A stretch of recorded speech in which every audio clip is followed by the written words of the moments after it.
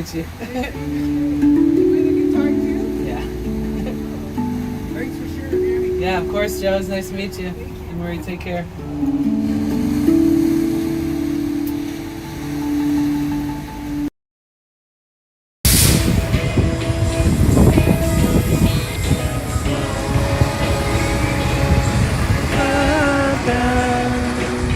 You guys, we're on our way to Mission Dolores. So when my title says something, I could change it throughout the stream on YouTube, but if there's a title that says something, we're eventually always going to be there, but just expect adventures on the way. Like we made it to the Haight. This is so sick.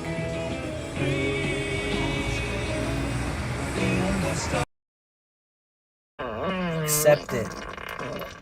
Oh.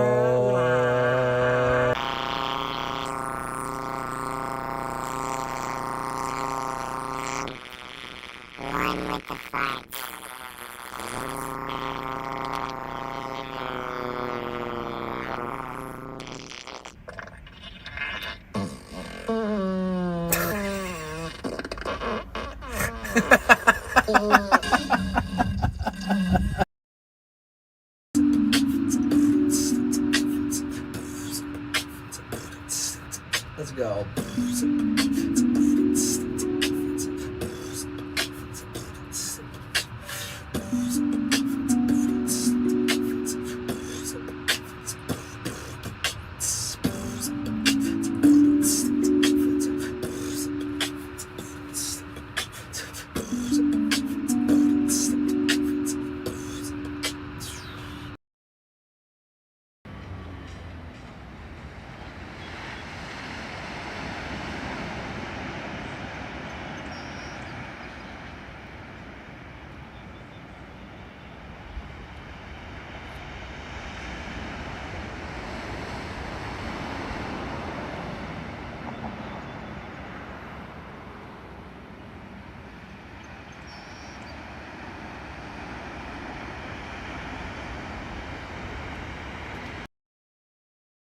So special. Like, wow, dude, Twitch has you. We're fucking lucky, you know? And I'm not kissing any ass either. Like, she deserves that kind of accolades, like that kind of recognition. And we have a lot of friends in that same wheelhouse that deserve that same kind of treatment, and being told that they deserve the love and that they have a bright future and that I'll always be there. Looking forward to seeing what they do next, and if there's any way I can support it, I will. And so, W.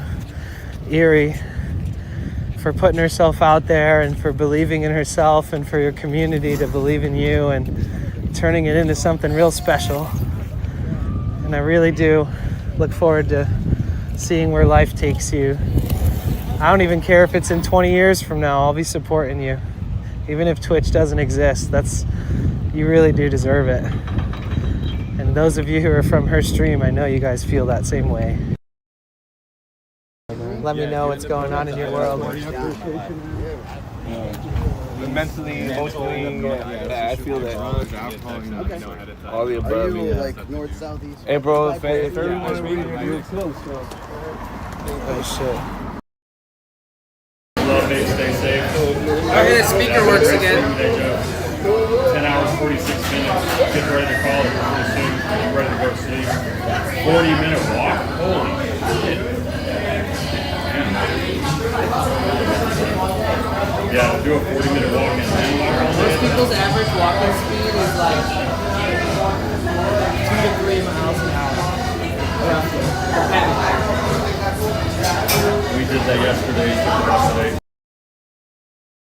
Hold on. I gotta show you guys what I see here. Song_and_dance says this is how paradise must look like.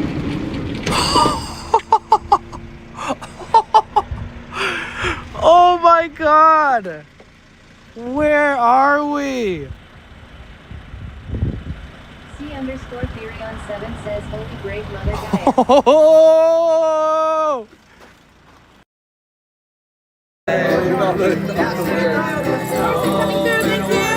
Excuse me?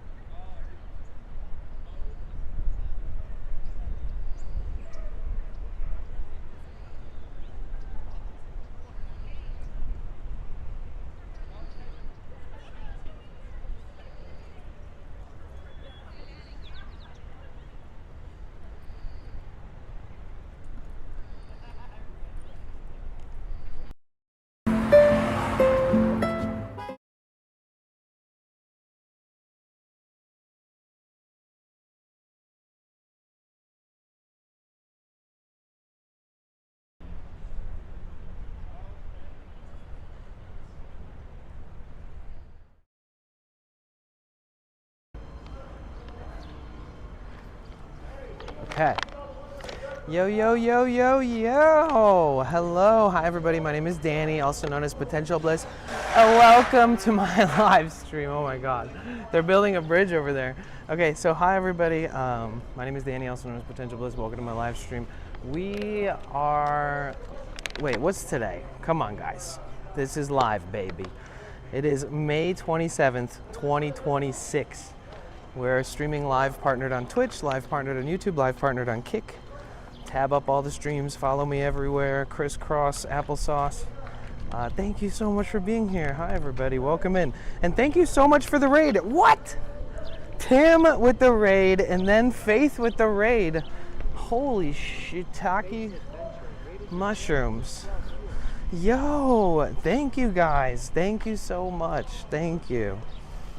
Oh my God. I forgot about the Zoom. Oh God. Oh God. Oh jeez. Oh boy, oh jeez, oh boy, oh boy. Hey. Welcome in. Hi everybody, my name is Danny.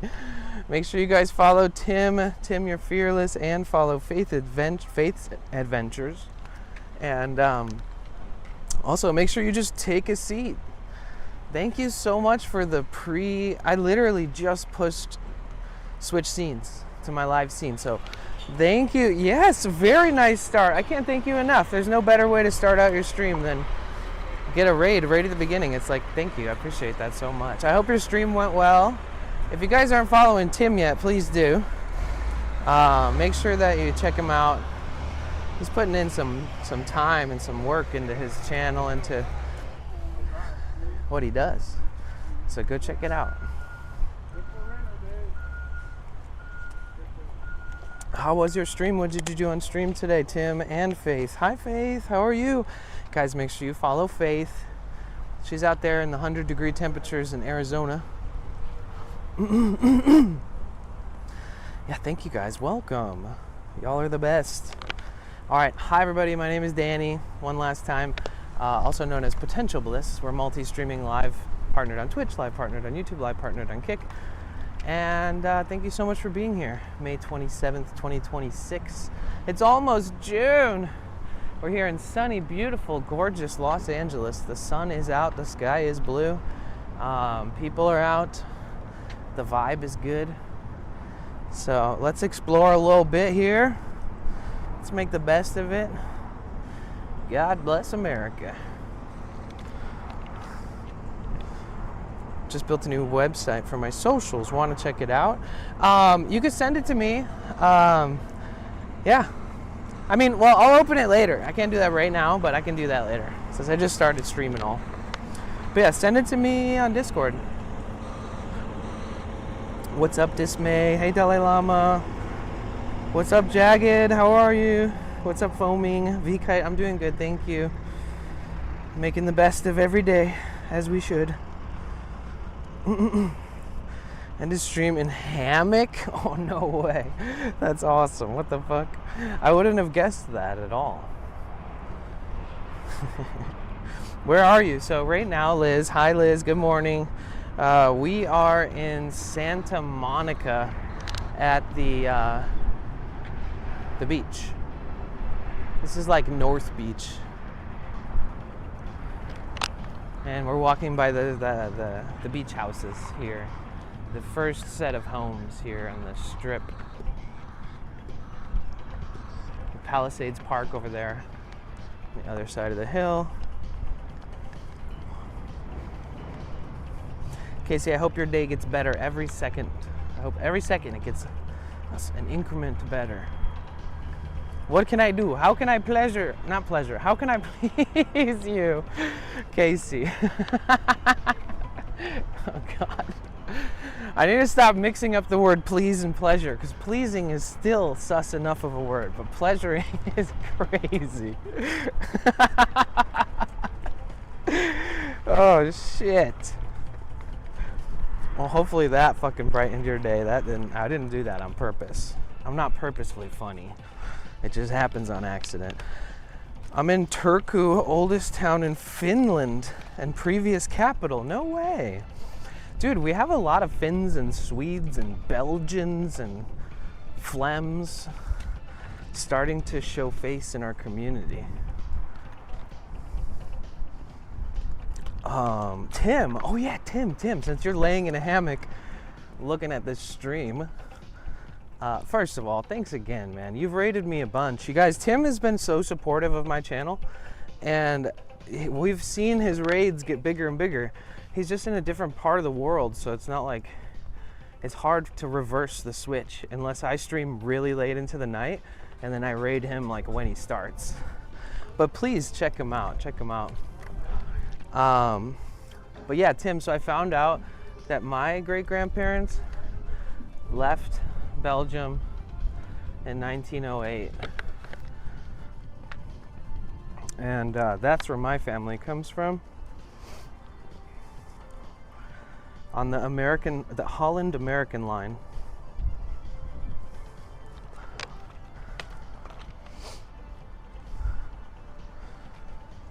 It's cool to see the reflection of the camera in the, and like the glossy windows.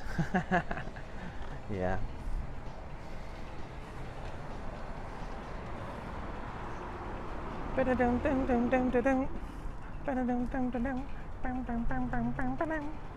Fuck, I should take this hoodie off. I just washed it. I'm gonna start sweating in it like crazy.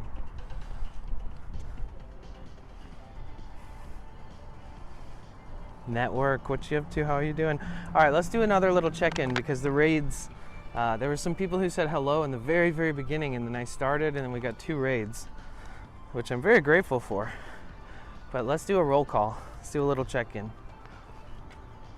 Type whatever you want, anything. A heart, a 1, a W, the word love, anything. Type whatever you want.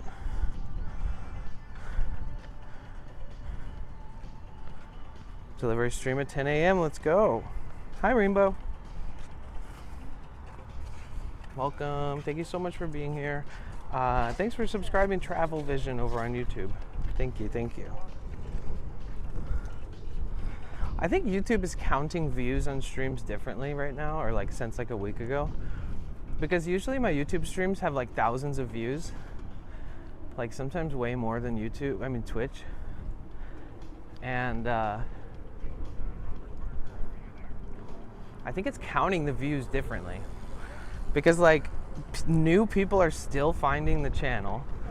Like I'm still showing up in the vertical feed and new people are saying hi, said hi, you know, the whole thing from the vertical discovery, because I'm streaming horizontally and vertically format. Or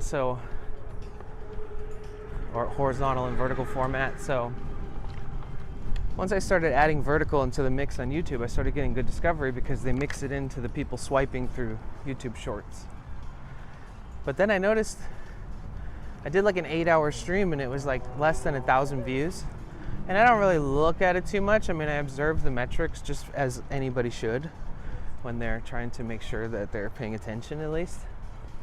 And then I noticed, I was like, streams went from like 3, 4, 5,000 views on YouTube by the end, like total. So that many people would, add an impression counting as a view by being like a unique visitor or viewer scrolling and then coming across it on the feed. But I'm noticing like this similar influx of new people saying hi, new people subscribing, but also the views like being lower at the end is very interesting.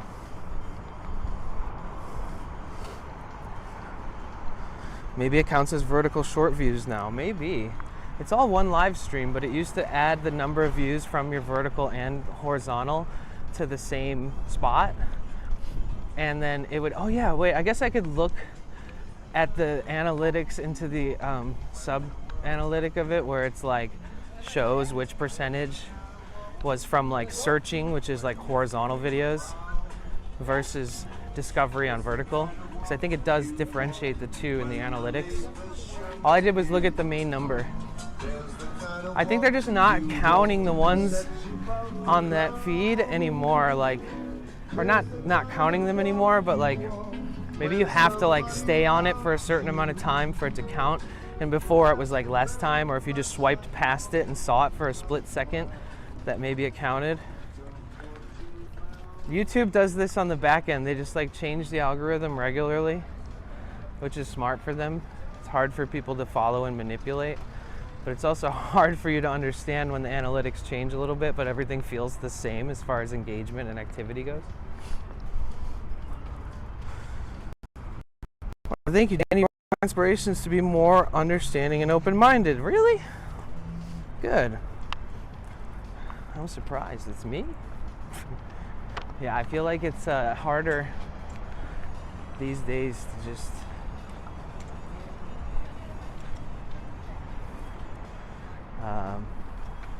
break through. So much going on, it's hard to chill and just rationalize things and be a little more flexible.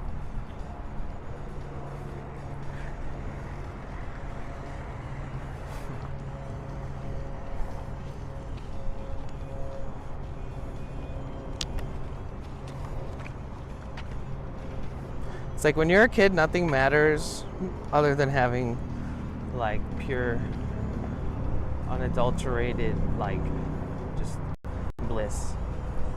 And the older you get, the more you're like, damn, dude, life is so real. Everybody's so opinionated.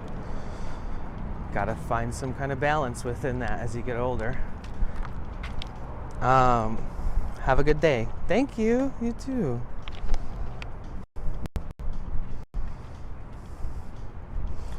Back to work. Oh, have a good rest of your day at work. I hope it gets better. Kids are fun maxing. Exactly. Exactly.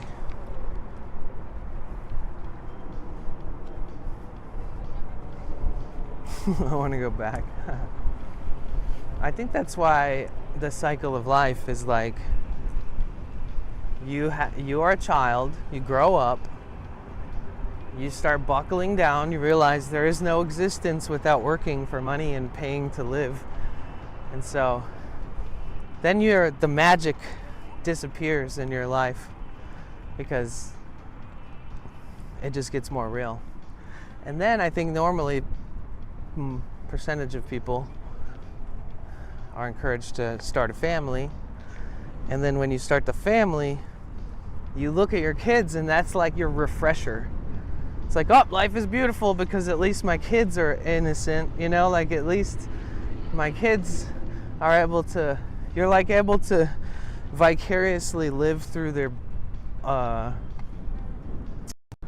naivety and slowly, whilst also trying to make sure that they enter the world understanding that when they get a little older, it's going to be hard. And then those kids have kids. And then like, I don't know. The age people have kids now is so different. And like, it used to be like the second you graduate high school, you try to get with your high school sweetheart and then you try to start a family with that person and just, and then when your kids become like 18, then they're ready. And then the cycle would happen so quickly, like 18, 19, getting married and having kids, that it's like a constant revisiting to that like blissful youth. So I think that people that have established a family and it's worked out and they're not struggling and their kids having kids and maybe you're a grandparent or whatever, that, you know, those are the people that are surrounded by more love and don't feel as disconnected from that like source of happiness that everybody drifts away from when their family gets smaller. But some people build the family and it kind of keeps them more level-headed, I think, and more in the heart and protective, I would imagine. It's like, I think that, I think that's the most important part of building a family, is that generational reminder that it's like a blessing to bring life into the world or whatever. You know what I'm saying. You get where I'm coming from.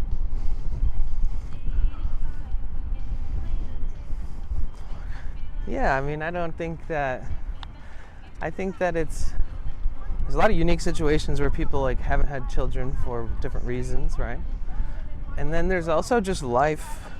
So there's like a percentage of people who could like have perfectly fine children, a healthy conception, whatever, financially stable, good trajectory to build the family, and they're not doing it.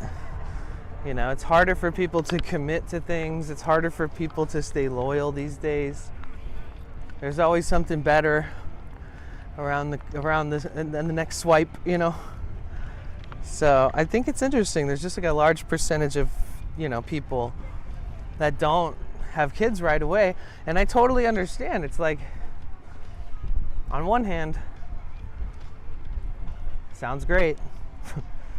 On the other hand, it's like, holy shit, bro. I know people who are working 200 hours a month, have no time for themselves even, let alone to build a family, and they're barely getting by. You think that the teenagers getting out of high school and avoiding the scam of college are like, oh yeah, let me start a family right now.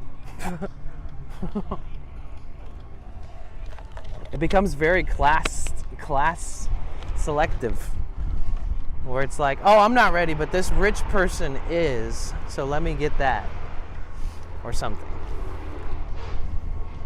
It's so much harder now. Like, it was probably always a good feeling to find somebody who is financially stable, but nowadays it's like an expectation that somehow you've succeeded past like the fucking minority, with the minority group who somehow are shielded and have made it work and are becoming financially like abundant and blessed and wealthy.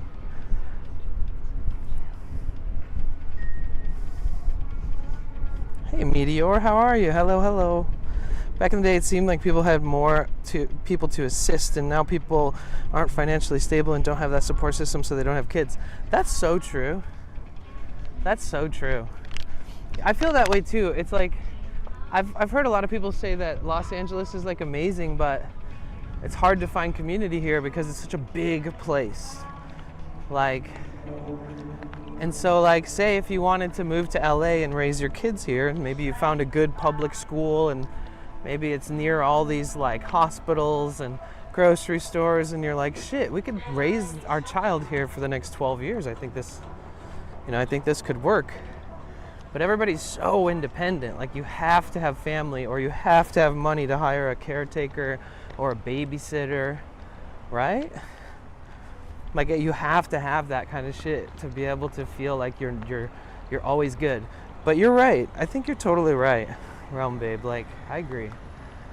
Because like, when I was a baby, I was raised basically by my sister and one of my sister's best friends. My sister's best friend, their whole family knew my family, and there was a bunch of other families that really looked out for each other. And then we had this one friend in our family that was like pretty much homeless most of the time, and so we would let her like live with us.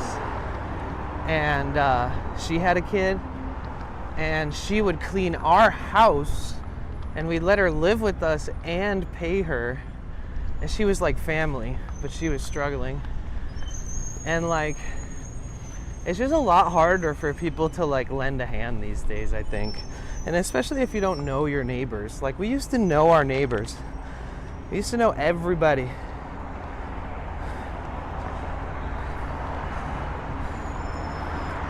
Like, I'll never forget when I was a kid, I accidentally hurt myself in the kitchen. I was like, oh, I accidentally cut my hand. And all I had to do was walk over to my neighbor's house. And they're like, Danny, what happened? And I'm just like, uh-oh, I hurt myself. Help. And they were like, it's okay, we'll call your mom, we'll call the hospital. Don't move, you're probably gonna need surgery. People can't really like just walk over to the neighbors, you know, as much as they used to. Yeah, people are a little more timid and don't trust as much these days.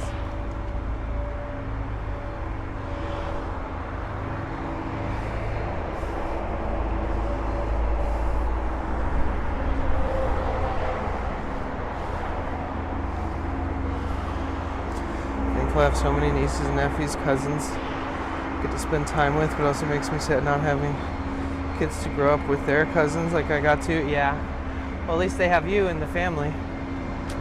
That makes a big difference.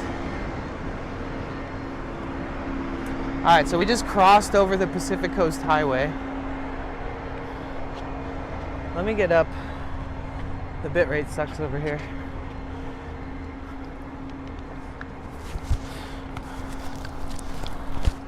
Gotta take my hoodie off. I'm gonna be sweating my ass off by the time I get up here. Let me take it off now, hold on.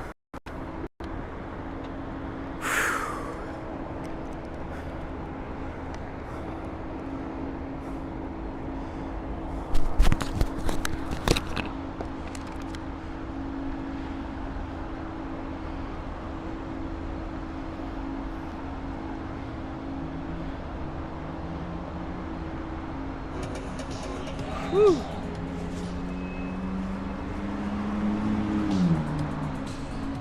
Oh man, I'm already sweating.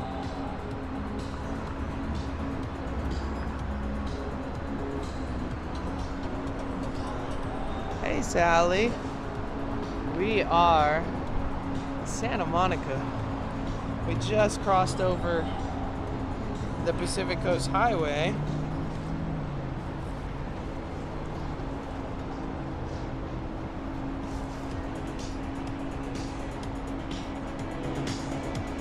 Just taking off my hoodie. Oh yeah, you get the Santa Monica Pier out here.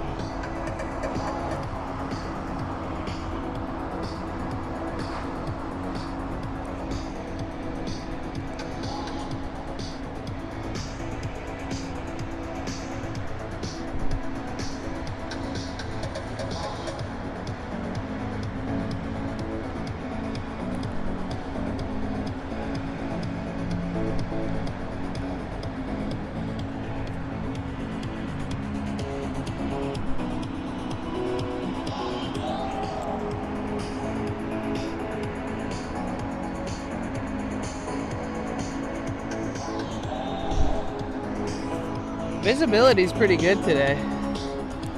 Like you can see Dockweiler.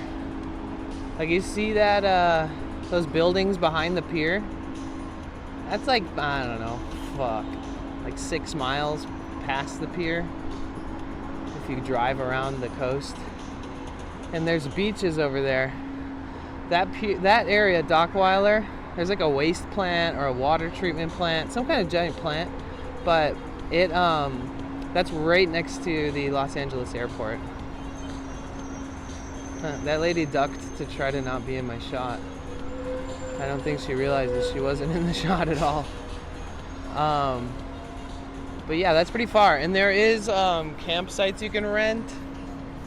Sweaty camped down there before. He wasn't a huge fan of the spot because when the airplanes fly over, like the Starlink glitches out for a second, so.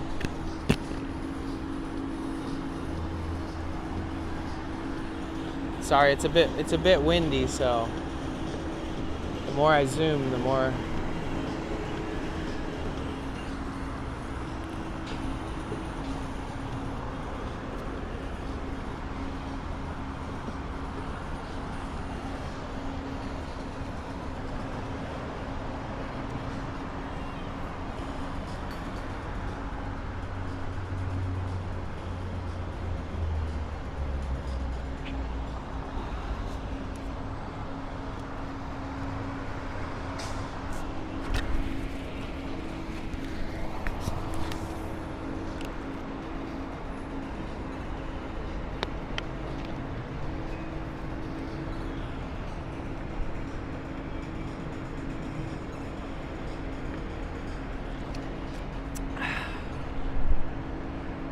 Dang. Dang, we get a pretty good view of the Malibu Mountains, actually. I've been wanting to show you guys this, but visibility has been really bad.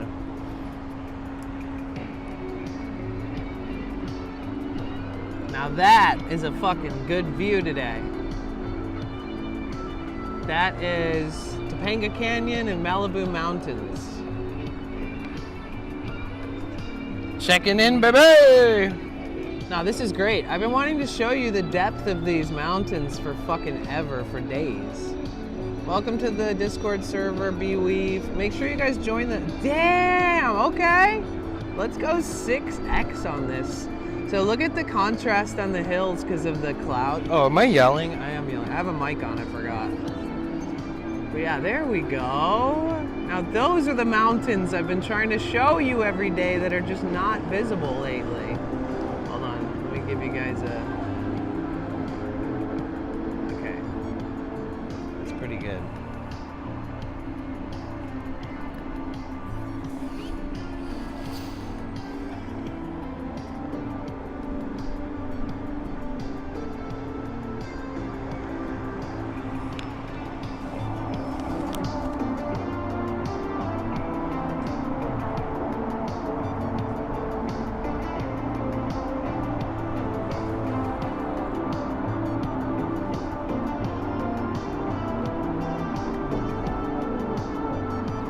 We can almost see the place we go to in Malibu, our beach office.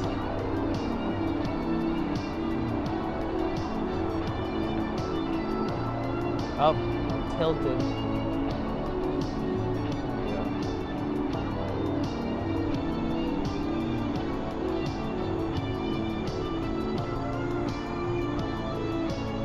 We're usually out there.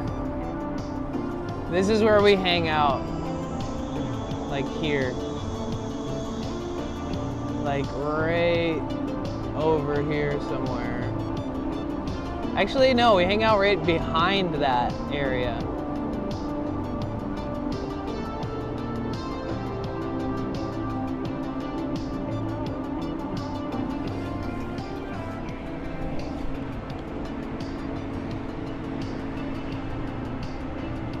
What up, Ian?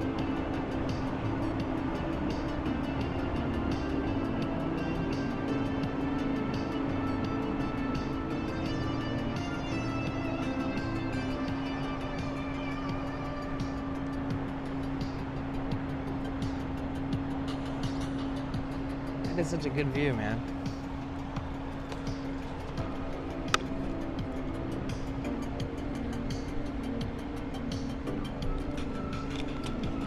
What makes this view even better is that you guys are here with me looking at it.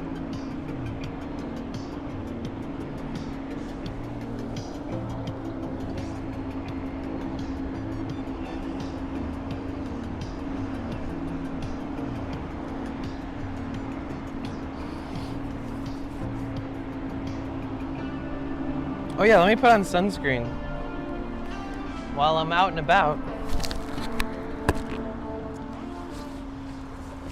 Oops, I shut my speaker off.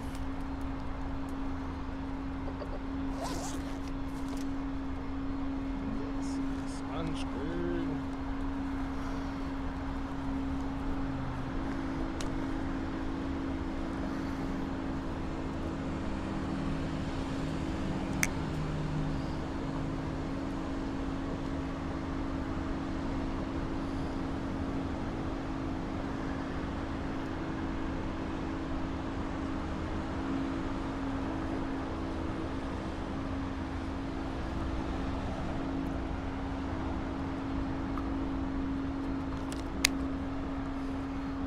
Okay, all my equipment's just sitting in the sun. I should probably.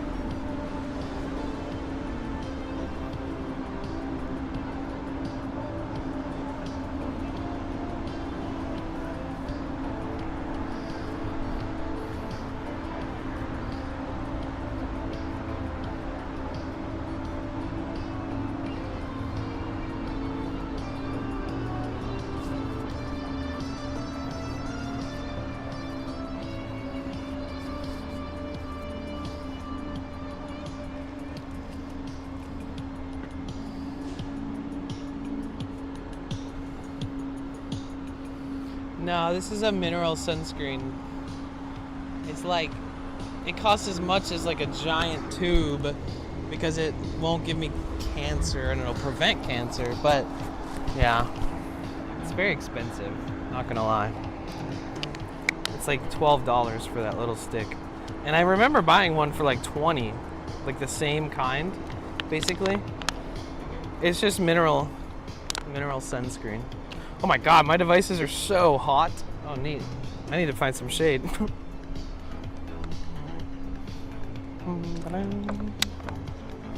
It's okay, we got a big park up here.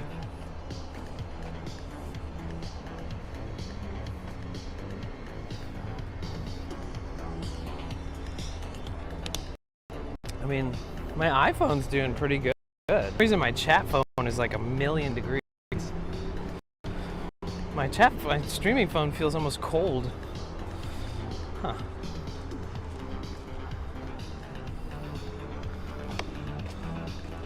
Oh!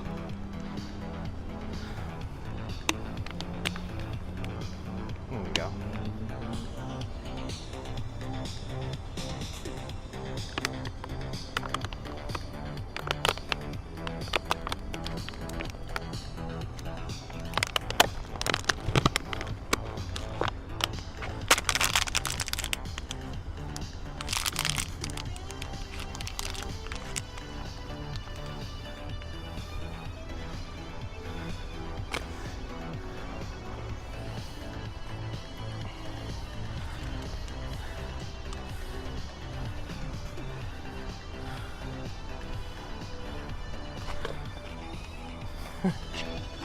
Tell your neighbor to feed their cat.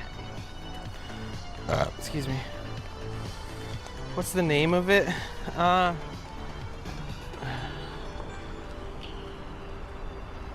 This one? This one's Sunbum, mineral sunscreen. They have a children's one too. It's the same thing, just branded for children. And then there's another company that sells something like this. It's like $20. It's like the same thing, but it's a little better. But I only buy this one. It's like, you can find it online probably for like $8. Lasts me quite a while though. I only use it on my face. This is a face stick. Sunbum.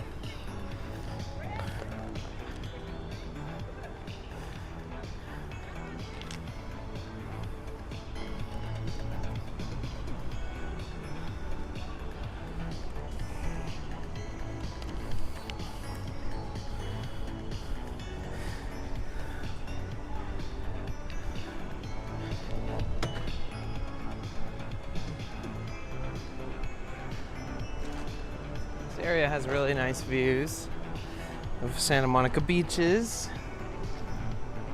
Wow, it's a beautiful day.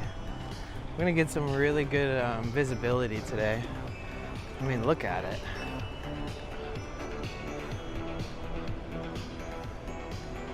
It's really starting to look like summer. Luckily, it doesn't feel like summer yet because it gets hot here.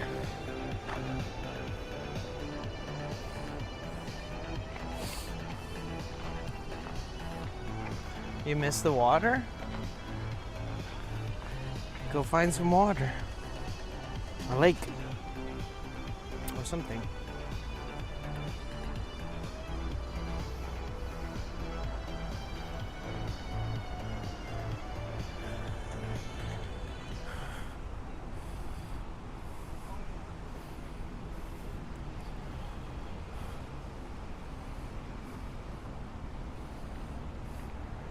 It's always the orange cats that come in and eat the food. Oh man.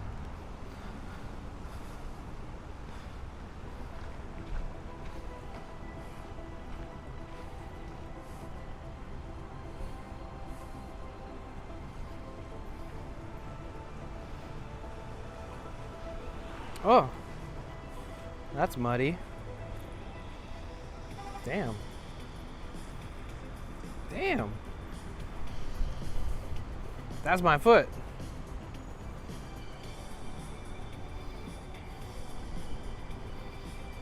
Gotta wipe it off.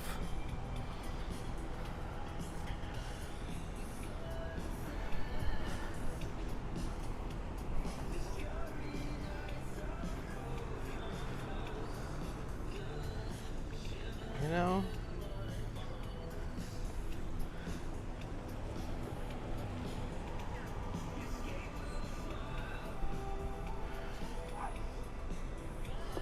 Oh yeah, baby.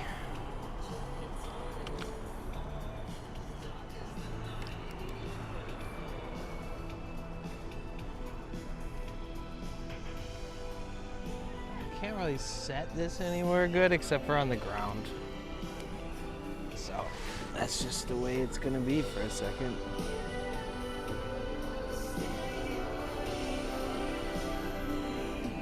Oh.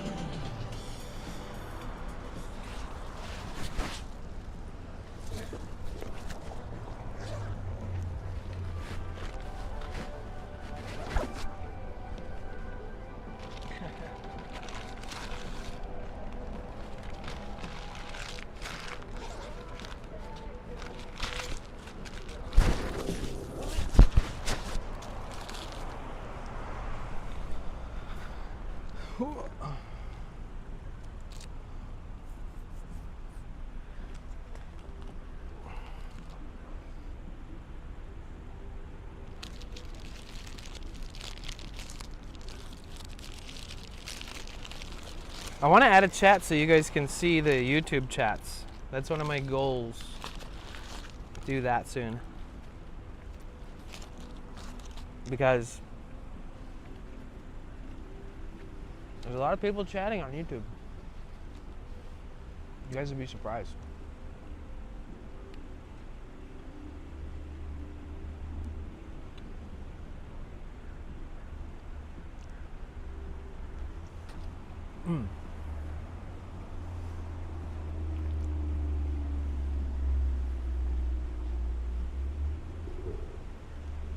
There's a lot of big events coming up.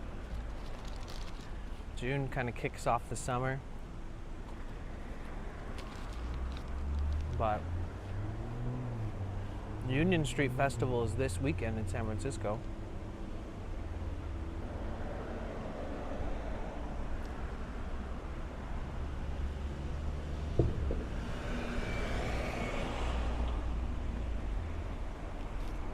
That's a good one.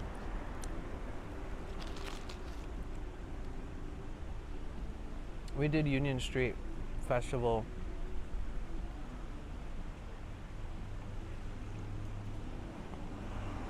we were in San Francisco this time last year. I think. 'Cause I'm almost positive we did Union Street Festival. Or maybe there's another festival on Union Street in September. Because I feel like we went to a street thing over there and then I spun a wheel at a booth for a dispensary. Remember that?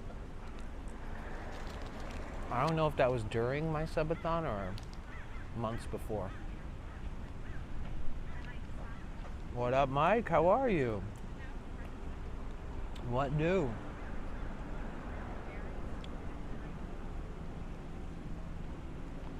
We were up there for Pride. Well, we were in the Huntington Beach Pride, or no, Long Beach Pride last year. And then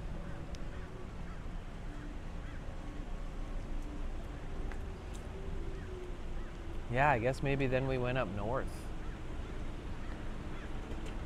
I think we also did the West or South Hollywood or West Hollywood, Soho Pride.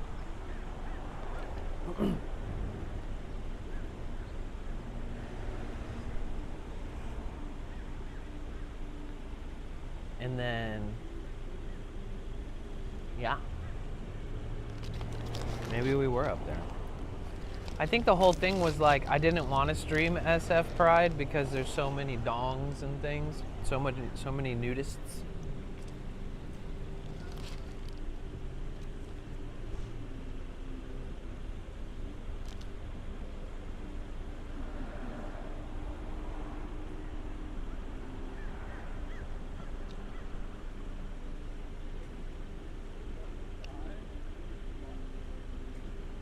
I'm good, thanks. Almost finished with work. Nice. No more meetings?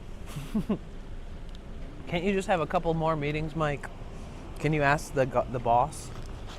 Say, you know, I really love when you give us meetings. So please, we need like 10 more. I'm almost off work. Give me 10 more meetings, please. I was watching a Roy stream, an SF5K run, and there was a lot of dongs in that. Yeah, probably, huh? I wanted to go to that. That was Beta Breakers, probably. Or it was Carnival or something.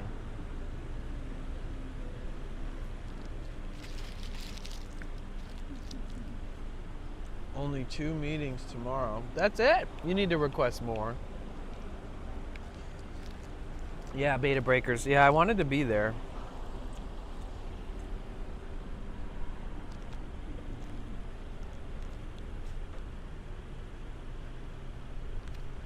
You played Where's the Dong instead of Where's Waldo? Looks like a good time. Yeah. It's like one of the most renowned events in San Francisco. It's been around for a while. Like if you live in San Francisco, you'll end up seeing a lot of people wearing Beta Breakers shirts or Beta Breakers hats and stuff. Aww.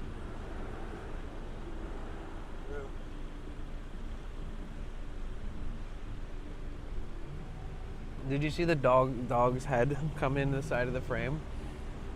It also walked up to the phone and sniffed the phone, but you didn't see that part.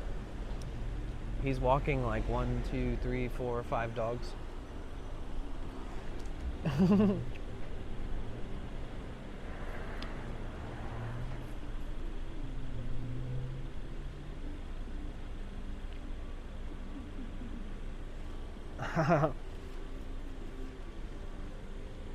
Yeah, somebody mentioned that. I don't know. People in San Francisco are usually smarter than that.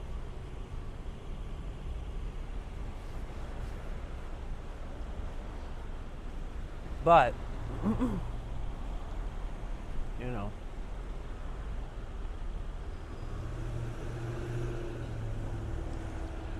It's like at music festivals, they do this thing called slapping the bag.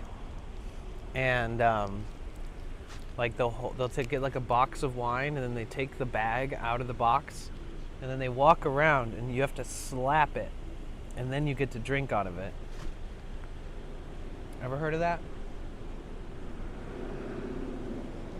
The box of wine slapping.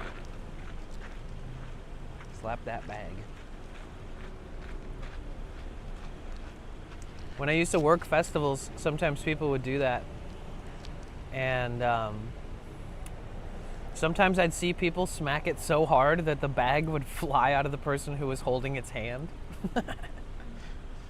They'd be like, oh, sure, whoop, and like hit it so hard that everybody, it just goes flying, and they're like, what the fuck? Like, maybe not that hard.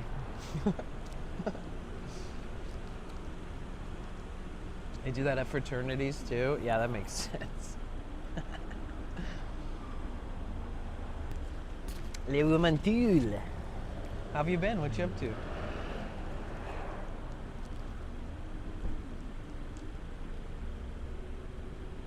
Oh, that's my music.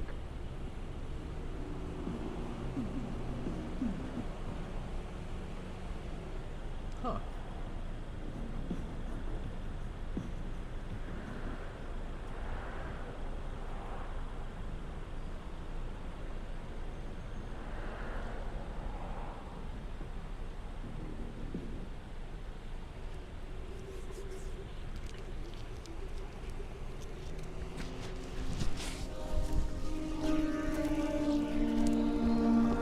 City I once knew as home is teetering on the edge of radioactive oblivion. A 300,000 degree baptism by nuclear fire. A 3,000 degree baptism by nuclear fire? Crazy line, huh? Checking in, baby. What's up, viewer? What you up to? Just went and stocked up on cheap groceries. What did you get? The bombs shadows begin to fall and I'm rushing to meet my love. Please remember me. Please remember me. There is no more. You don't want a baptism by nuclear fire? Well, me neither. What up, Harsh? Who are we shouting out? I want to shout them out too.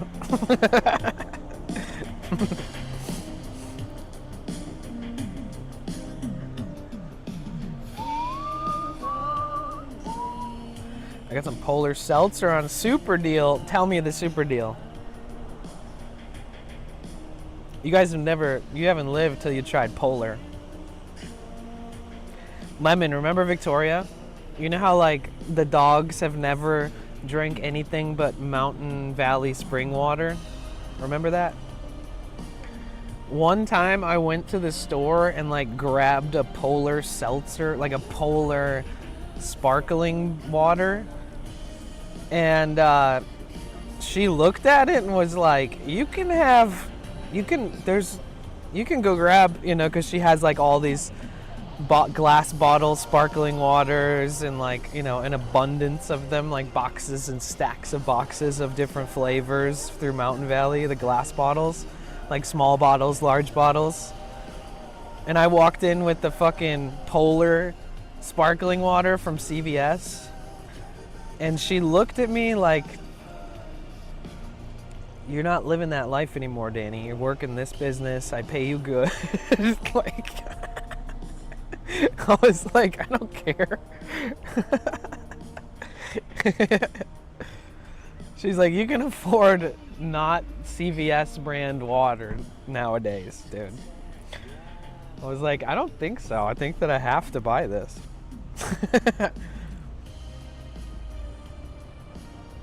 I was like, there's certain things that money won't change. And that's a good deal. You know what I'm saying?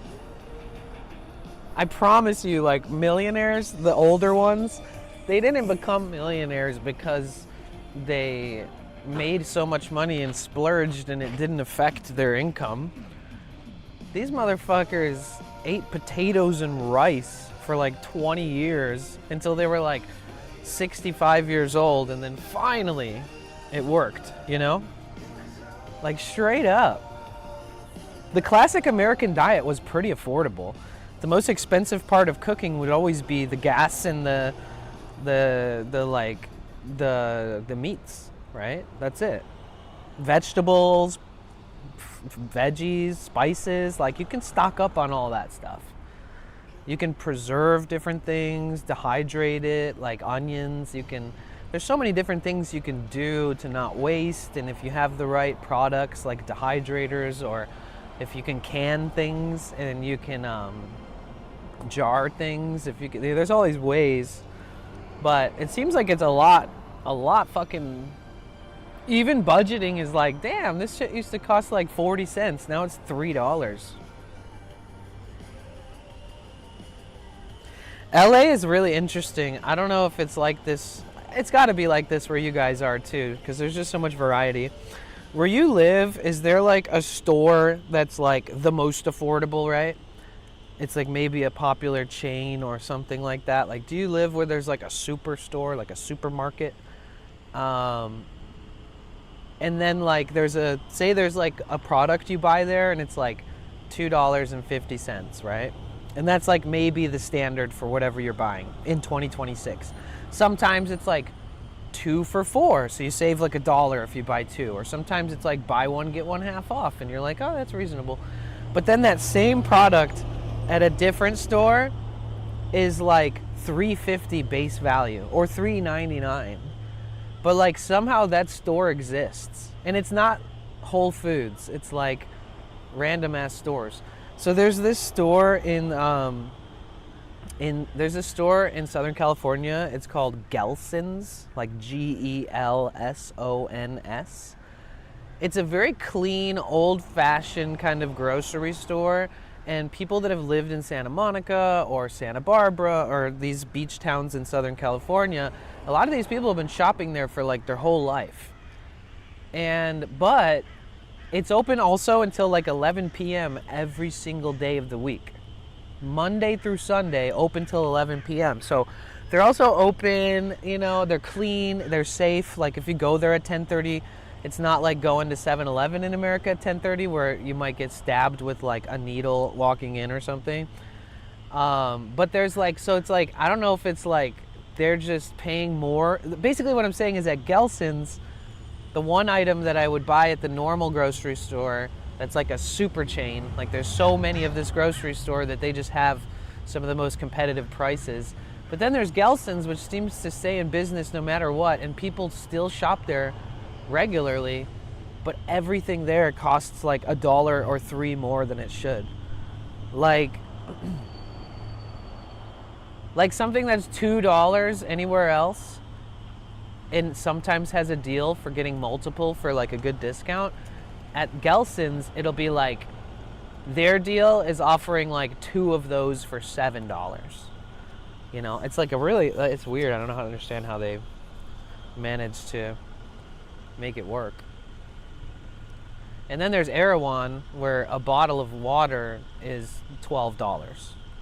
A smoothie is $24 after tip, and it's like 16 ounces maybe. This is 12 ounces can. Imagine paying like $24 after tip and tax and shit for like something only a little more than what's in this little can.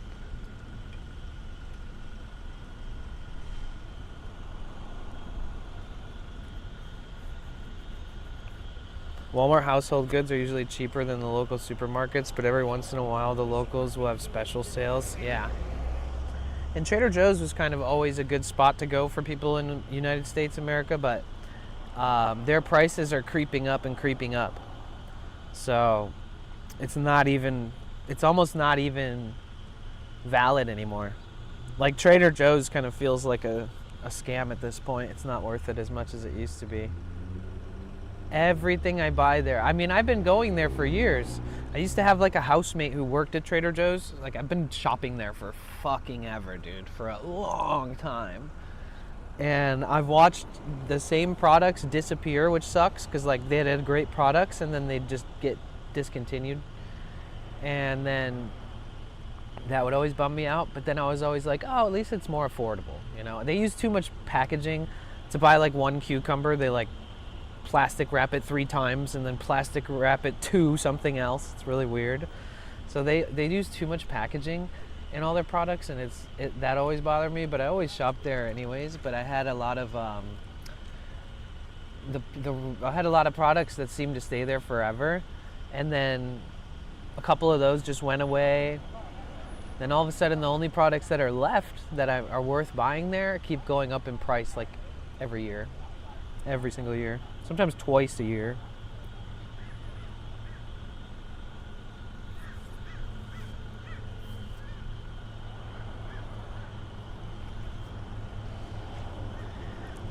And it's, you know, a lot of people are spending the same amount that they would spend at grocery stores to go out to eat because they aren't able to like budget heavily or like go to every single grocery store for every single deal. They just like bite the bullet and spend $800, you know, a week on groceries or something. So yeah, Lemon, I agree. Right, Mike? I support my local small town store because of the energy. My daughter shops Trader Joe's. I agree. I'm trying to get away from plastic wraps, but it's hard. Yeah, I mean, I use plastic bottles almost every single day, so I'd be a hypocrite to try to stand up against it too heavily. Oh, round 2 of ads. I should have warned everybody, sorry. Yeah, Mike, they have so many recalls on food. You know what's funny? The tofu spring rolls that I like, I found them like, I don't even know, like so long ago. Like literally like 10 years ago. And then I fell in love with them, and they were like $4 and something. They're like $4.49 before tax, or $5.49 before tax, or something like that. $5.69 now, but they used to be like $4.50. And then I was like, oh, I love these. They're great, snack, light. I don't feel like shit after I eat it. And then they discontinued it because of salmonella. Like they took it off the shelves because of salmonella originally. coming exactly from that one fucking product that I was eating. And then they stopped producing it and putting it on the shelves for like 4 years. It was like, oops, salmonella outbreak. And I was like, those are the ones I've been eating all the time. Oh shit. And then they never returned. Even though they had a salmonella outbreak and they came off the shelves because of it, I remember going in there and still looking for it. Just like, I didn't even care. But then a couple of years after it not existing, eventually they like re-released it. And I don't think the containers that they use are good because the lettuce is always brown inside of it. And that can't be good. It's not a good seal.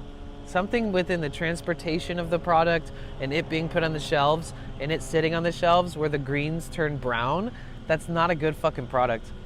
I still buy it anyways because I'm hungry and I want like to eat light and not like regret my decisions every day. So I have been buying it recently. But if I would have taken a picture of like the last 12 of them that I bought on different days and sent that to Trader Joe's, they might take them off the shelves again. And they have the tofu spring roll one, and if the seal's bad on that, and the greens are turning brown, the ones that are next to it are shrimp spring rolls. So you have fucking shrimp inside of a spring roll, inside of a container that's built the exact same way as the one with the tofu, which has the brown greens from a bad seal or bad transport or a combination of both. I would imagine that the one with the shrimp is probably really fucking risky to eat. You know, if every time the greens are brown, are you going to want to bite into a piece of shrimp that's surrounded by a bunch of plants that look like they've been oxidizing and dying? Probably not. But if it's tofu, I'm like, whatever.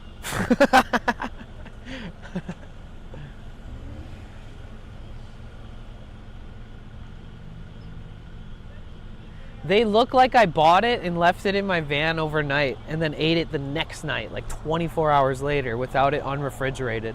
They're starting to look like that. Trader Joe's.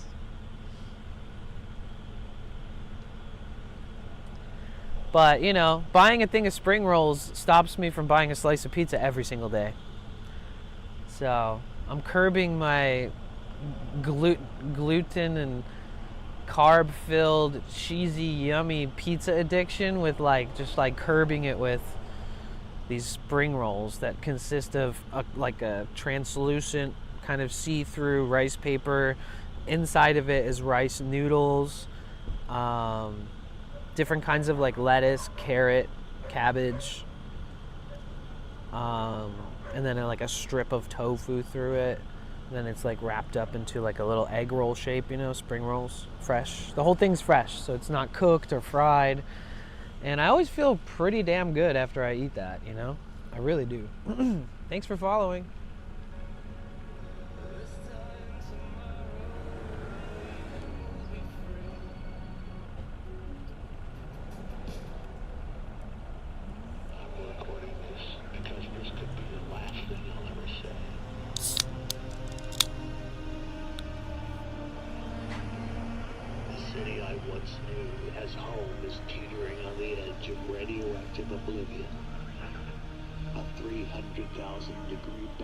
I'll tell you something though. Out of literally 500 pieces of fruit that I've bought in the last year, 500 pieces of fruit, I've probably rinsed with water to clean off the fruit because everybody's touching it before I buy it. I probably washed 5 out of 500 pieces of fruit that I bought in the last year. And every time I buy a piece of fruit and then I look at it before I bite into it, I think about, how many hands have touched this? And then I bite right into it. I haven't really had any issues. I think that since I've lived in the van for 2.5 years, and I don't know, maybe I have a resistance to common bacterias that might impact other people. But I tend to just eat the fruit. Rinsing it feels good though. Yo, Ricky with the raid, bro. Thank you so much for the raid. Blazer rated your channel with 39 viewers. Best skater, best dad, best husband on Twitch. Thank you so much for the raid, dude. What's up, Ramfrog? What up, T4? That's what's up. Let's go. How are you doing? Woo! W Ricky, let's fucking go. Ricky, how are you, bro? How was stream? Thank you so much for the raid. Hope you and Office Stormer get down soon again. Yeah, we've been talking about it. We were catching up a bit recently off stream.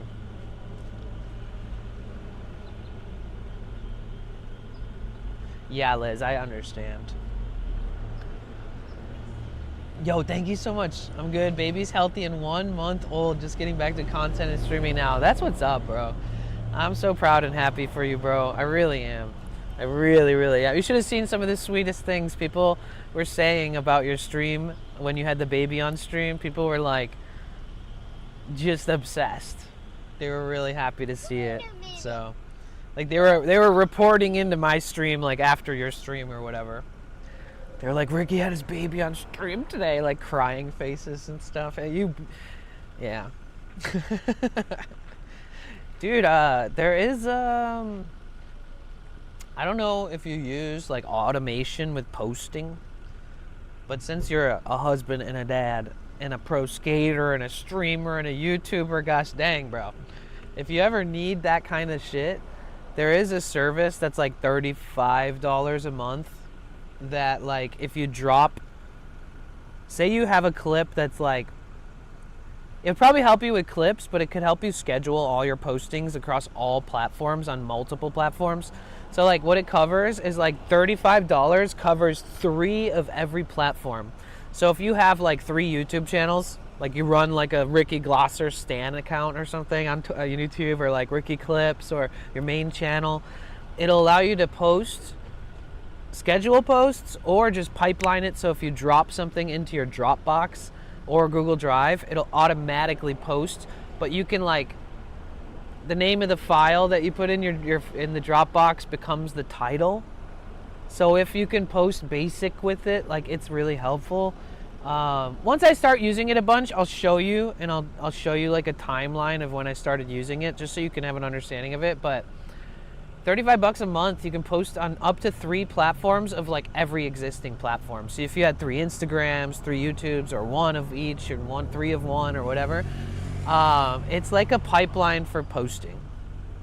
I really think it'll be helpful for people who just like grind on their own all the time. And technically, you could also upload like, you know, longer highlights and stuff too on schedules, but you can already schedule stuff straight through YouTube. But for like shorts and Instagram posts and stories and Twitter posts and like all these different platforms, if you're at all like putting clips out that is literally taking more time than it should or whatever, that's the solution. When I make something like this and I get approval from every single developer like connection through, you can request this kind of automation via like the developers of Meta, Instagram, TikTok, YouTube, etc. So like if at some point I silently in the background start getting all those approvals, I could probably build a system that instead of $35 a month just to maintain a little system that runs this for friends would cost like fractions of $1 per month divided between everybody involved.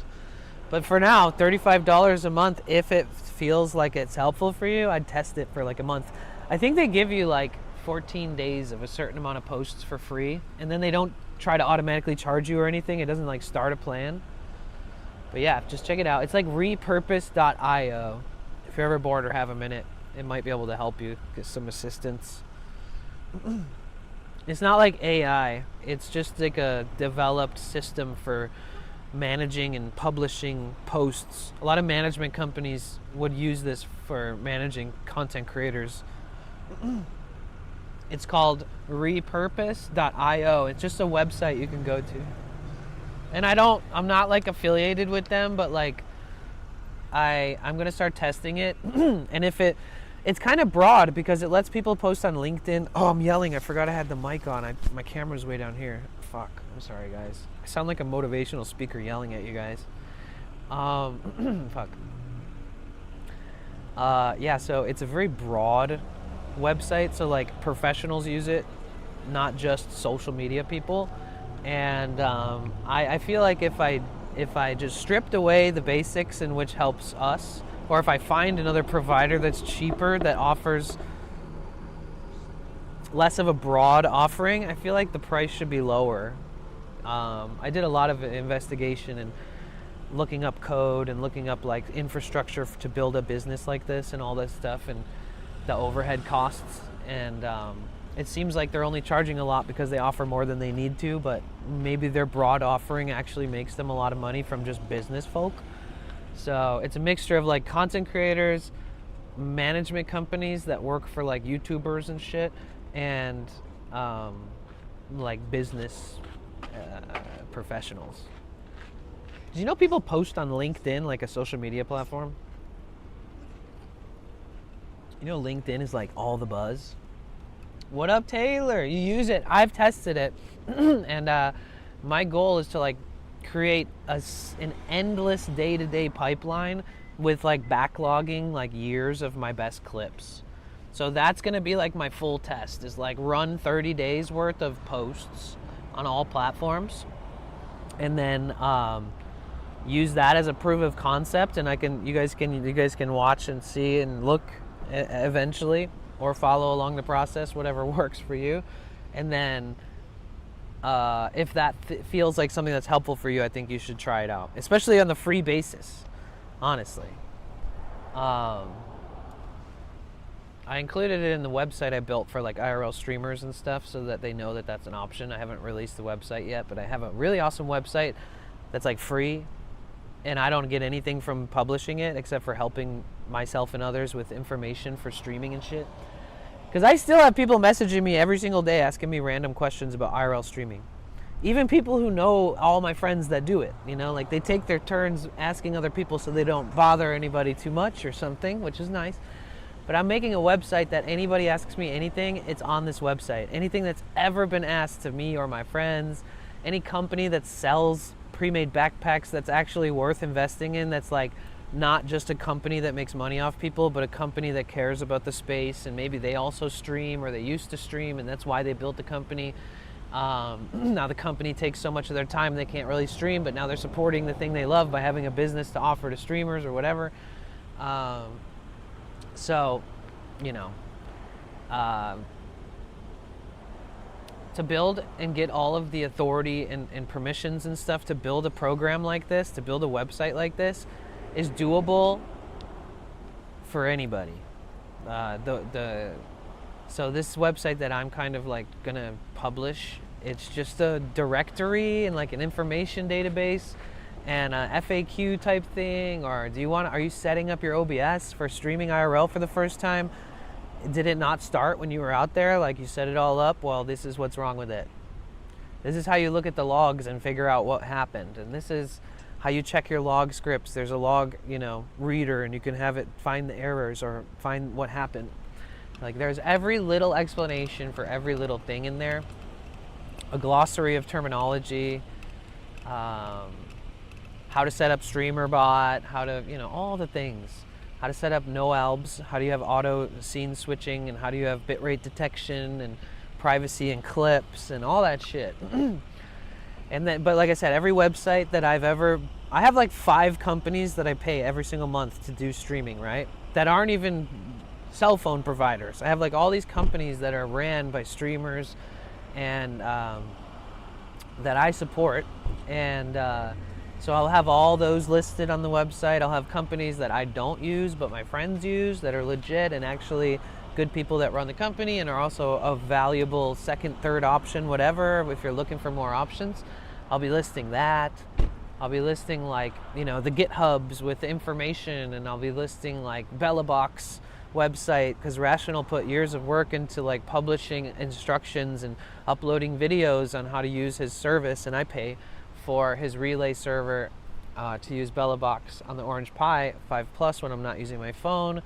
So like every version of streaming IRL, every company that's within our bubble of all of our friends that pay for the same services, and I won't necessarily be recommending the most expensive companies like LiveView. I can add them. I'll say like, listen, if you got a big budget, if you want this shit tomorrow, if you're also willing to pay thousands of overhead every single month, then this sounds great for you. But not everybody's in that position. So you can buy a backpack pre-built that's cheaper, lighter, easier to use, easier to run yourself. You can buy a more advanced backpack setup that's still cheaper and easier to use and run yourself. Or you can buy like a LiveView for like $1,400 more than you should and pay like $400 more a month for the service. So I'm trying to make sure people avoid that. And LiveView is always going to have business through like television and news and all these different events that rent and buy their backpacks for their live streaming to switch cameras throughout an event and a concert and all that. So they're always going to have business. It's just a different market. The people who are IRL streaming, like a small percentage of them have a ton of money to just dump into it. The rest of them are budgeting until they can afford what they can get. So a lot of people are not IRL streaming because they don't understand that you can just start on a broken 8-year-old phone. You know? You got to start somewhere. So the emphasis is like, hey, if you've got next to nothing to do this, but you have a passion for it, $0 is your entry fee. Your service might suck. You might learn a lot on the way, but it'll take you to the next step where you have to be. You know? If you're ready to do it a little bit more technologically advanced and step into like a world of understanding things about the terminologies that you hear thrown around in IRL and how to make small adjustments or big adjustments, you know, understanding the network or understanding that kind of shit. There's also, you know, you're ready to look at the same website. Unironically, I'm literally not going to make a penny if I launch this website. In fact, I might lose money if too many people visit the website and I have to like maintain a website that can handle a little bit of traction per month for next to no cost. Because it's not free to host websites forever. Especially if you're getting a lot of traffic.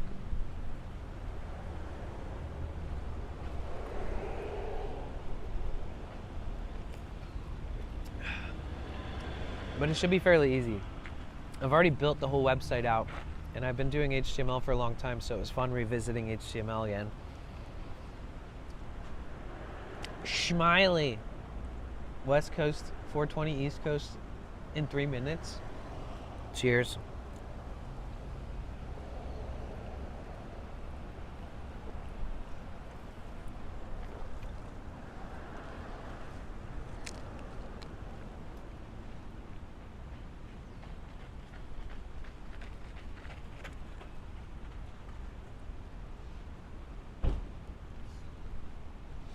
Yeah, Mushroom will be listed on there. He needs to get a website and like we need to build a website for Mushbox. So people can just go to a website.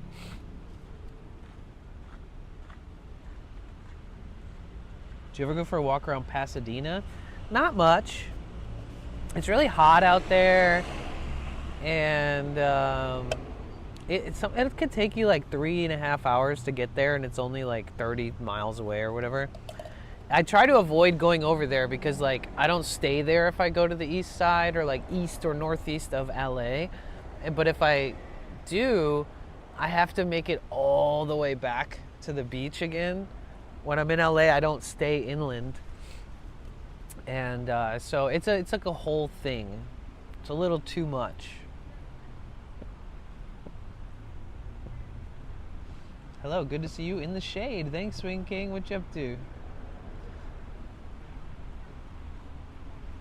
You get sick of saying real stuff and people be, I do not care or think you are right. Well, it doesn't matter if people care or think you're right. What matters is that you are firm in your morality, in your belief, in your ethics. If somebody doesn't agree with that, well, good for them. They must be passionate about something else, you know? But when it becomes confrontational and an unhealthy debate with no resolve, then I get it. Sometimes you just have to stop talking to people.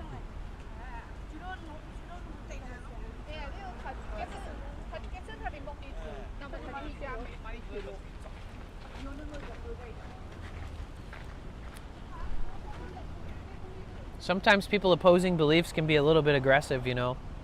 That hurts. But what doesn't hurt is civility, like people being civil and being chill and understanding that we're all different. Man, if the whole country was the same, we would fall apart. If this whole country believed in the same shit, even though I don't prefer division, I don't prefer exclusivity, I don't prefer all the way it feels, but if everybody was one, if we didn't have like the constant criticism towards each other, like it's like the whole thing could feel a little better if it wasn't driven by oil, blood, money, and like positioning, strengthening, military, like global strengthening of positioning and stuff. It just doesn't, it you know, it is what it is.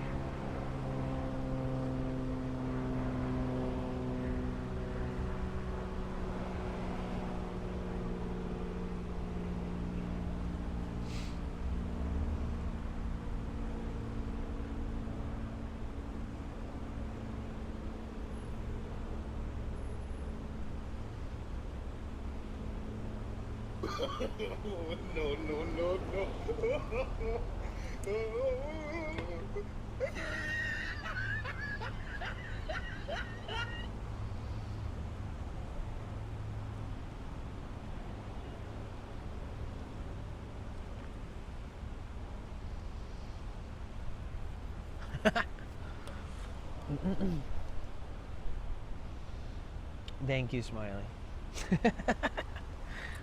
I feel like Smiley just took a big rip. Did you? To be honest, hold on, let me throw this shit away.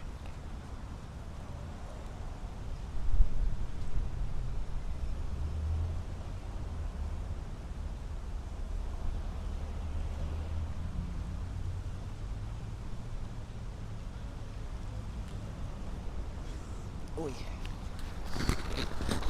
There we go.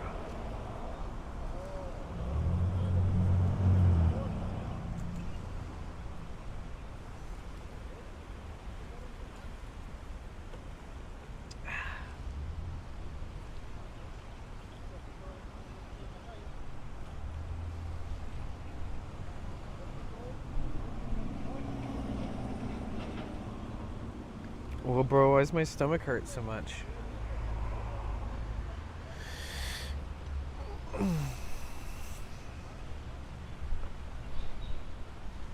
Well, now that I'm not climbing a giant hill, I think I can put the hoodie back on.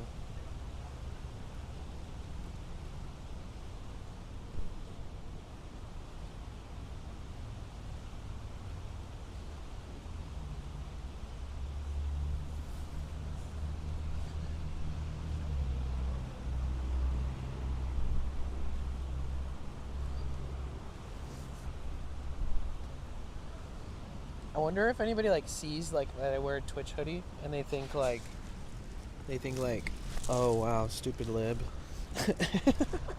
Like just because I'm wearing a hoodie from Twitch, they're like, oh, probably supports terrorism. It's like, what? Excuse me. Twitch is notoriously left and supportive of that. So sometimes people, I think, associate that with it. Especially people who don't use Twitch, but they hear about it, like in the news. Especially with like Hassan being subpoenaed by the federal government for going to Cuba.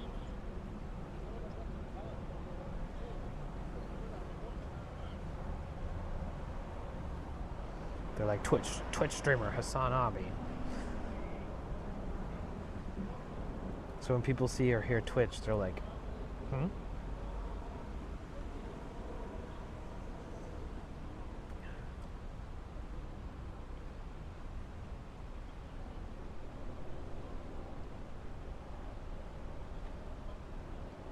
Hey Nala, how am I? I'm good, thanks. How are you?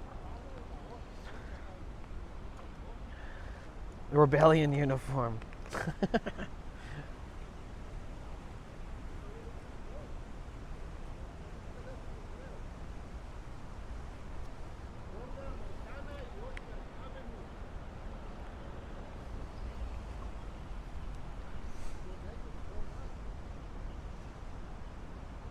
YouTube needs to send me some free hoodies.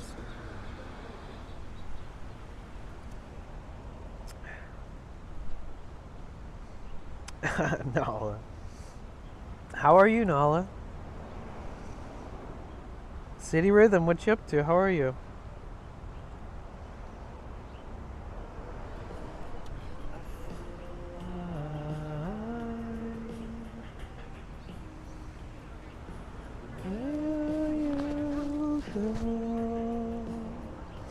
Away with me.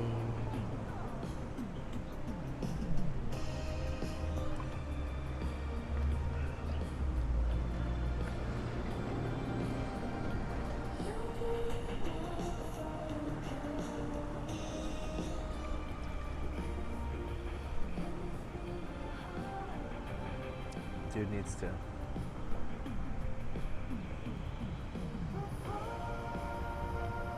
He's like looking in every car window as he walks by.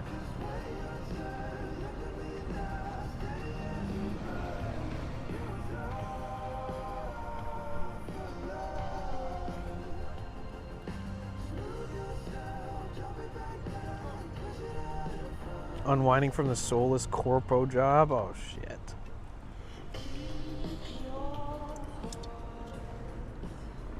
Oh yeah. Oops, sorry. Will you come to take wrong with me?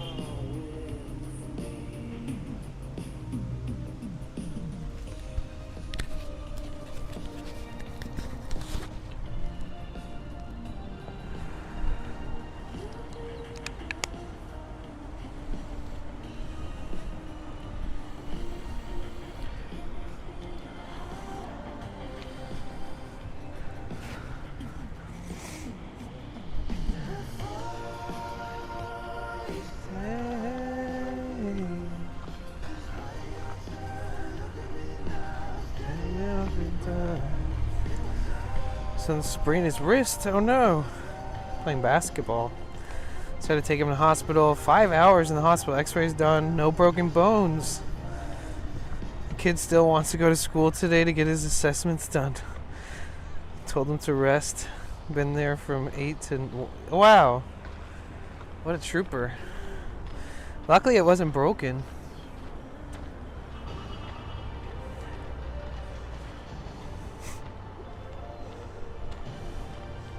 Boys. Always hurting themselves. The amount of times my mom had to throw me over her shoulder and run into emergency room for like stitches or broken bones. You guys, my mom's like a fucking football player when I'm hurt. She gets that super mom strength. Throw me over her shoulder. No matter how old.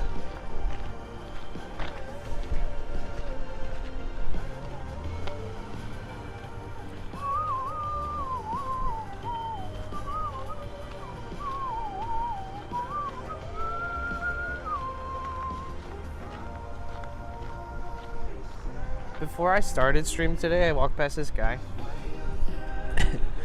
And he like was walking straight in front of me. Like he was walking like I was on the right side of the sidewalk, but for some reason he was on the left side, so we're like in the same lane.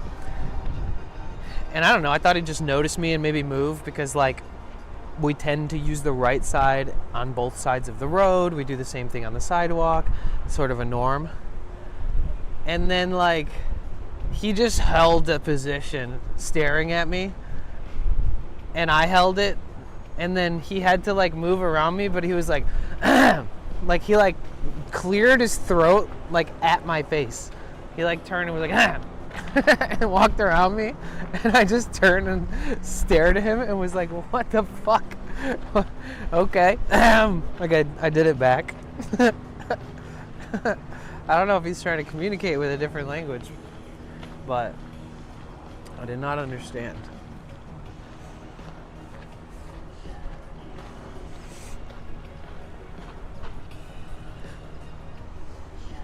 There's nothing worse than when somebody literally clears their throat at your face with their mouth open.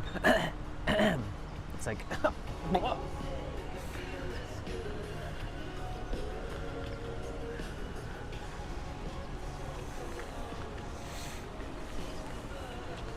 it's implied behavior to walk the same as you drive. Yeah.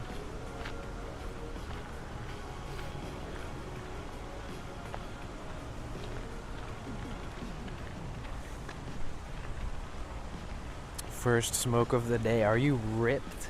How ripped are you? What strain?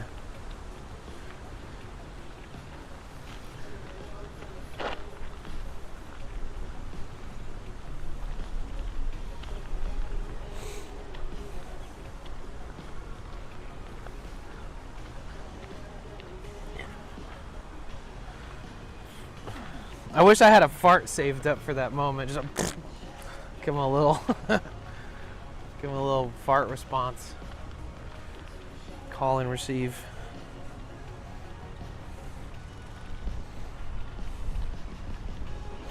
Amnesia haze. Damn. Okay. You're on that sativa grind.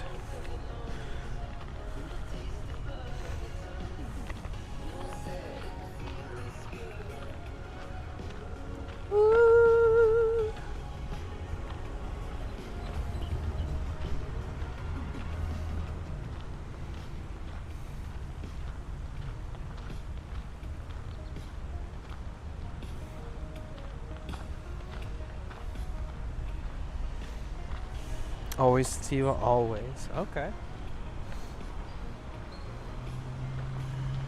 I feel like I'm more likely to... I feel like sativa is such a head buzz. It'll kind of scramble your brains a little bit. And that like a hybrid or an indica dominant is more likely to not be such a brain scramble or a head high. Or like more of a body stone. More like it slows your body down maybe a little bit or makes you feel a little more comfortable. The head high's minor. But then when I have sativa, it's like the opposite. It's like all head high, body feels totally the same as it always does. Personally.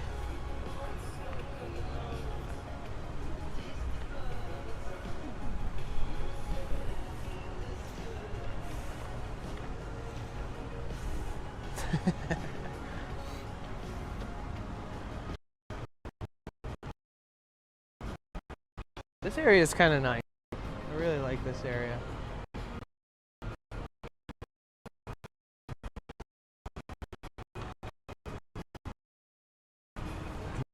Shaded area.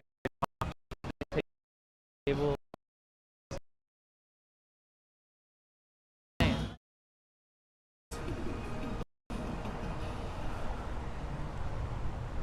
Wait, why am I not connected to...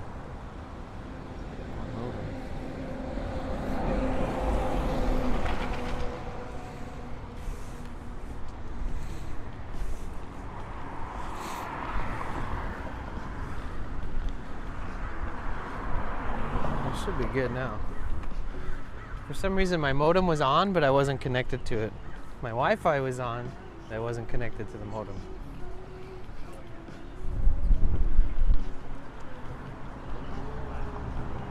All right. Oh, that's white. Huh?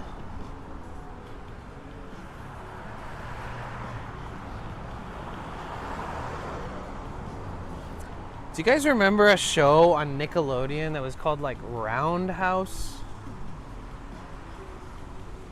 It was like a live comedy skit show kind of thing.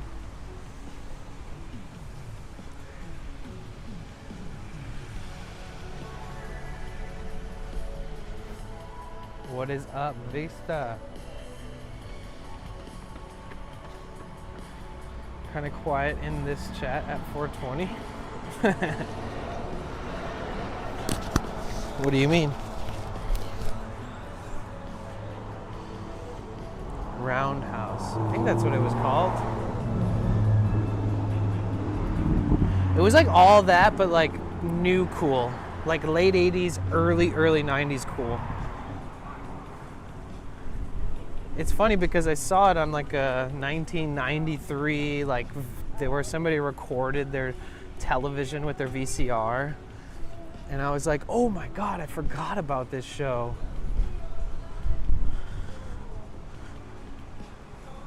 It's like a live action musical comedy show. A lot of like singing and joking.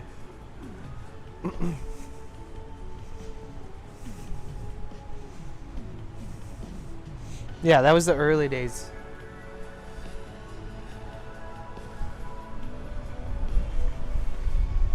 Oh, look at how beautiful the lighting is here. Usually like high noon is kind of the worst. Between like noon and 2 o'clock when the sun is like directly above you.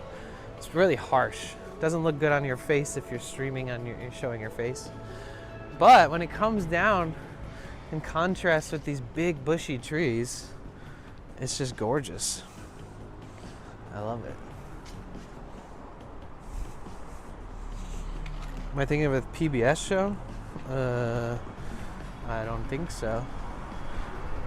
Unless it was on both. 394 subscribers. Let's go. We're we're just over 100 from our goal of 500. It's pretty epic. What is that, like 20 subs a day for the rest of the month or something? But I don't know how many we're gonna lose, so it's hard to combat the loss. That and Coffee Kids be going crazy. I'm talking about Nickelodeon.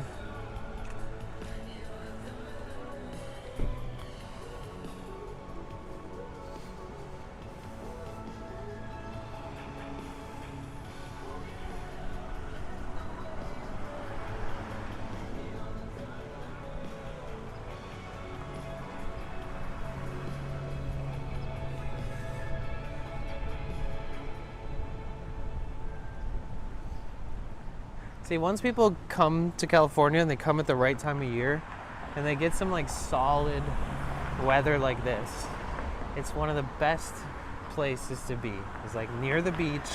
If it's like 110 in the desert, then it's like 90 something in downtown LA, and then at the beach it'll be like 80. Or it'll say like, oh, it's 81 in the beach today, but it'll actually be with the wind. It'll be like in the 70s as far as feel like. Obviously, I won't be wearing jeans. Oops, sorry. I won't be wearing jeans and a hoodie, but I'll feel just as good.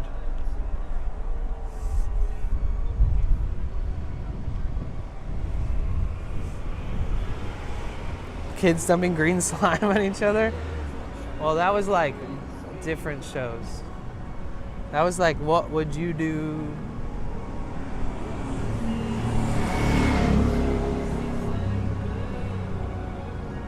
A lot of shows did pretty good though back then, but they didn't run as long as, I don't know, as I guess you'd hoped, but times changed, you know.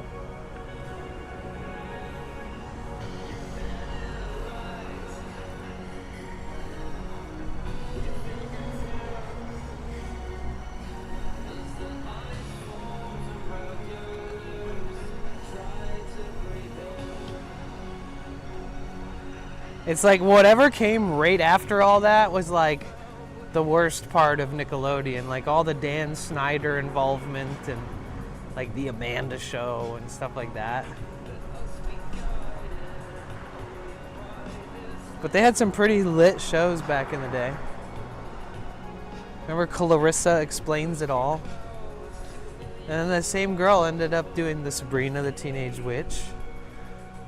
And a bunch of other shit. What's my plans for today? To enjoy the day. with you guys and kind of think about the future.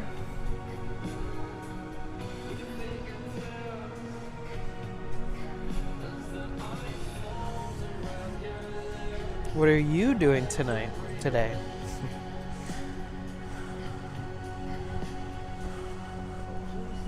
Yeah, Melissa Joan Hart, exactly.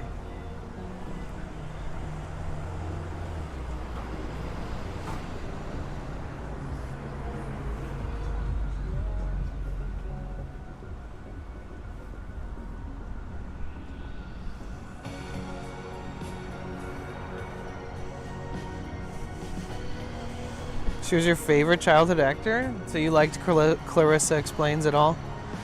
Yeah, Double Dare was lit. Back then you could just walk through their studios and they'd be filming shows. And like I feel like it's easy to look back at childhood if you grew up like in the 90s. If you ever went to like Nickelodeon Studios in Orlando, Florida, it's such a surreal experience. Like the intro, the outro for Nickelodeon where they show this big factory with like fountains, green colored slime fountains, and the whole building's all orange, and it's like, wow, that's where all these shows are filmed. And then you can actually go there and you walk through like all these hallways, and then there's just like studio rooms with like entire sets built out, and like you can watch people acting and doing shows and live audience there too. And then if you paid or if you signed up to certain, if you were there at the right time, you could also sit in on the bleachers. And we sat in on a game show once, and it's funny because my nephew or my cousin, he fell down like on the bleachers and hurt himself, and like Nickelodeon gave him like a bucket of slime to keep so that we wouldn't sue them or something, I guess. Probably. Sabrina Teenage Witch was your favorite? I don't remember. Clarissa Explains It well. I'm sure I used to watch it. Clarissa Explains It All was like a classic Nickelodeon show between like 94 and 98 or something. It was like na na na na na na na na na na na. Oh, cool. Na na na na na na na na na na. That's the theme song.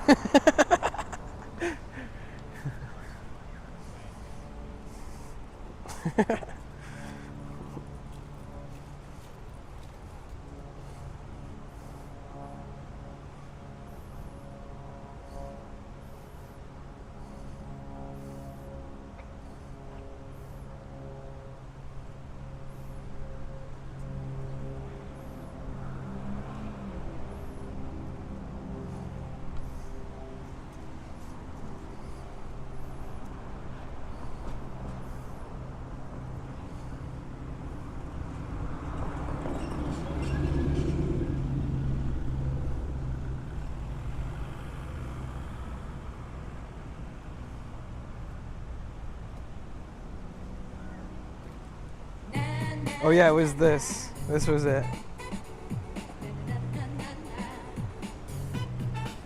All right. Ah, I see, Tristle. This was the classic. You hear this shit, you're like, huh? Na, na, na, na, na. And then, of course, this one. Ready yet, get set, it's all that.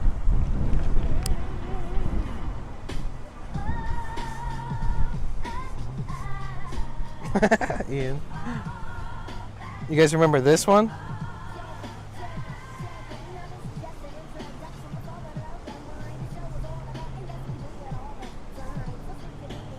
The show is called I Could Do Anything I Want in My Stream. We are gonna do is all that. and my crew. You remember this one?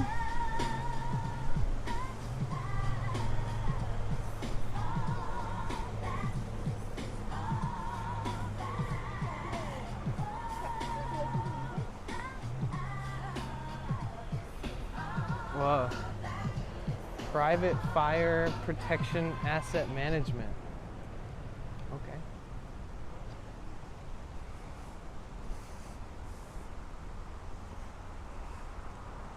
Oh, that'd be cool to get a record player.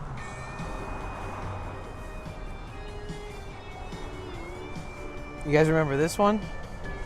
Which one is this from?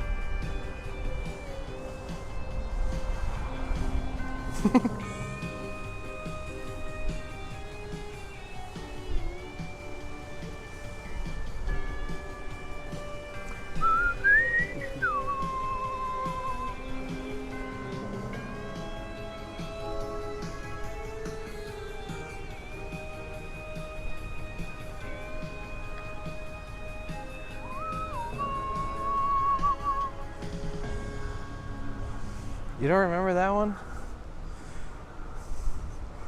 It's Are You Afraid of the Dark?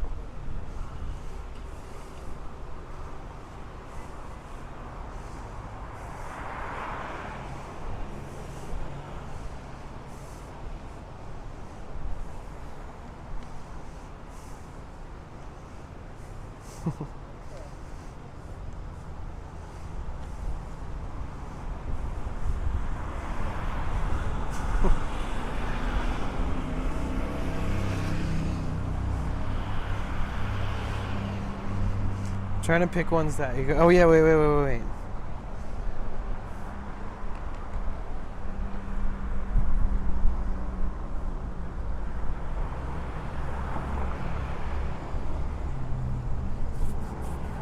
Okay. Alright, let's play a game. You guys guess which theme song we're listening to, okay? Starting with this one. That should be the easiest one to recognize ever. That bass line gives it away.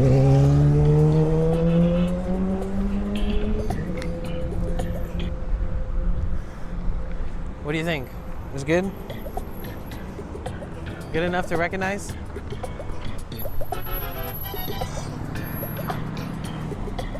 Seinfeld, you got it. Lone Stranger, how are you? All right, next. Let's see if you get it. Thank you for being This one. travel down the road. Road and back again. Your heart is true. You're a friend and a confidant. And if you Through a party, in invited every someone you knew. you would see the biggest It gift would be from me. and the card attached would say thank you. Chilled, bro. Good. friend. Hope you're good. I'm good. Thanks. It's good to see you, man. Justin got it. Justin got it on YouTube. Man, I need to, like tonight, I need to devise a overlay that shows YouTube and Twitch. I'll figure it out tonight. Because I want everybody to be able to see each other's chats. No, it was Golden Girls.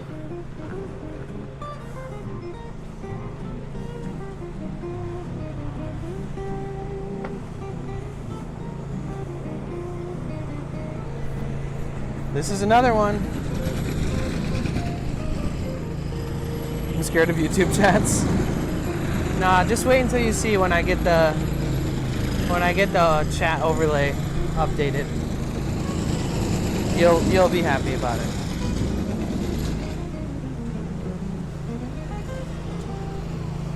Okay, nobody remembers this one, I guess. This is Monk, the show Monk.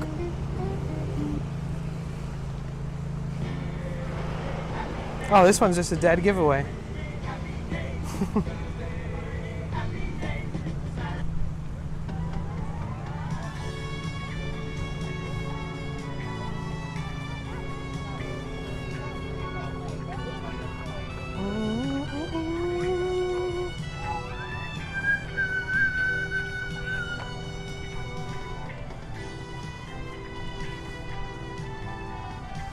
Not Love Boat.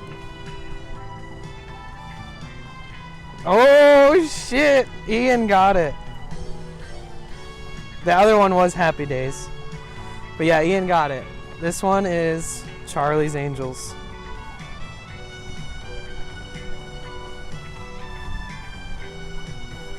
Let's see if this one's older.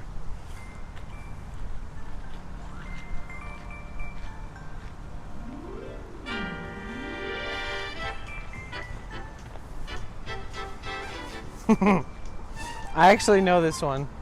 Like if I heard it. Oh, the twinkle, the tick tick tick. Kind of gives it away for me. The little nose twinkle.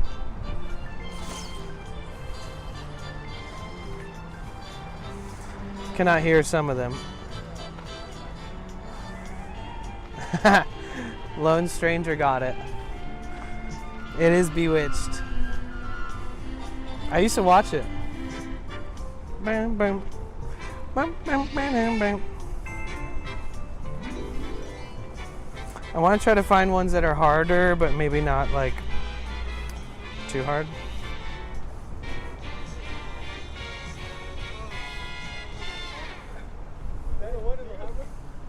Oh, here we go. This one is sick.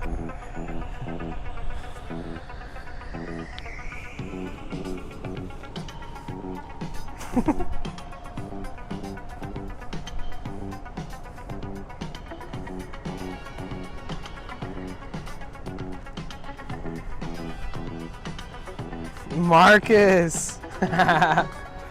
Yeah. This is Knight Rider. You got it. Loved the Golden Girls. Yeah, that show was actually really chill. I used to watch it when I was really young. Yeah, this is Knight Rider.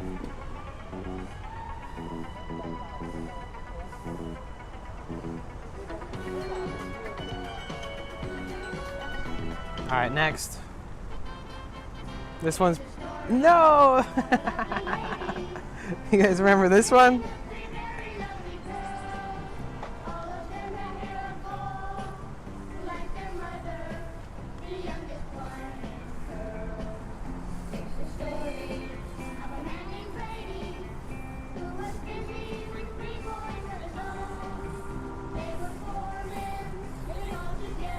Yep. Whimsy got it.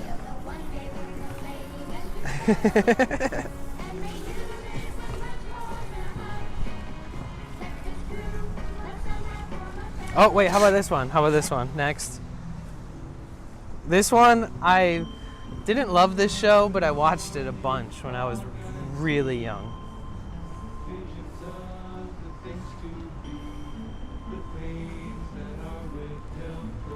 I got oddly addicted to this show.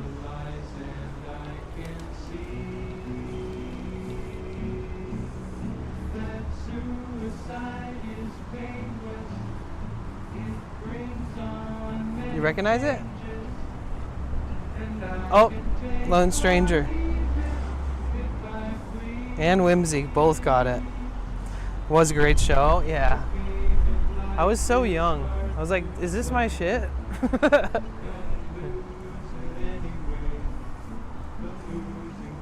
Ooh, this one's really easy. I really like this theme song. I think everybody does.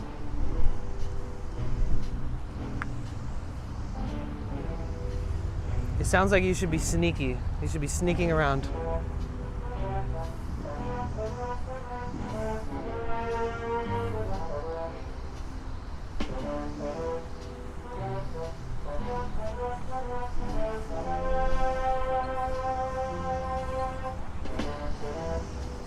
Yeah, the last one was MASH, Liz.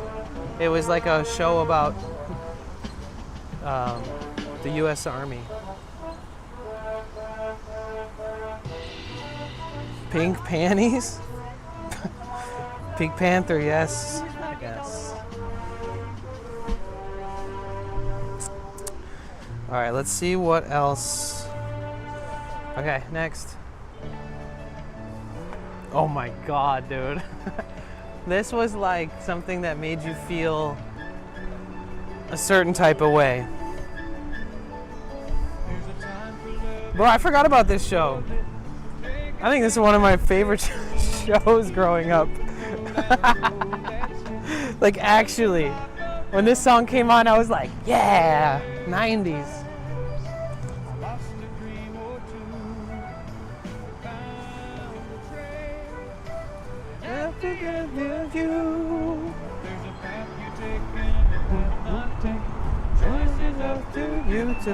Okay, come on, come on.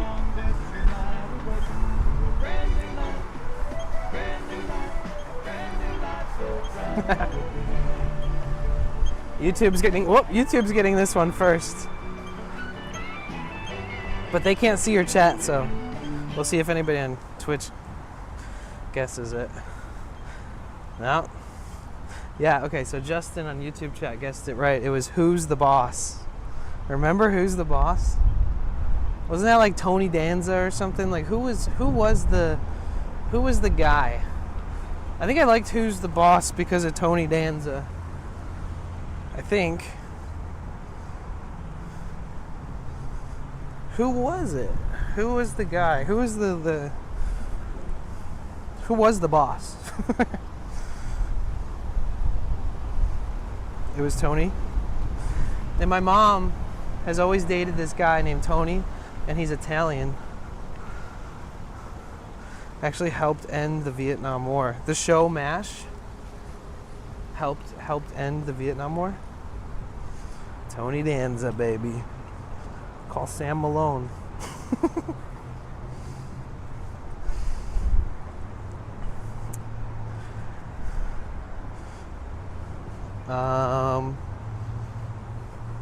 Ooh, this is a good one. I wonder if you'll guess it.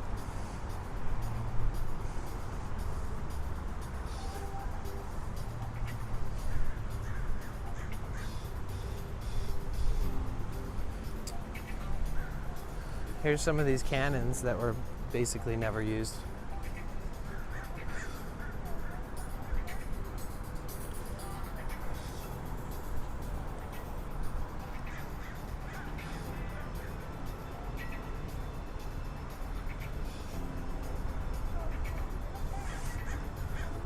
The Wire, no.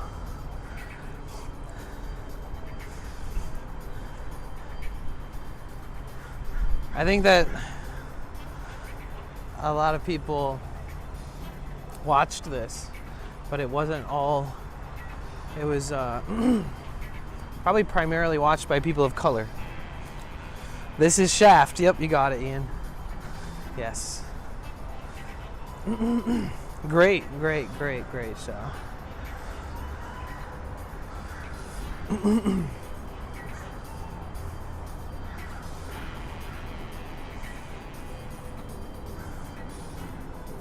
All right, next.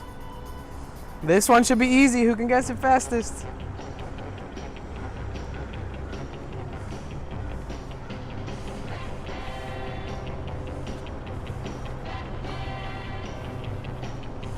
Batman. Batman. I'm just saying the name. Batman. Batman. Batman. Oh, here's another one. 3, 2, 1. Okay, this one.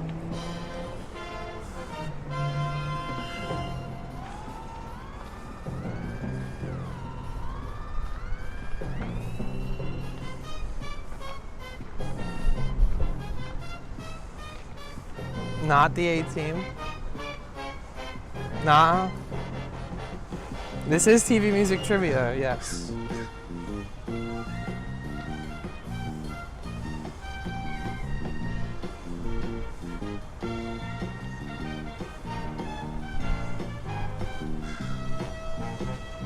Yes, it is Chips. It's Chips.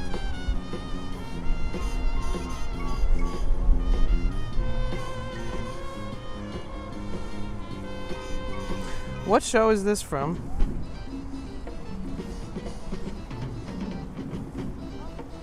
It doesn't even... Streets of San Francisco, is that the name of the show?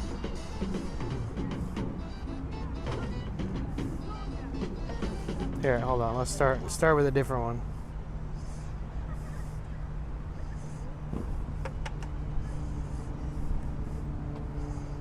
Okay, let's see if this one is good. Okay, new song.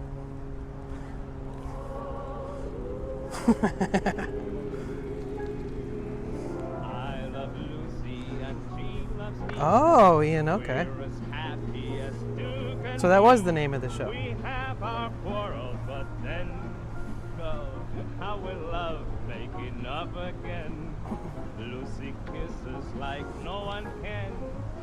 She's my missus and I'm The her Lucy man. Show. Yep, I love Lucy. Haven't you seen? 'Cause I love Lucy, yes, I love Lucy, and Lucy loves me. I love Lucy and she loves me. You guys did pretty dang good.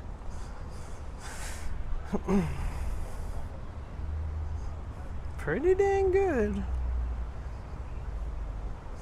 Remember Tyree from the other day when we met him on the street and he was handing out those roses and I followed him?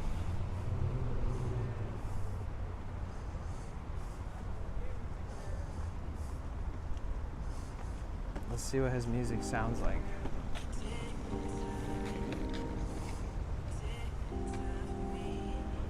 Remember he gave a rose to Sophia and I? I never listened to his music yet.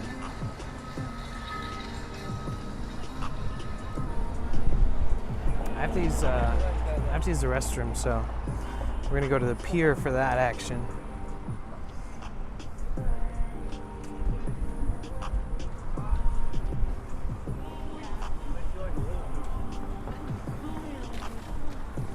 Yeah, this was his music.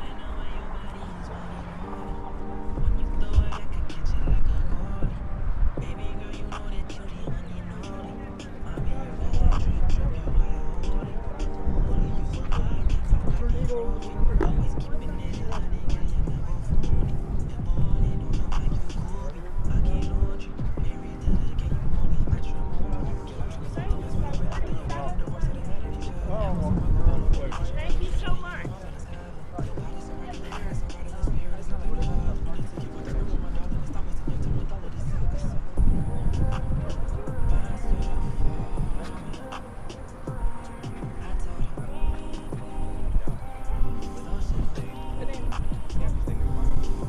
What did you do with the rose in the end?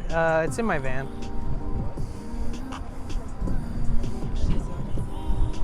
He makes some pretty clean beats. Very good vocals. It's produced really nicely. Like, it's really good quality. He speaks a lot of Spanish. A lot of his songs are named Spanish names. I wonder where he's from originally.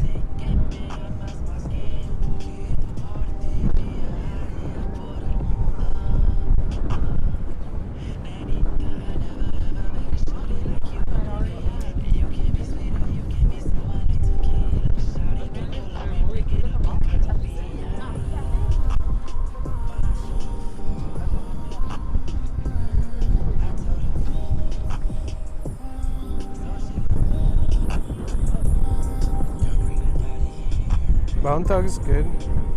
I grew up in Michigan, so they're from Ohio.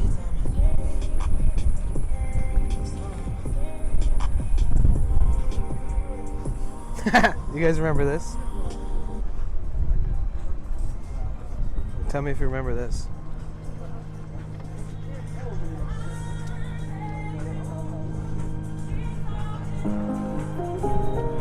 Remember this? Chill guy music.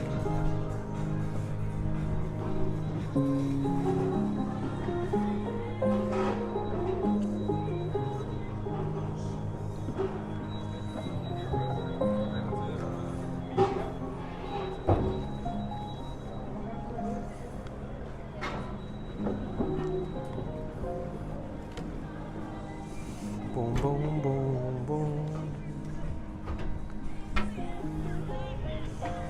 It's just this little piano piece looped 500 million times.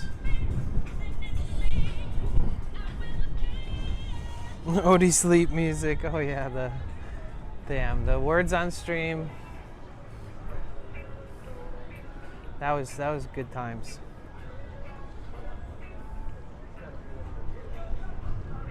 Soldier.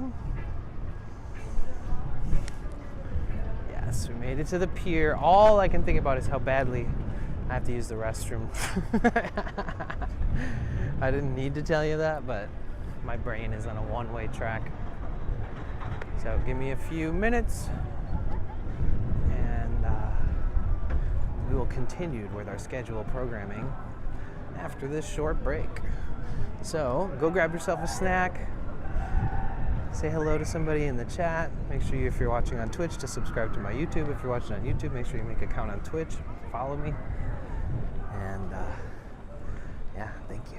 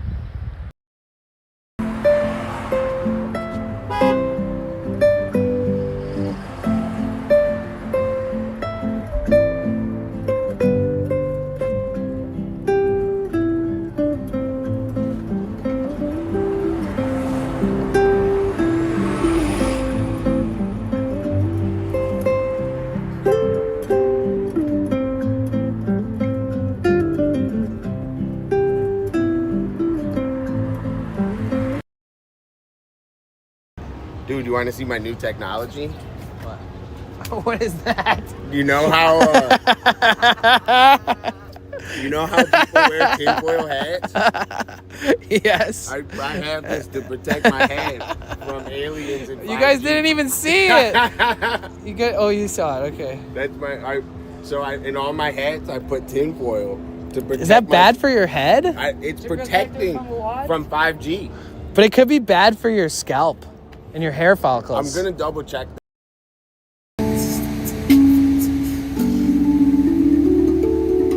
Listen to it right here in the ocean,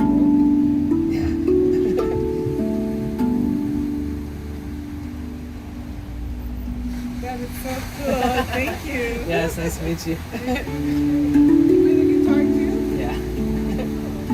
Thanks for sharing, Annie. Yeah, of course, Joe. It's nice to meet you. Don't worry, take care.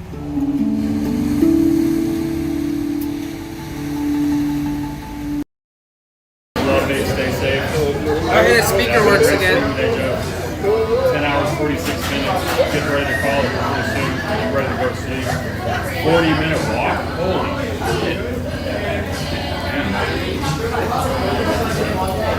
Yeah, to do a 40-minute walk in Denmark. Most people's average walking speed is like 2 to 3 miles an hour. We did that yesterday. Today.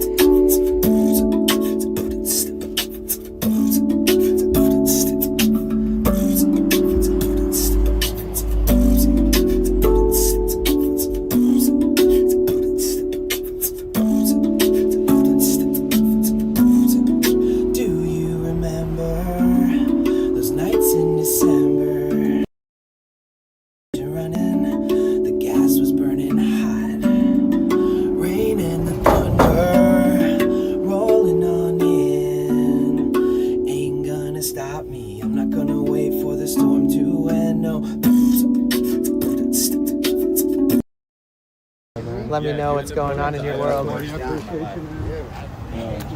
Mentally, emotionally, I feel that. All the above. Like north, south, east? Hey, bro, if everyone wants me, you're close, bro. Oh shit.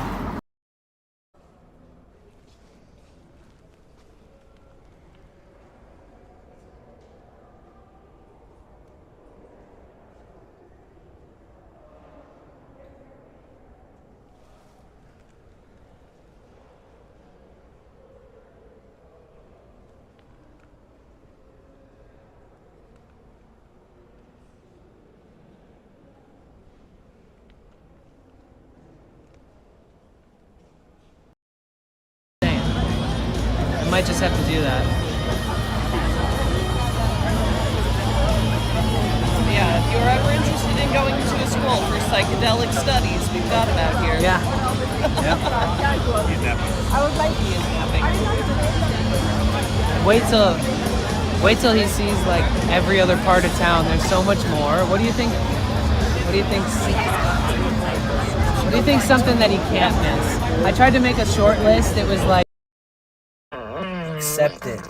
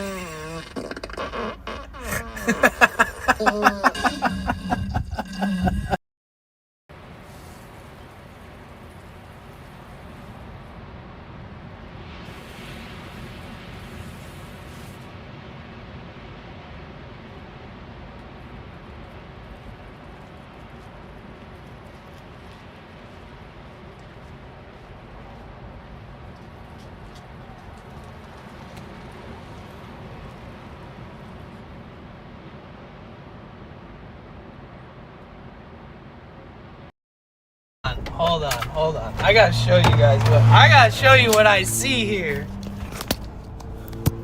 Song_and_dance says this is how paradise must look like.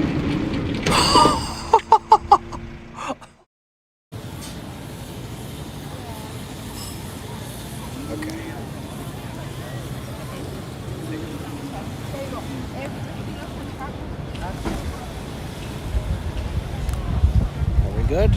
Are we back? Hello. Hello world. Okay, let's...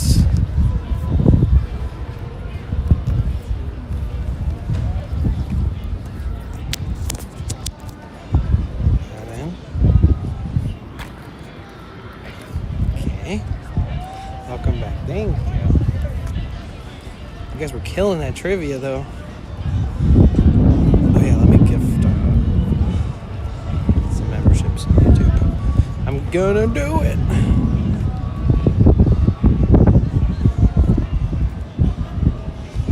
Boom. Phantom Canuck, Garcia, Buffalo, Maine, and then 508 Adventures just got gifted memberships.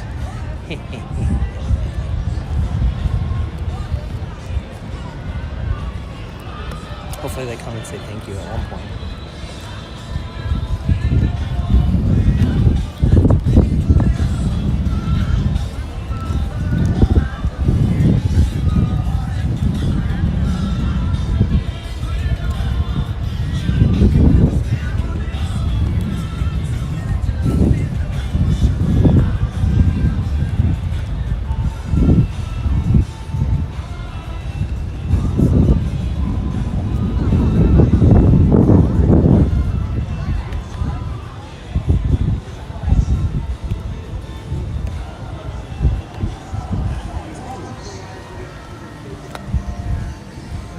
Alright, there's still some themes that we could go through.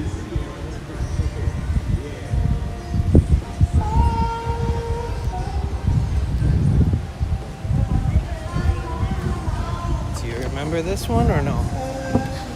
Hold on, let me get it loaded.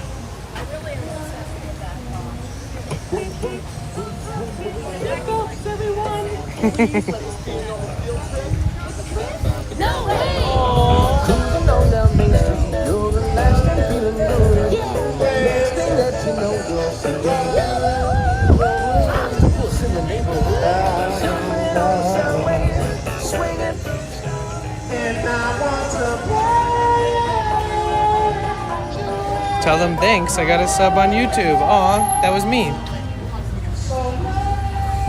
You're welcome.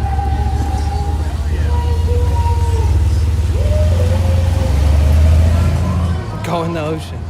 Yeah, when I buy some bathing suits, when we hit all the goals, we jump in the ocean and we hit all the goals at the bottom. Or the daily goals. Santa Monica Pier. You're welcome.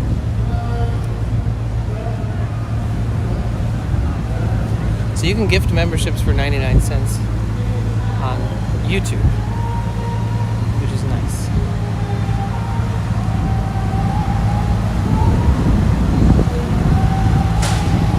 Subscribe to the channel, Justin. Thank you. Appreciate that. Sorry, there's like construction going on over here. Yellow paint. That's how they paint the lines. They look good. So look at how shitty the lines look down there because they're all worn off. And if you look, you can like see the new bright color before the faded out stuff. That's good. It looks good. It's nice because, you know, if you're driving at night and it's dark and you can't see the lines on the road, that's not good. That is bad news. What the fuck is this? That's the biggest protein container I've ever seen. 4.5 pounds. Damn. 25 grams of protein per serving. Okay, I have to touch it. I'm curious. 25 grams of protein per serving. Now, how many servings are in here?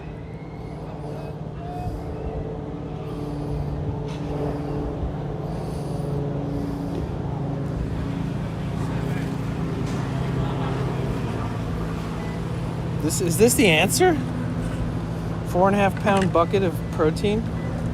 0 added sugar from whey protein isolate.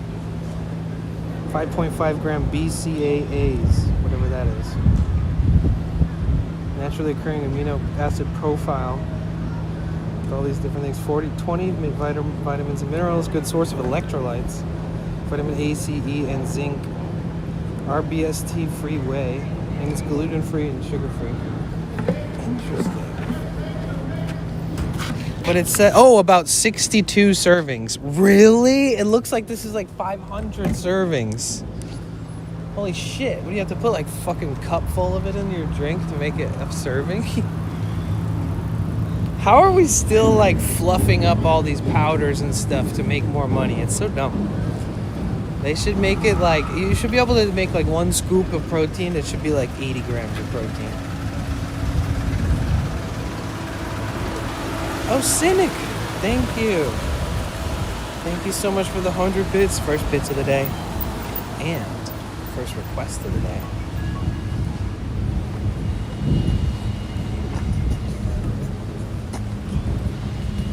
I like this.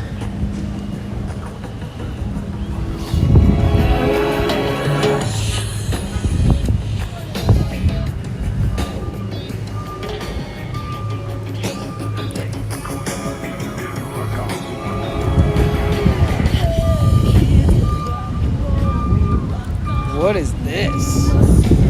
Okay.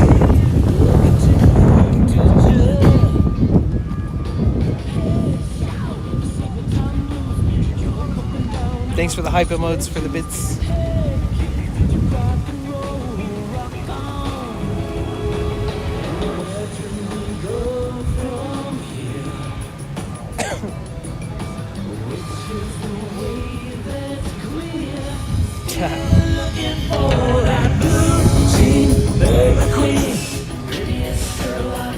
Oh shit, look, $1.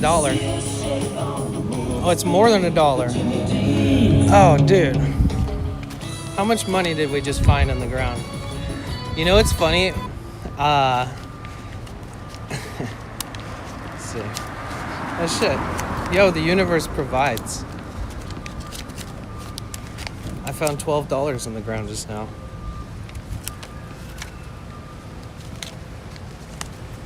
Mines. Finders keepers. Thank you, universe. See, that's how you know that you're broke. Is that you just start fucking finding money on the ground. The universe is like, here you go. The universe is like, I know you're trying hard. Oh, it's funny. Remember that one time I found a $50 bill on the beach in the parking lot? And I was like, ah! And then I found like another $20 like blown not too far from that spot either.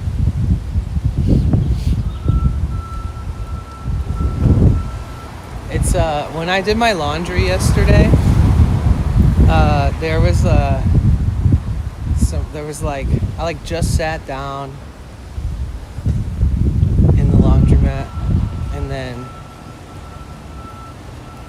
this guy like looked at the ground next to me and then picked up some like really folded up bills. He found some money on the ground in front of me. I was like, score. Nice. Damn, what, 50? Yeah, $50 bill, actually.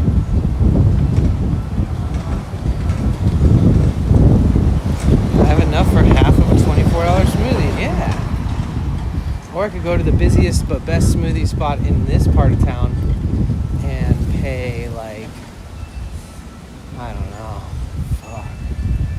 15, maybe $16 for the same, for a better smoothie, a bigger smoothie, but it's also overpriced in my opinion. I want to get a place and I want to start streaming my smoothie concoctions. And we can all go buy similar ingredients. And we can make smoothies together. Smoothie gang.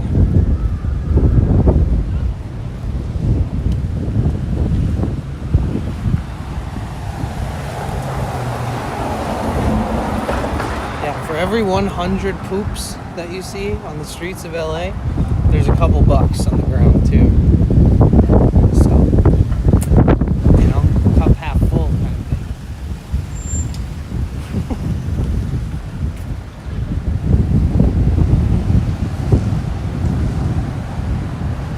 Or like, what if every time you saw poop on the ground in like LA or San Francisco, you like always push $1 into it, just squish $1, just every time. I bet that would go viral. People would be like, somebody seems to be putting money on the poops. Who would do such a thing? Me. It was me.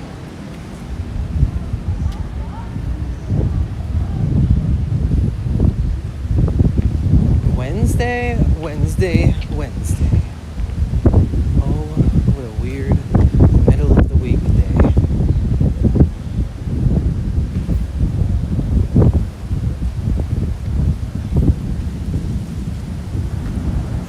So here's the front side of the Del Mar, Casa Del Mar.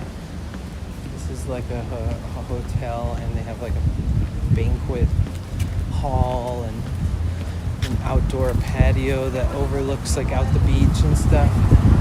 But it's super expensive. Like, I never even met a person in real life who's stayed here. It's like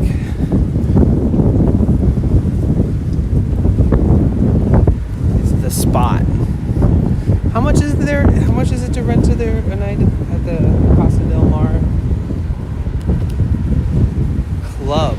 Casa Del Mar. We looked it up before. I can't remember. It was like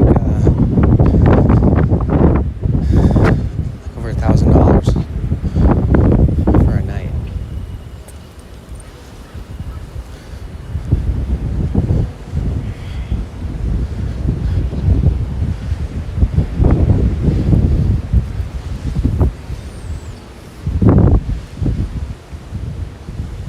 You know those luxury hotels are milking wealthy people to the bone.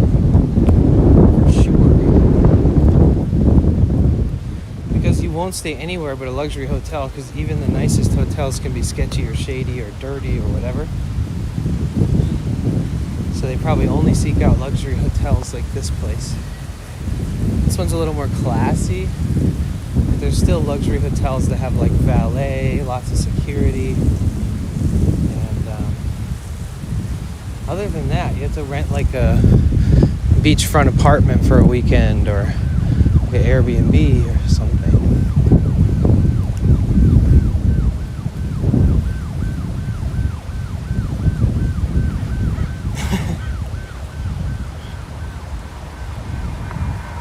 Oh shit, you're headed out. Damn it, I didn't even finish playing your song. I'm sorry. Okay, but yeah, the area is really fancy. I didn't want to blast music in front of it. Well, have a beautiful rest of your day. I miss you, bro. I hope you're doing good. And thank you for the request. I appreciate that.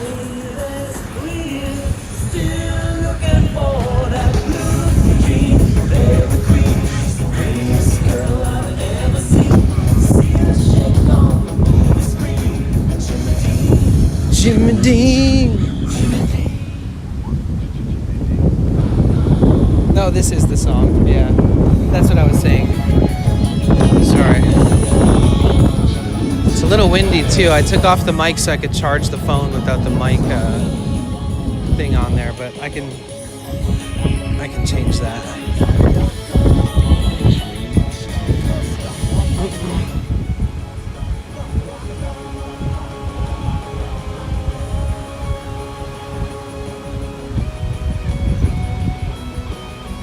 Rock on, baby.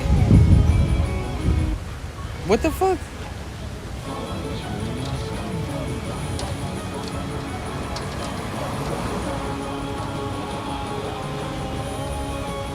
Oh, the songs? It's just 100 bits and include the Spotify link.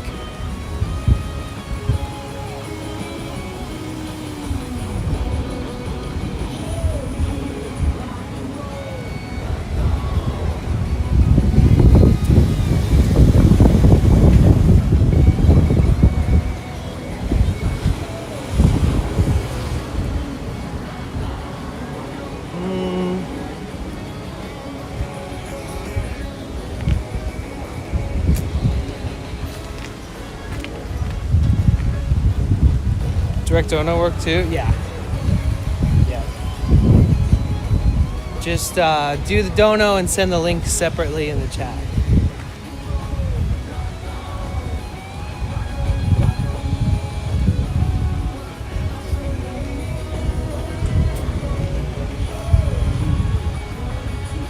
Oh yeah, it used to say 100 bit like /$1. I need to update that.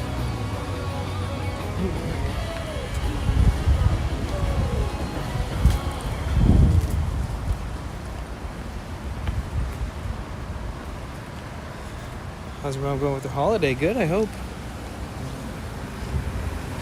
I haven't gotten any updates.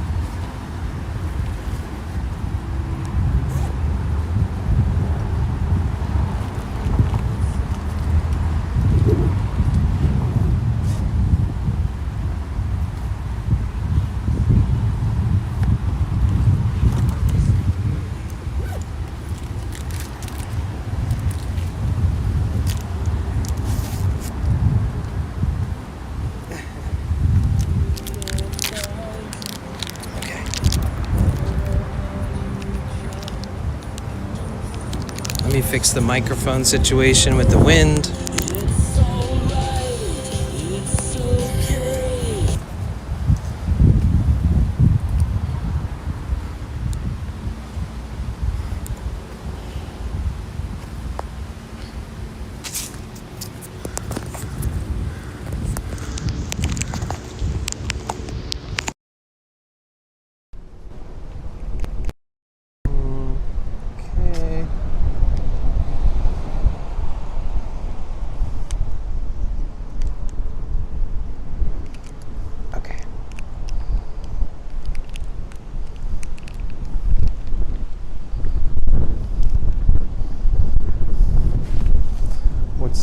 view? What do you mean?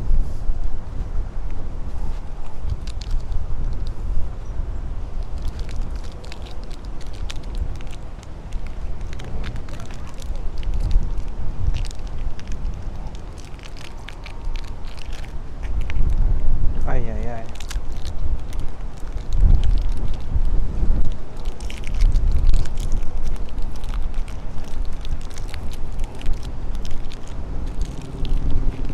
Protein. Speaking of protein.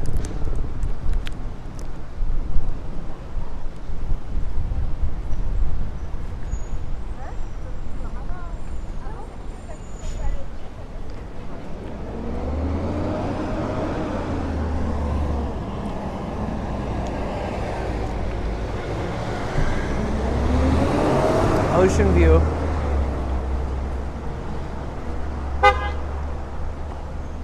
This is the Ocean House building.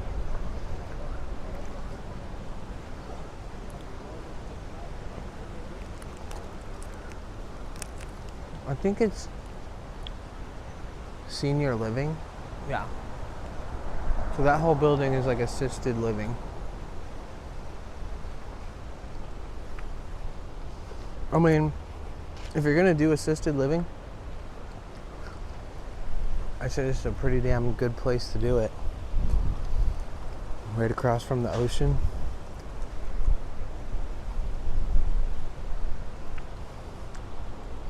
You know, some people are worrying about having to go to like a nursing home and stuff. How's Roy doing? I think he's doing good. He's been streaming some of the events that were happening in SF.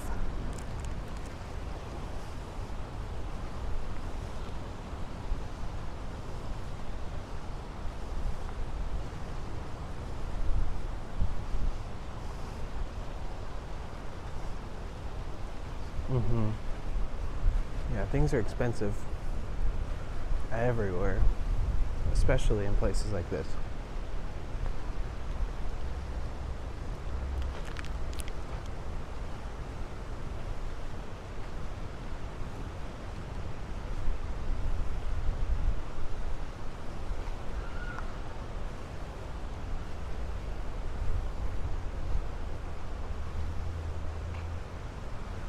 Generally speaking though, if you can afford to live in one of these apartments here, you kind of, as far as your neighbors, usually the neighbor situations are good. Like, it's people who can afford to live somewhere so close to the beach.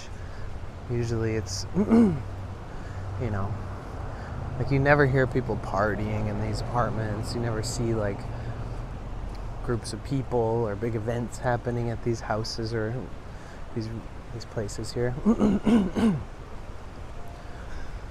And once you go inland, there's no telling who your fucking neighbors will be. Like in some of the apartment complexes there, you could end up having the worst neighbors on planet Earth. Unless you pay more.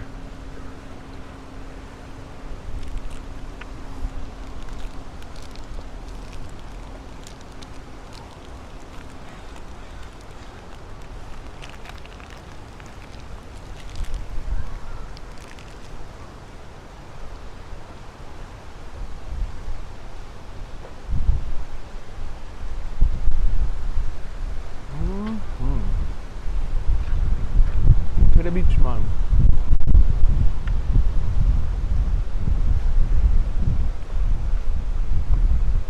We'll go to some of the neighborhoods in Santa Monica are so nice. We never really walk through them.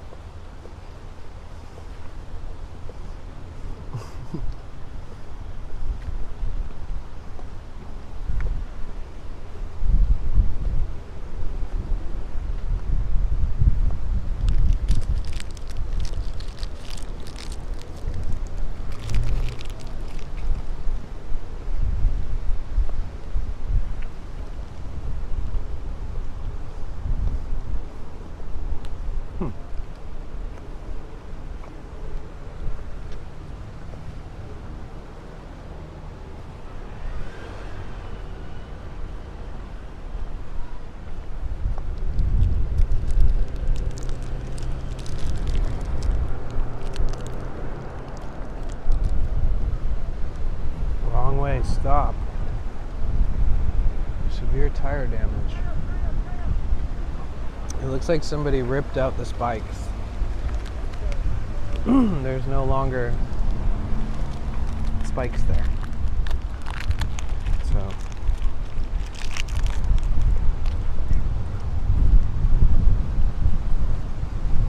hey, Hashbeat.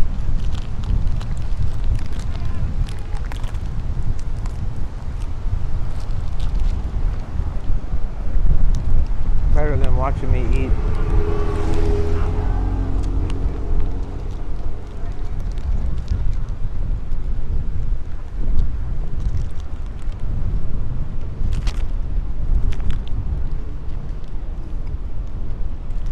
How was the hot dog? You had yourself a glizzy?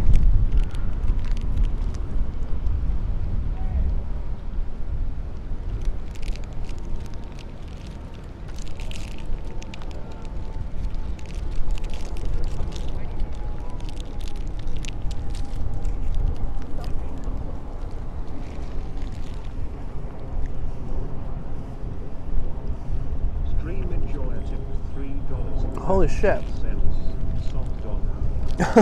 Thank you, Pog. Thank you so much for the generous dono. Appreciate you. Stream enjoyer. And is that for the requests?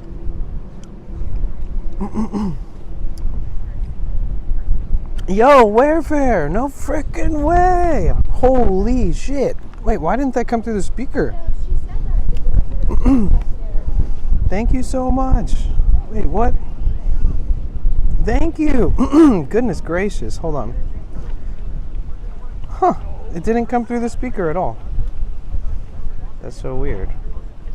Thank you so much. Good Lord. How come the speaker works? Maybe it's such a big bit variable, like such a high amount of bits, that I didn't even set TTS to go off with it. Wait. That could be it. If that makes sense. Like when I set up all the TTS stuff, when it reads it, I have to set variables like up to this many bits or something. I thought it... Either way, thank you so much. I'm gonna have to go look at my settings and see if it's set to go off. I mean, Jesus. Imagine if it goes off on 100 bits but doesn't when it's 2,000 bits. Thank you. Yes, I love the beach vibes too. The weather helps. It's nice to be out here with you guys.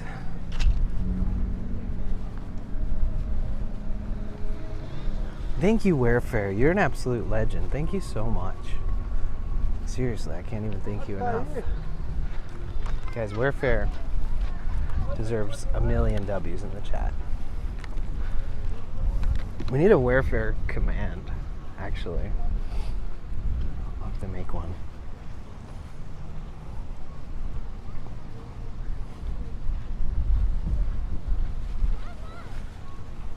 Alright, so there's really bad signal over here, and the culprit is these two buildings. At least that's what I blame. And the closer you get to those buildings, the shittier your service gets. So if your service starts to suck, you know exactly where to look and be like, ooh, it's those buildings. Yo, thank you, Rhythm. Thank you, thank you, thank you. I got you. My mic keeps getting covered with my hoodie. Wait, let me restart Spotify altogether real quick. And then, and only then, will it not glitch out? There we go. Yeah, Martin, how are you? Good day to you too. So beautiful where you are. It's pouring down here. Guess I'll be staying indoors all day. Really, Nala? Getting that Australian rain.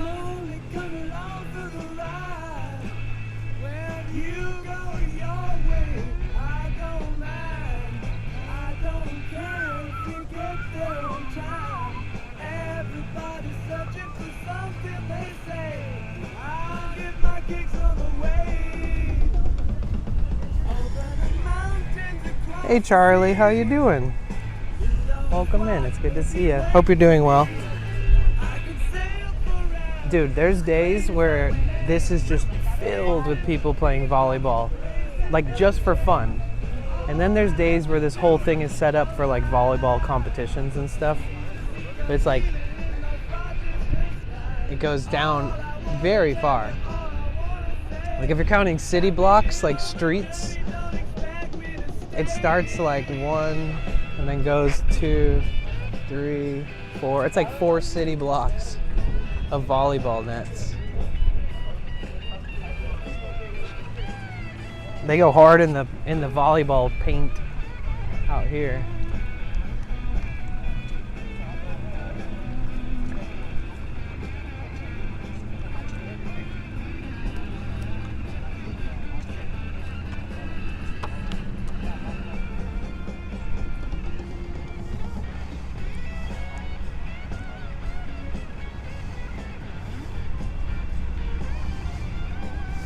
Justin, you're tripping.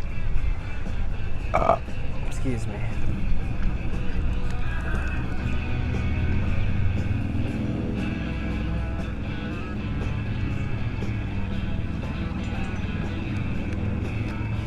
So, fun fact, fun little history.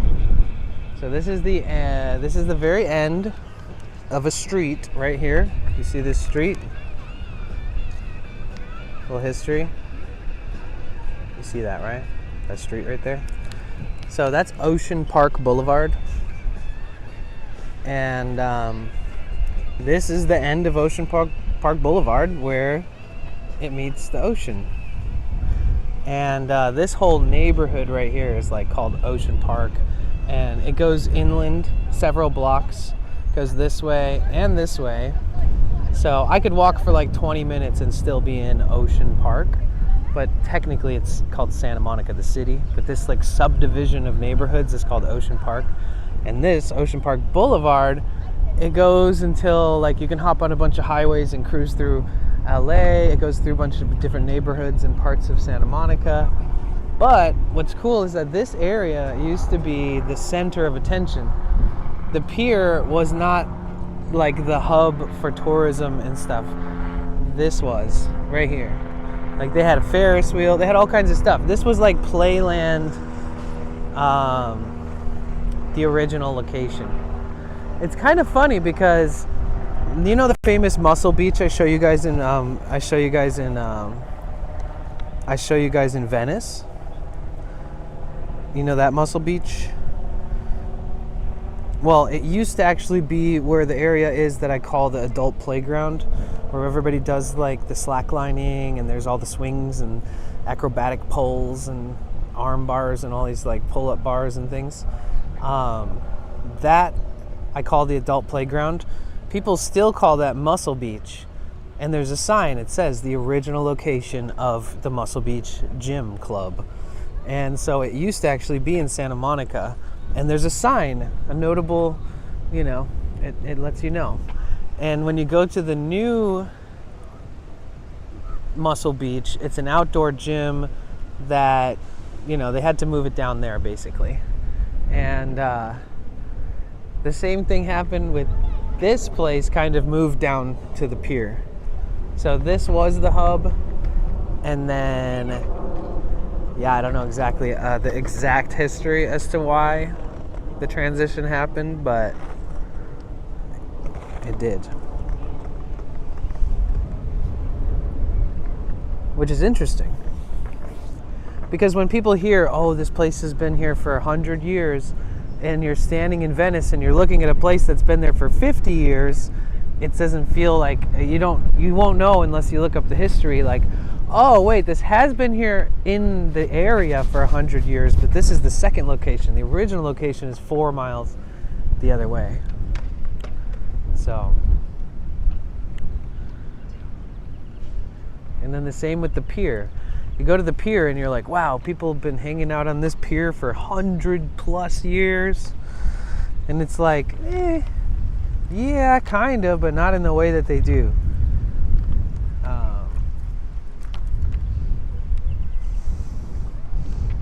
Do you still skate? Me? Me? You talking to me? Do I still skate? Bro. I'm a pro. I'm pro skater now, dude. Watch out, Ricky Glassa. I'm coming for your title. Do I still skate? Bro, I'm trying to walk. You know what I'm saying? I'm trying to make it walking through life. Let alone skate. Oh my god. Can you ollie a man? Yeah, of course. Bro, I can ollie a fucking every gender. Boom. No, so I can dude, I have a collab with Ricky. It's on YouTube. It's like fucking 5 hours of hanging out with Ricky at a skate park. And I told him I used to skate, and he's like, "Oh, you should learn how to skate." And it was before I blew my knee out, unrelated. But like, I relearned, like, I don't know, like 20 tricks maybe total that I hadn't done in forever. And I'm talking like ollie, nollie, switch ollie, shove it, frontside shove, back shove, like 180 ollie or ollie 180s, kick flip, heel flip,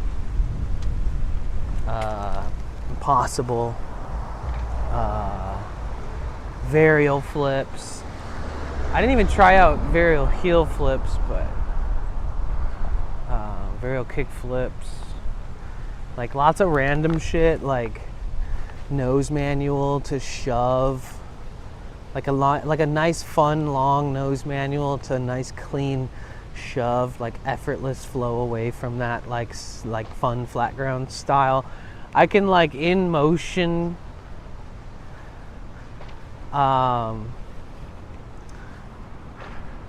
do a lot of fun flat ground stuff that I hadn't done in forever too. So like rolling primo or kickflip to primo, and then like a 180 or like a I don't know, like a 180, however much of a flip back in, little things like that. I used to have fun doing that. Or like primo to something else to kick or push away.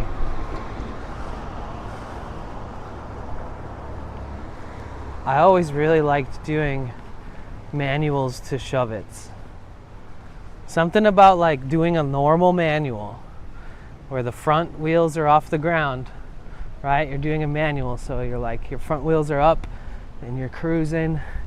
And I always loved to like have good enough board, good enough shoes, good enough grip tape where I could like shove it without a pop, and the board would just go from being in a manual to just like such a perfect sweep of like a 180, just like perfectly under my feet, and it just felt nice. And then sometimes I would hit the tail purposefully and give it a little bit of snazzy, kind of give it a little flavor.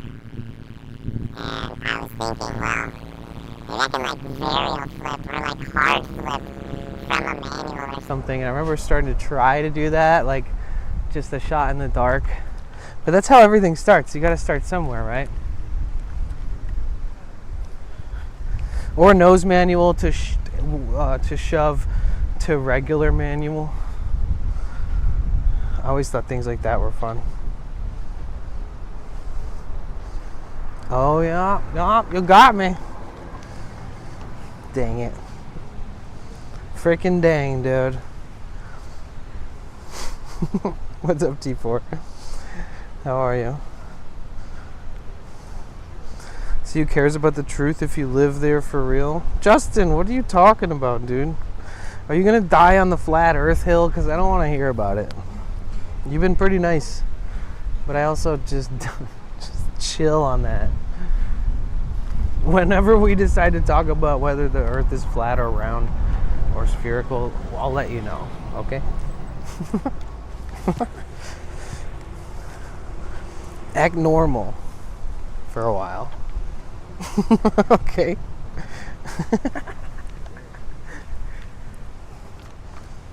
I don't think your MO is whether the fucking earth is flat or not, my dude. I promise.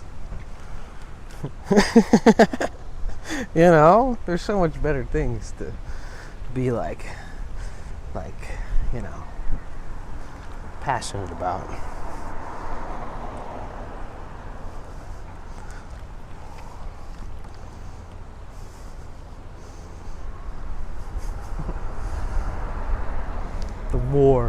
The war between flat and round earthers.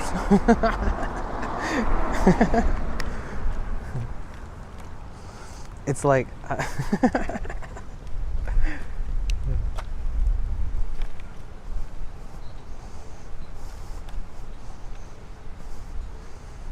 have the kind of autism that makes you flip a bottle all day.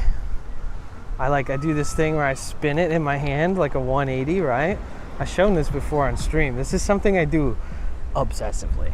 Like when I get off stream, I always take my backpack off, drop it off, take a walk, and then I bring a water with me. And I find myself doing this for like the first 30 minutes. So like I do this thing where I spin it on my hand, right? And then once I finish that spin, I do a little flip, right? A little back flip. And once I hit that back flip perfectly, I do a front flip, okay? So I've got this like, it's almost like a water bottle switchblade or I don't know, gunsling. I'm like obsessed with it.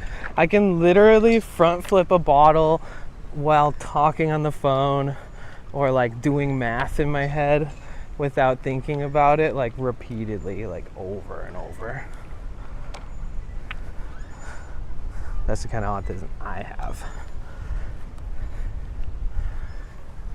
A little 360, right? Back flip, front flip. We gotta get it to, we gotta have a 720. Yep, there we go. And then a double flip, and a double front flip, right? This is your favorite streamer. This is what I do. This is my MO. This is my life accomplishment all summed up into one obsession.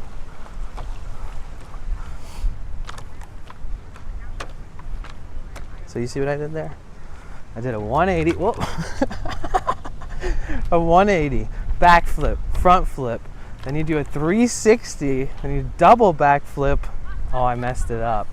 Double back flip, then a double front flip. And then you just go through this pattern like it's a meditation. Over and over. 1, 1, 1, 2, 2, 2.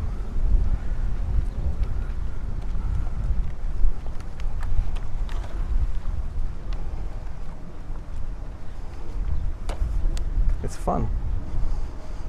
And then people are like, why is this guy tripping with his water bottle?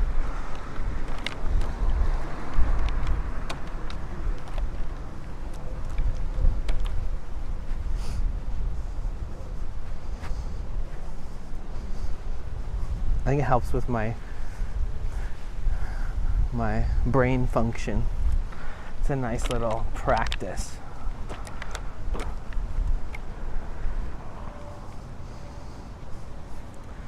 I can flip it for like an hour straight and not drop it once.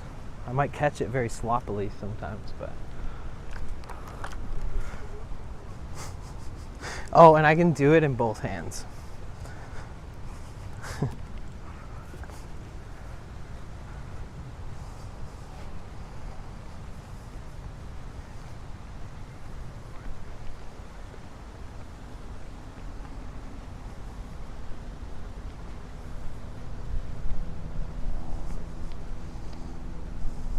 More dude skills, right? I know. I should make a thing in the Olympics for this shit. I feel like I'm on to something. That's what I'm telling you.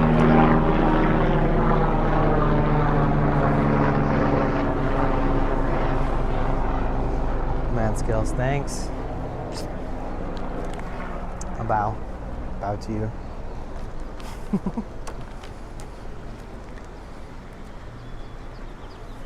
Do you guys have any useless OCD skills. Please. IRL streaming is now a felony.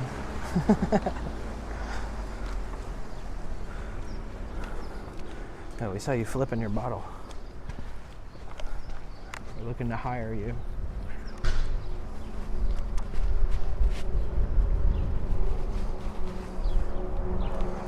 Just reversed aged myself 20 years by shaving off my old man beard. Nice. How's it feel? How's it feel to be 20 again? Organizing clothes in closet by color. Oh, nice. Yeah, I had one time I saw somebody fold a shirt and I was like, what the fuck? It was like the best fold I've ever seen in my life. Like I couldn't even believe that somebody could fold a shirt with such just exquisite precision. And I was like, oh. It's like, man, I mean, I fold my clothes, but I fold them however the fuck. Like, it doesn't matter to me. But they folded it, and then they folded a bunch of their clothes, and then I was just like so massively impressed with how clean and organized and how like everything looked so perfect. And I was like, what the fuck? I've never seen anybody in my whole life. Like, they must have literally worked at a bunch of stores that teach you how to fold clothes perfectly or something. I don't get it. 38 again, let's go.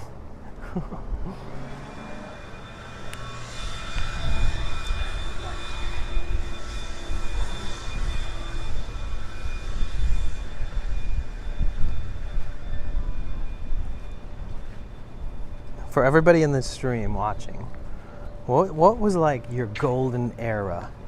Like, if you look back on a time wherever you grew up, like what for you was like, oh, things were so fun around this time of my life.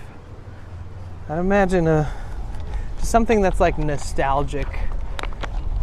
Times have changed. Like, what for you guys is that? Like, for me, it's the 90s. It's that last shred, and for all of you who are older than me, the 90s probably hit in a similar way because it still was before the whole technology boom. And so I think that there's a lot of people who cherish the 80s, or a lot of people who cherish the 60s, or they're just like, yeah, 70s, 80s, 90s was great, but like the 60s, bro. Like, what years and like what age?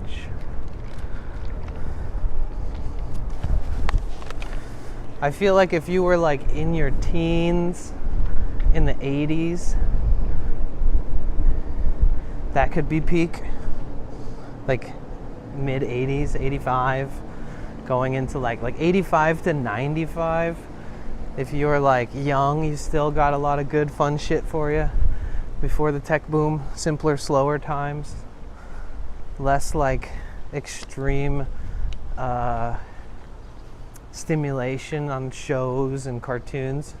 It was pretty relaxed back then. Much simpler, slower, easier to adapt to any moment. I feel like so much easier to like function in a world that was so much more slow paced. Like, anxiety hits different like in the 90s than it does in like 2026, you know? Like, at least when you have a little anxiety back in the 90s, you just take a nap or something. Now people be like, oh, let me scroll the internet. And they'll be like on Twitter looking at death videos from another country that you're paying taxes to support. And you're like, why? Like, politics has always existed, and even in the 90s, people that were paying attention were like, God damn, look at all this shit happening in the world.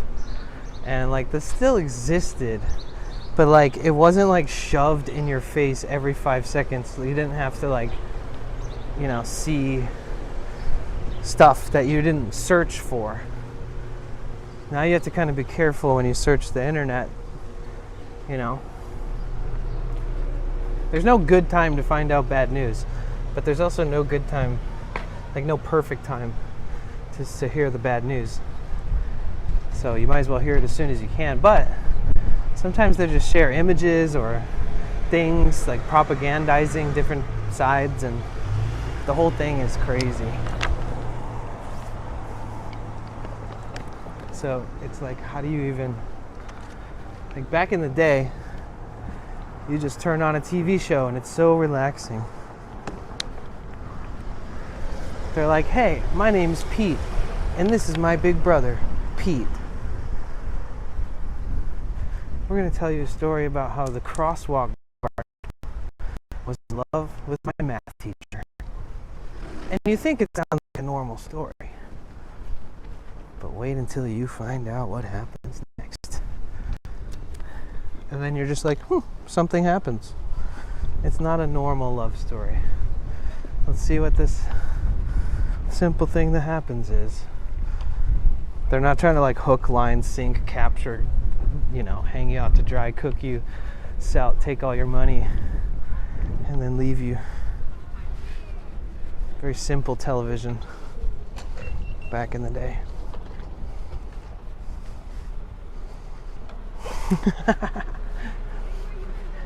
Yeah, binge watching TV or movies was way less harmful than anything today, dude. I remember thinking that. I watched like a bunch of stuff from the early 90s on YouTube, and I was thinking like, man, even in the 90s, if you binge watch TV for 10 hours, it didn't make you like clinically ill, If you binge scroll social media for 10 hours, oh my God, your poor brain, it's like a blender in that thing. You know what I mean? We used to flip through TV stations. That was our form of scrolling. We're like, next, next, next, next. But it wasn't the same. And you couldn't pause and fast forward. It's funny because I was watching like a 90s show that was recorded on somebody's TV through VHS. And I was watching it, and the commercials are included. So it's like commercials from like 1993 with like shows from 1993. And it's the whole package. And it's like, holy shit, dude. Like old school Nickelodeon went pretty hard. Like it really did.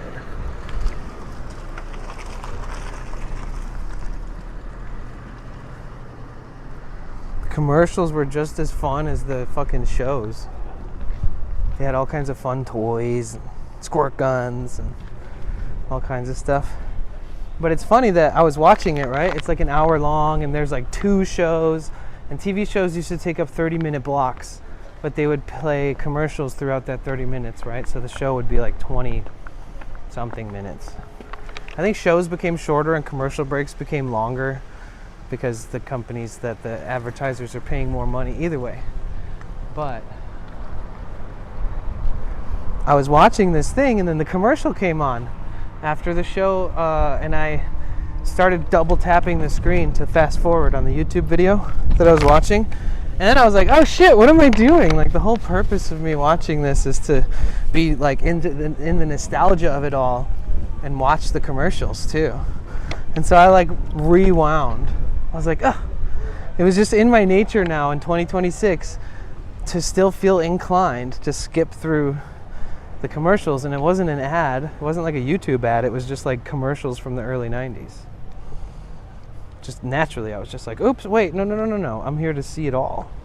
I'm here to like escape that constant gratification and constant what's next, because there's something always next. It's just infinite. So I was trying to like break that pattern, and I even started fast forwarding through, like I accidentally fast forward past the intro of the show, and I was like, damn, this is like the most nostalgic part almost, is the fucking intro. And I had to rewind and be like, what am I doing? Bro, the internet has such a grasp on us. Like even when I escape very intentionally just to do something simple as fuck, way off the beaten path, like watching a show that's, 30 something years old, minding my own business, trying to just slow time down a bit. And the shows feel longer. When they stop trying to pack so much into the show and keeping you on the edge of your seat the whole time, it actually feels longer. I think that's a skill. It's like, make a show that's not overstimulating with too much dramatizing or like putting like tension and building up tension and stuff. Instead, like making it simple. Because when it's intense, for some reason, it feels shorter. Like, oh my God, it's already over. What the fuck? That was so good. But when it's slow paced and it hits real hard, it feels like it was longer, and that's actually a good feeling, I think. You know? Sometimes it's like, I want more of this.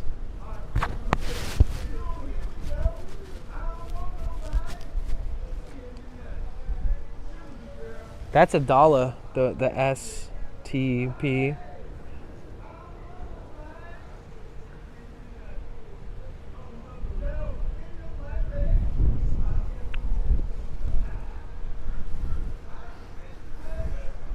A lot of shows today seem the same. Yeah, I feel like they're missing a really, really, really good chance right now to film like some extremely good shows based off the mid-90s. Because we're at that like 30 to 35 year gap period where you can do a really good period piece like 30 years or so after said period. So like, you know, they were able to make a bunch of sick, ridiculously good movies in the 80s that like portrayed the 80s. They made movies in the 90s that it's like, wow, this is so 90s. This movie is so before fucking cell phones. And yeah, it's just so interesting to me. Like, I feel like the last 10, 15 years is a gold mine for reliving retro. Reliving the 80s, 85 to 95, like 80s and 90s, this is the moment. Like, if they don't make good movies and good shows about this shit, then it's a lost chance. It's like a lost opportunity. It will do really well with millennial age people who grew up in the late 80s and early 90s. And then the people who are a little younger, maybe they're not millennial, like they were born in the early 90s, they still caught the tail end of everything.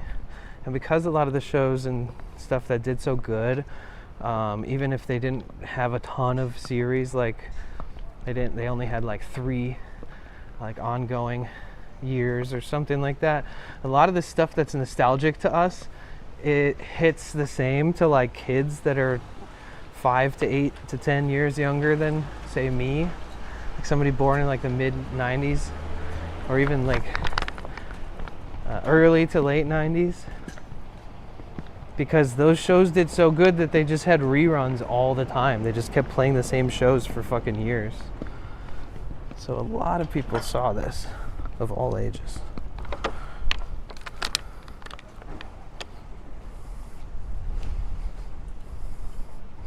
Your mobile number is probably older than some people in this chat. Really?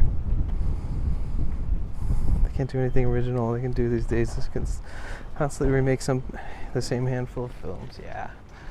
Well, there's just no new good actors, too. Like, I imagine that the kids from Stranger Things will be like lead role actors in the future. We don't get much. Like, especially when you watch like the 90s shows, you'll see like young aspiring actors, very amateur, and like you don't see that as much nowadays because, I don't know, AI, and people are more protective of their kids because more parents are more advantageous of their children by using them for money, stuff like that, force them into the industry. So it's a tough balance, but it's not this. It's just so different nowadays. So many people have like just done such dastardly things to actors and actresses and child actors and stuff, and so as much as some of those shows did so good and they hit real hard for people growing up in that era, it just didn't, it wasn't sustainable into like the 2020s. I mean, look at what's her name? Amanda from the Amanda Show.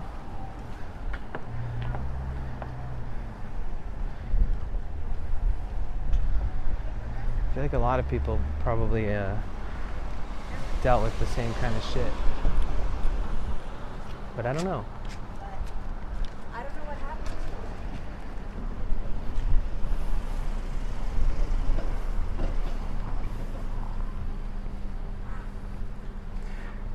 Is Dan Snyder still alive?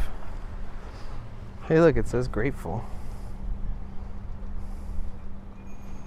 I bet when he passes away one day, people will be like, okay, here's all the stuff that I had to sign an NDA about.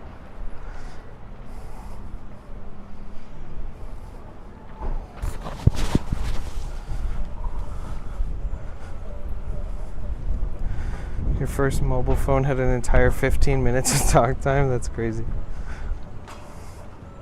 You've had the same number since 96? Now, is that a mobile number? Or is that a mobile number, or is that a home number?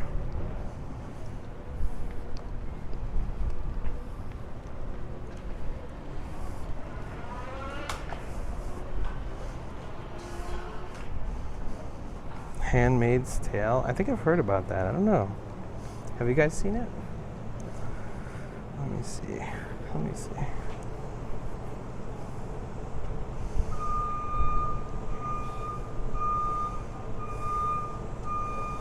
Bing, bing, bing.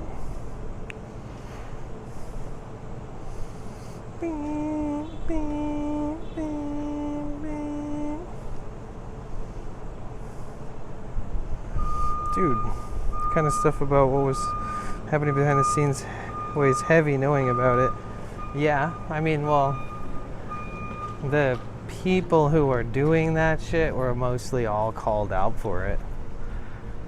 So at least kind of have an idea what shows, you know, are supervised or directed by that person. Damn, that beep is annoying. They need to just disable that backup reverse sound. But I guess it's better having a loud beeping sound than it is to accidentally back into somebody at the beach doing city work.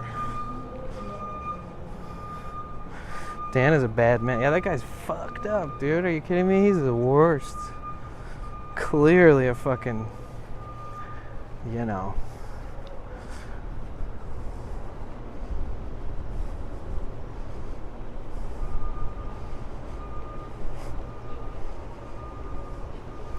But a lot of the stuff that was happening back then was, it was like people's fucking parents being like, oh, I trust these people all. Just like this massive, like misguided trust.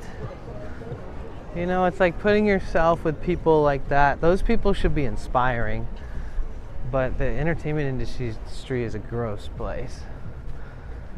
It'd be like if your teacher like hurts you or assaults you or like blackmails you or something, like somebody you're supposed to clearly be guided by and trust and learn from, and I feel like it's the same with like fucking directors and people that you're working for in the industry. I feel like it should be just such an opportunity to learn and grow and be a part of something special. But people are like, ooh, I have a little bit of power and control, I'm gonna be a creep. It's crazy. Imagine you get money and you get clout and the first thing you do is be like a perverted, weird fucking creepazoid, like predator guy. He's like, oh, I think it'll be funny if you show your feet in this shot, don't you think? And then they're like, yeah, I guess feet are funny. And he's like, yeah, feet. And they're like, huh? And he's like, I mean, yes, action. It's like crazy.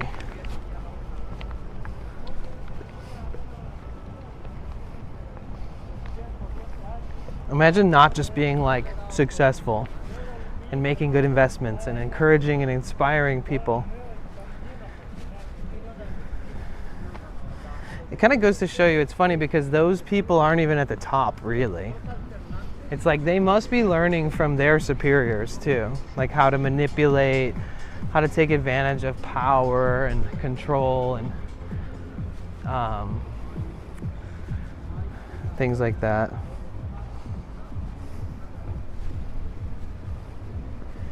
Cray, dude. People be out there fucking up.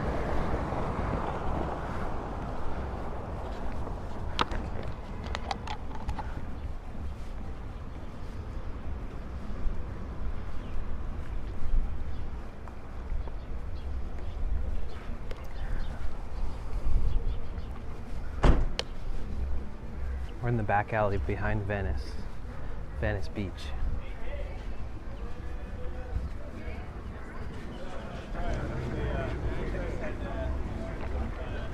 Look, it's the Weed Wagon. Green Goddess Collective. That's a little tiny dispensary right there. You see it? Yeah. If there's a mod in here, can we pin this comment? Please. If not, I'll pin it.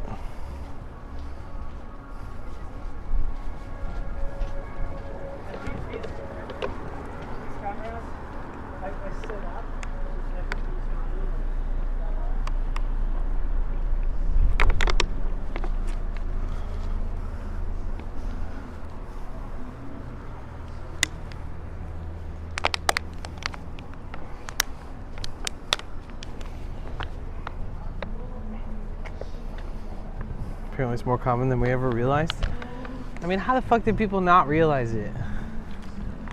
Everybody's always taking advantage of everybody in this fucking world, dude. That's how you get ahead, is you fuck other people over and step on people, use people as leverage. Excuse me. It's just everything, all the TV, everything. Anything that has executives and all these giant branches that so many people make money. Either way, I think we'll be fine in our little bubbles. We enjoy our life for what it's worth.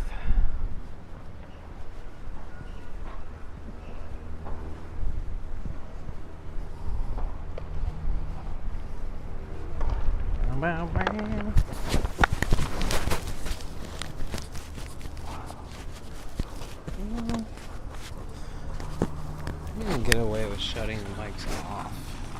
Here, let me swap out real quick.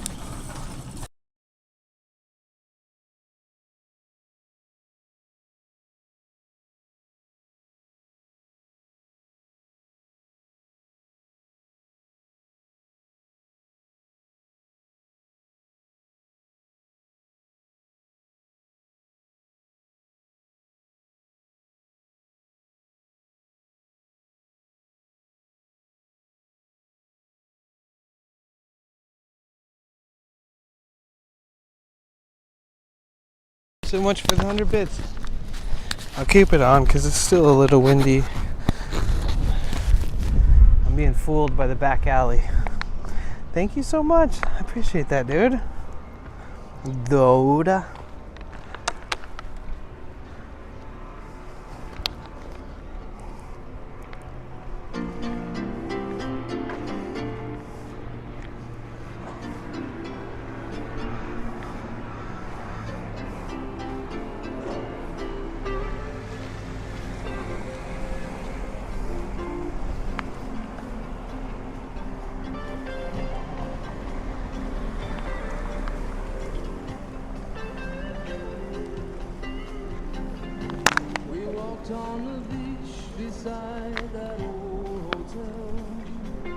We're in Venice now, Lone Ranger.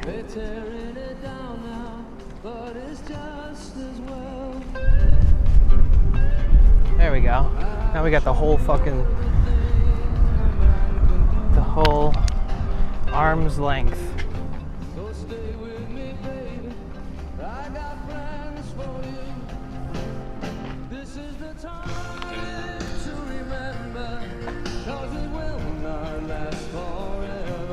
Yeah, what are we doing? You good, Doc God?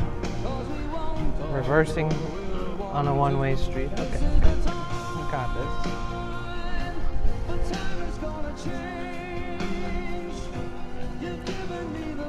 What are you doing? You good, dog? God, I get so anxious when people like follow me and creep next to me. It's a trauma response from Detroit. Growing up in Detroit. Like when I'm walking down the street and there's a million places in the world where somebody could park on the side of the street and they park like right next to me, it makes me so anxious. I hate it. It's like something I'll never shake off. It's like, why there? Why next to me? And not just out of being like annoyed or anything, just pure like survival shit.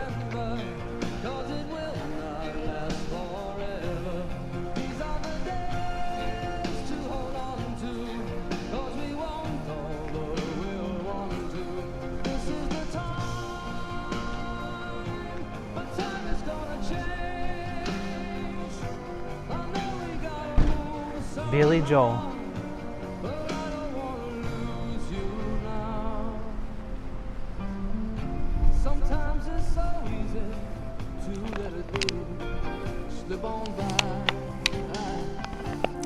I can unplug this soon, which is good.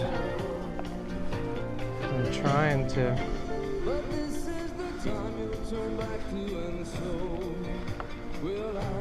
I feel like this one little microphone adapter, it's like, it works good, but the quality of it is like cheap to the point where I don't think it like fast charges while it's plugged in, which is quite annoying. Because I'm able to charge with it plugged in, but I don't know if I can fast charge. Yeah, look, mirrors.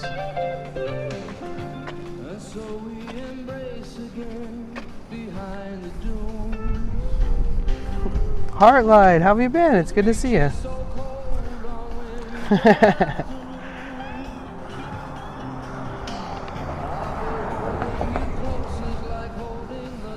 What you been up to? How's life?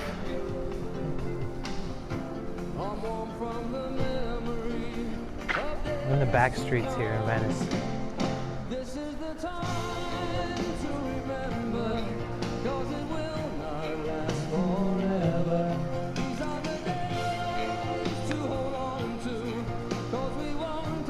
I forget like how loud my mic is when I'm wearing it, so it's hard to adjust the music and in the wild with wind and stuff. Hopefully it's good.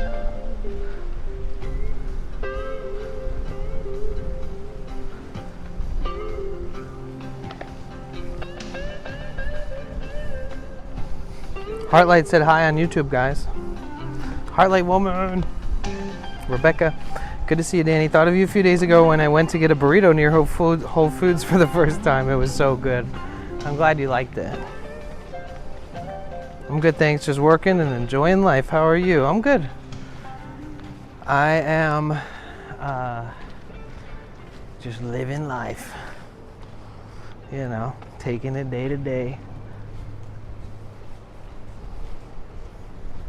Trying to make sure that I take it easy on my knee because my knee is all kinds of blown out.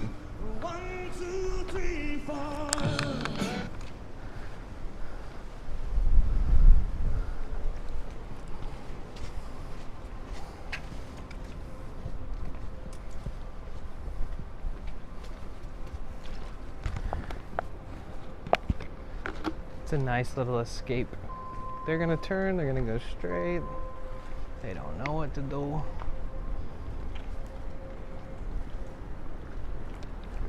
A Bentley. You don't see a lot of Bentleys out here. They got Florida plates. Yeah, Bentley is not popular around LA. The car brand.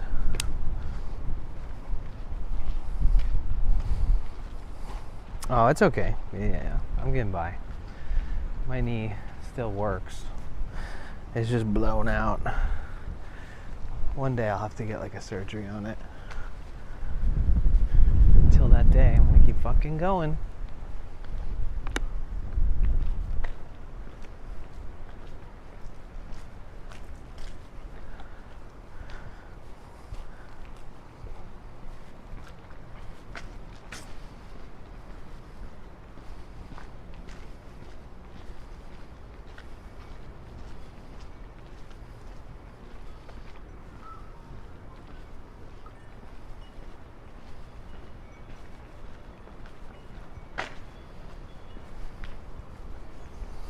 There was this one commercial on the like early 90s thing I was watching, and it was a real commercial for a real toy, and it was like something like John or Jeff or Rick or something.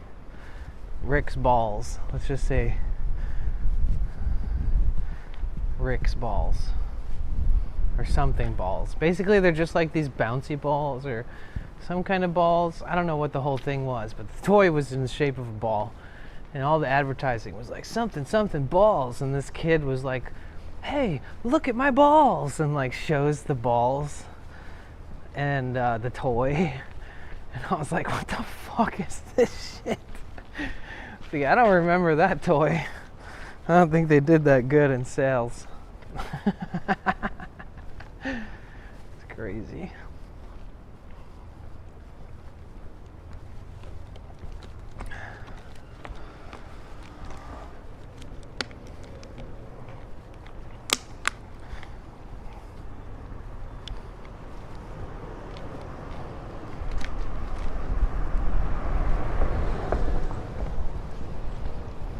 This part of Venice is really beautiful and just kind of chill.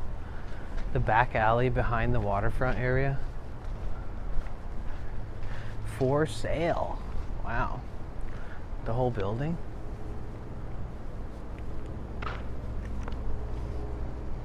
Huh. Rough. Probably needs a lot of work.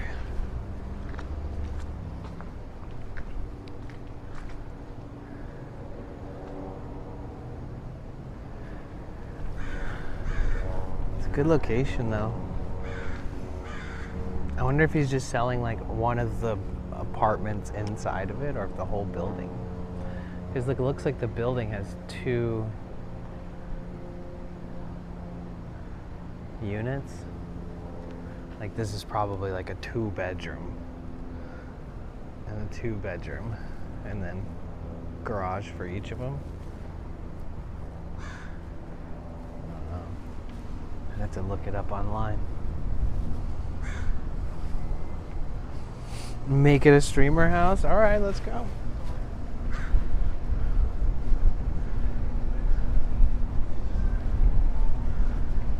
It'd be a pretty chill location, to be fair.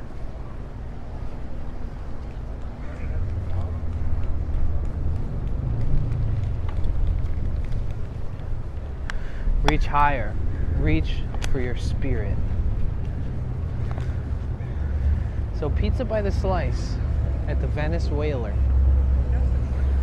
So pizza at a seafood place? I mean, is it good?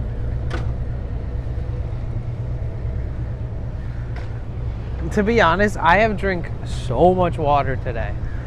I know I say this often lately, but I'm on a kick. Guys, I'm telling you, I've always drank a lot of water, but once in a while I forget. Like when this winter turns into the summer, I need to drink a lot more. And like before I start stream, I drink like 32 ounces of water. And since I started the stream, I drank, what's a can? 12? So 16, 16, 32, or they're 16.9, so they're like 17, 34, plus a 12 ounce, 36, 46. So before stream, I drank like 30 plus ounces, and then after stream, I drank like 40 something ounces. I mean, like during stream in the last 3 hours. I only have one water left either. Why did I use that word? I have one water left too. So.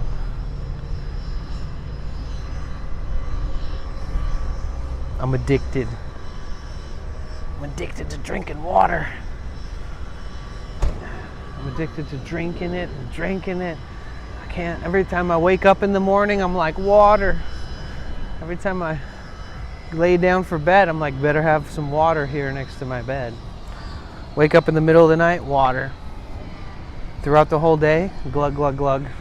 Sometimes I see people and like internet people or streamers, and I'm like, am I the most dehydrated motherfucker on earth? Because how do people do what they do without drinking water like the whole time? I feel like it takes a lot of water to do a fucking long stream, especially if you're walking all day. Like even if you're doing, like I would say a long IRL stream is like 4 or 5 hours. When we do like our 8 to 12 hour stuff, that was just crazy balls to the wall for fun. But yeah, sometimes I'll see streamers do like a whole stream without taking a sip of water. I'm like, how the fuck? Like who, what? Who? How? Yeah, I'm gonna see if any of these restrooms are available because sometimes they're all busted up. So I'll be right back. Give me just a sec. Don't go anywhere, guys. Make sure you follow my Twitch, subscribe to my YouTube, follow me on Kick if you use that too. I live stream partnered on all those platforms. Twitch being the biggest chat, the biggest, most active chat. YouTube being the second most active. Sometimes Twitch will go quiet for a few minutes, be like a lot quieter and slower for like 20 minutes even, and YouTube will just be like taking over the conversation. So even when there's a lull on the Twitch side, there's always conversation to be had between me and people on the other platforms. Either way, what I'm trying to say is that it's a really cool balance, and it's nice. So thank you guys, no matter where you watch, Twitch or YouTube.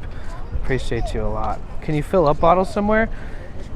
You know, there's drinking fountains and stuff, but I'd have to go to like maybe the mall, the 3rd Street Promenade.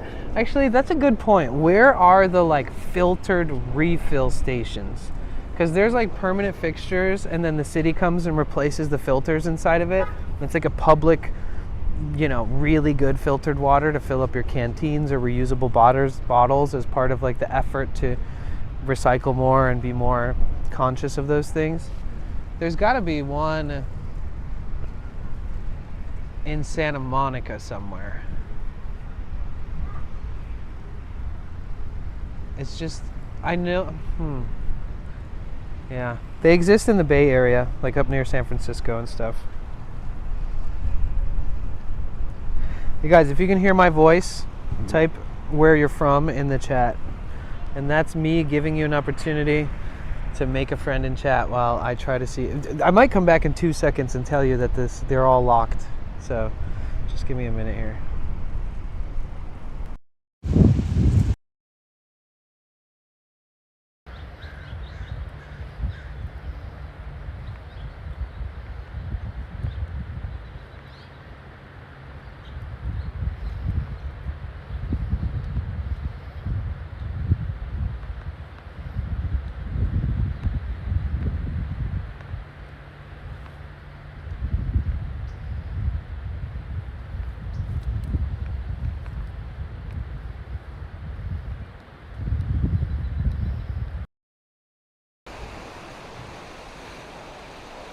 What a nice spot.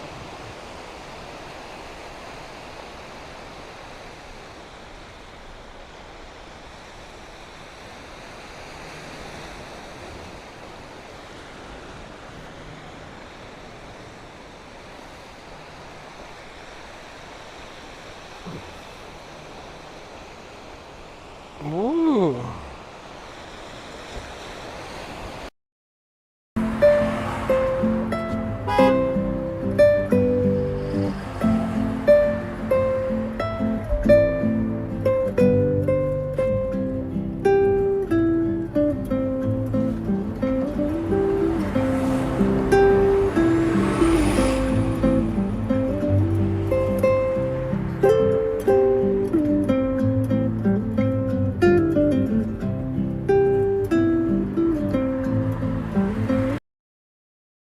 let me know what's going on in your world.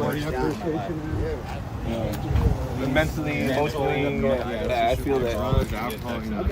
All the above. Are you like north, south, east? Hey, bro, if everyone's reading here, dude, close. Oh shit. So special. Like, wow, dude, Twitch has you. We're fucking lucky, you know?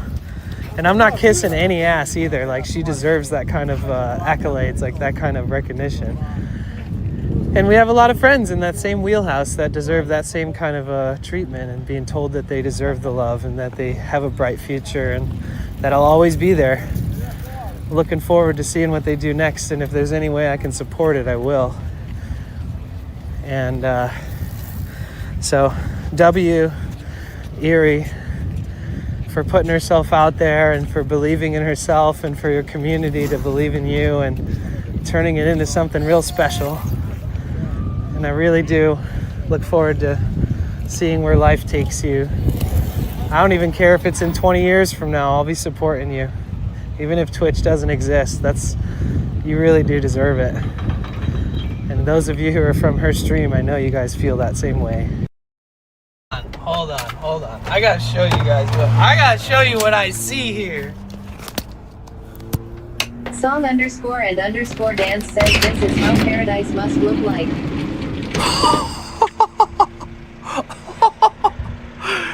Oh my god! Where are we? C_Therion7 says holy great mother Gaia. Oh! Dude, you want to see my new technology? What is that? You know how people wear tinfoil hats? Yes. I have this to protect my head from aliens and 5G. You guys didn't even see it. You saw it. Okay. That's in all my hats I put tinfoil to protect. Is that bad for your head? It's protecting from 5G. But it could be bad for your scalp and your hair follicles. I'm gonna double check that.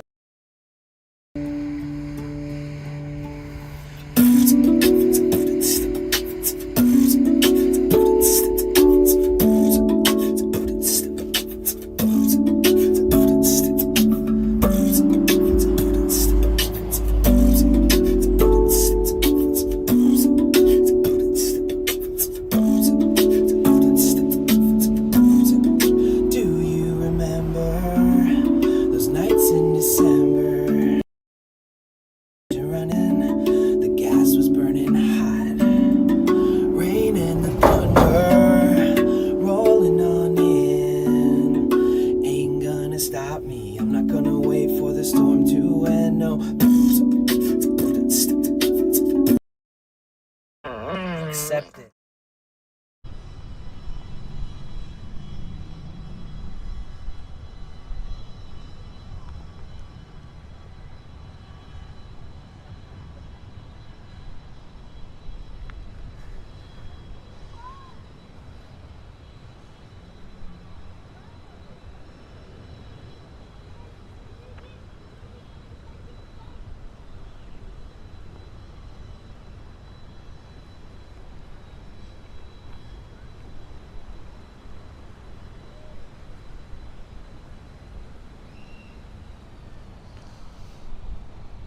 Are we live?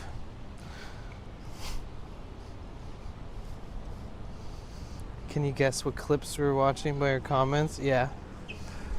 The drum and singing clip.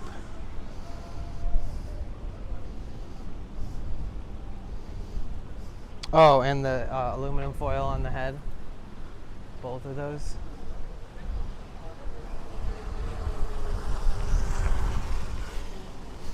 Yeah, I think that putting aluminum foil on your scalp is not good for it if you're just going to leave it under your hat. Probably bad.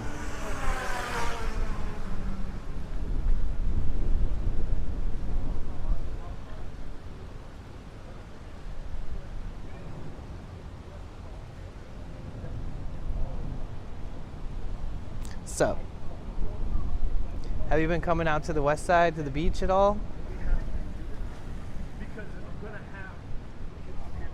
The weather is being more, favorable now. You're in a residential zone. Pedestrians only. What other than pedestrians could there be?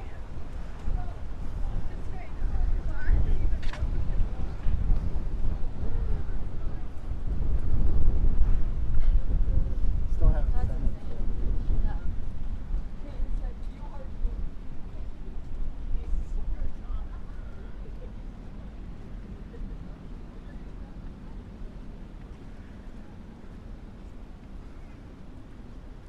10 years, good luck under the scaffolding.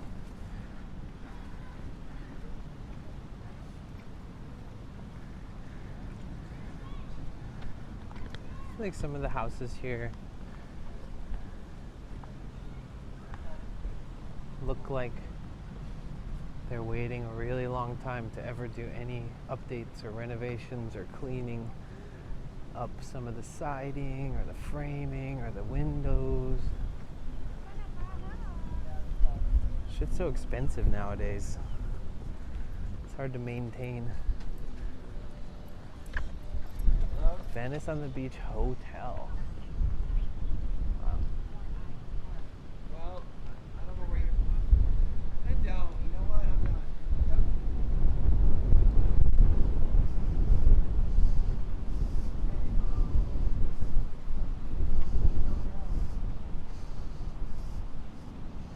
How are you, Tanya? It's good to see you.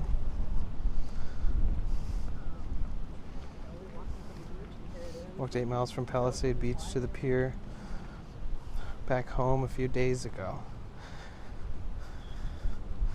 From Palisades Beach? What beach is that? Is that like at the bottom of the Palisades Park somewhere? Like at the end of it or something? Gosh, look at this path. It's looking pretty nice today. You know, LA is redeemable sometimes. Like this very moment, this exact moment in time. What time is it? It's like 3, 4, almost 4. We've got a few more hours till the sun gets to those mountains in the background and starts setting an early sunset. Because we're not getting sunsets over the ocean here, we're getting sunsets over the land. If you're in like Northern California, you could still watch it over the ocean. But throughout the year, the sun will set. It moves. The sunset moves over here, and eventually back to where it came from. It has like an annual cadence. So this is like one of those peak times of the year for. It's not too hot. Like I said, I'm wearing jeans and a hoodie right now. I've had to take the hoodie off a couple times, but I was like climbing hills. But it's just such nice weather. It'll be windy this time of year. It's kind of a pain in the ass if you need a break from it, but the wind usually ends at about sunset. So if you can get through the windy day, then just know, once the sun sets, it's gonna be like still. You'll actually want a breeze. Sometimes it'll be warm at night in LA and you wish there was a breeze, but the wind always comes during the day. And then when it gets stormy and there's some winds, weather patterns like Santa Ana winds and stuff, those winds will blow for 24 hours straight. But when we're not experiencing like a annual weather pattern or system like a wind and storms, then it's very predictable. You ever be outside so much that you notice shit like this? Or like check the weather where you live so much throughout the years that you've recognized these patterns? It's funny because it says that it's gonna rain like 0.05 inches for like 2 days in a row in Venice.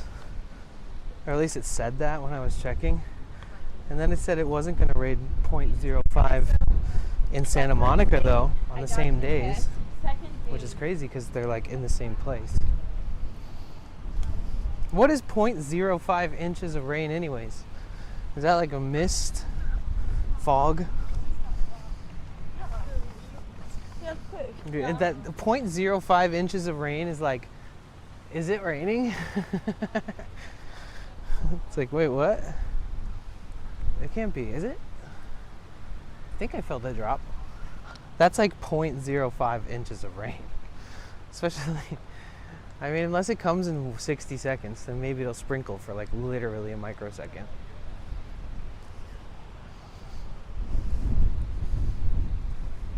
Haven't a lot of places on the East Coast and the Midwest been getting like flash flood type rains lately? I saw a post and didn't check to see if it was true or not, and I just didn't invest into believing whether it was true or not. But I saw a post that was talking about like a flash storm that happened in like Northern California. And it rained like an inch in an hour, and they were just like, holy shit.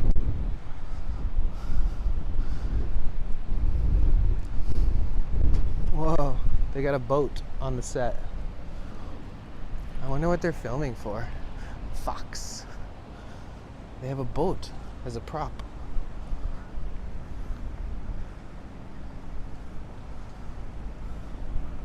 Wow, look at those classic studio Hollywood type shit. That big ass light. That's a light, right? And what is this? They're always building crazy contraptions for scenes.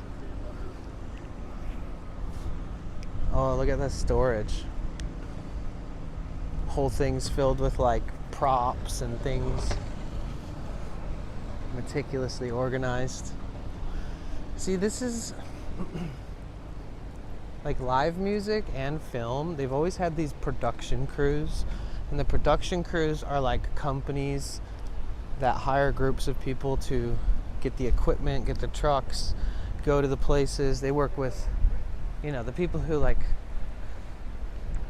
work on these operations know a lot of professionals in the industry that do the same thing, and you get a lot of work. I realized that like the hack, so it's like when I was young, I was like, do I join a band? Do I start a band? And like how long does that last, even if it does become successful? Like I watched my friends' bands blow up and then fizzle out a bit, and realized, you know, you really have to make it huge. And even if you make it huge, like what's more sustainable than trying to become like a career artist is to be like the people who produce it. To like work alongside with people that even when an artist or a band or a TV show runs its course over decades or however long, even if that's the case, then at least you still have work because, you know, you're kind of the nuts and the gears behind it. Production crews, film crews. That's the loophole. That's like a musician who starts a recording studio, you know? Or like a director who works in like stage setups and handlings and production stuff like that at live events, or filming and stuff. You know, a lot of young actors went to school and then went into business for working in the industry in some way, shape, or form. A lot of them realized that at a young age, that like maybe a path adjacent to what you thought you wanted is actually more sustainable and still fulfills the same kind of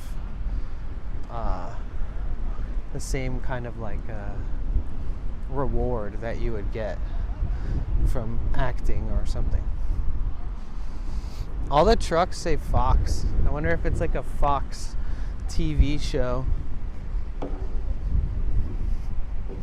or if Fox is just like, I don't know, how they're renting out.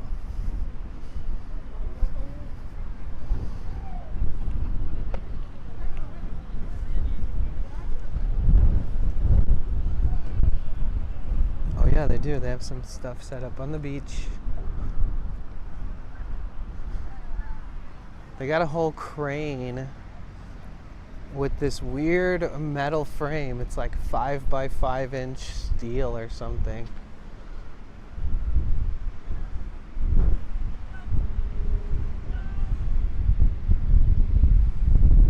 Huh.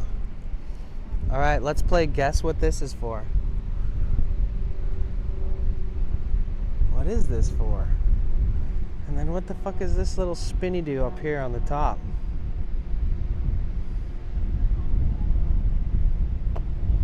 Is that just like a wind radar?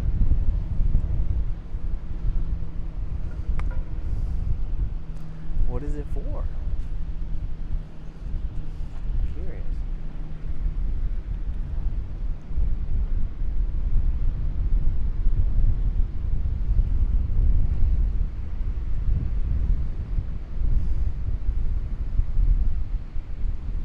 Is it for shading? Is it for like long distance shade for shots?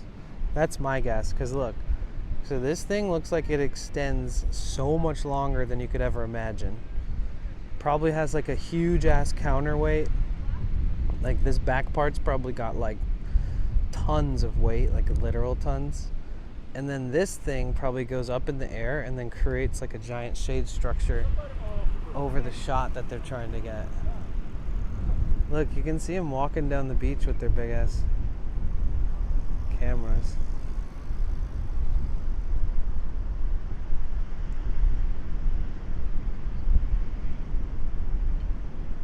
The real star, though,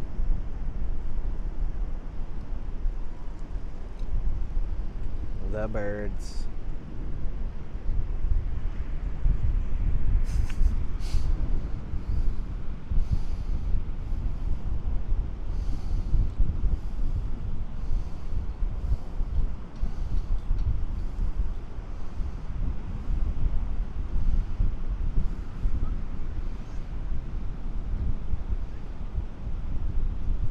Vehicles said Baywatch? What vehicles? There's no vehicles that say Baywatch. I feel like they're always so discreet. I wonder if back in the day, like, you know, they'd show up with like trucks and signs that say like Baywatch, you know? Like, it would just be so much cooler if you could actually know what they're filming and didn't have to walk out there and be like, hey, what is this?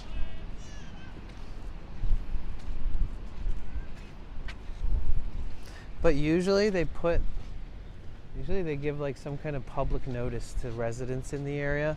But maybe since they're filming at the beach, they don't have to.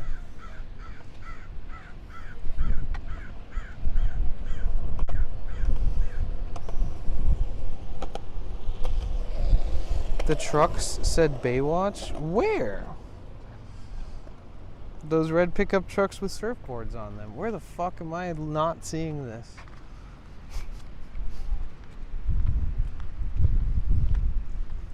Where, how long ago did I see this?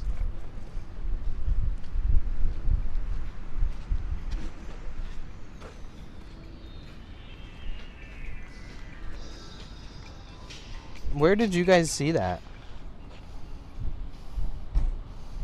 I walked past like 10 of them. They all said Baywatch. I guess I didn't think about it. All I saw was things that said Fox. So those trucks, the big trucks. All right, let's go back. I need to know.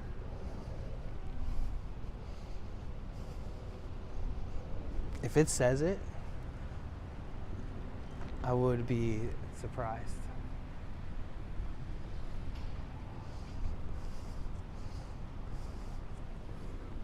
But I didn't look hard enough, I guess.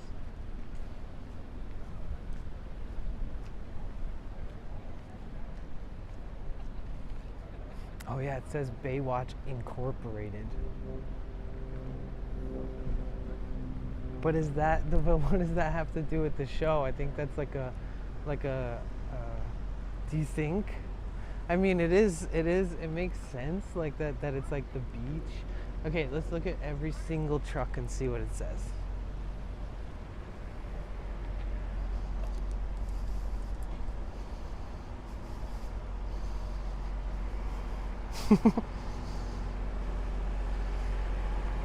So it is Baywatch?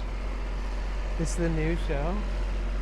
Oh wait, why am I'm like walking into, oh yeah. You're right, look at this. This is yeah. Here's the Baywatch trucks. That's cool.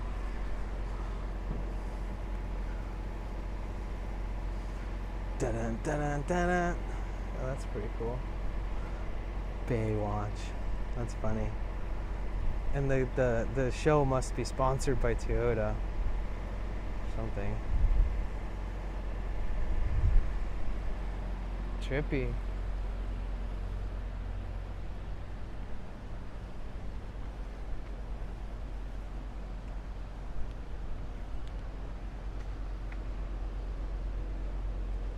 Crazy.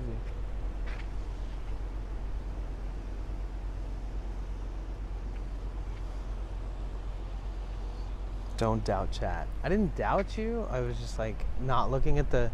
So these things, I'm just used to seeing lifeguard trucks here, so I didn't even think of it. I looked right past them at the big white trucks.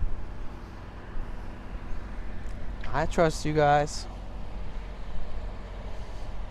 Chat has been wrong, though, once back in 1992. Exactly.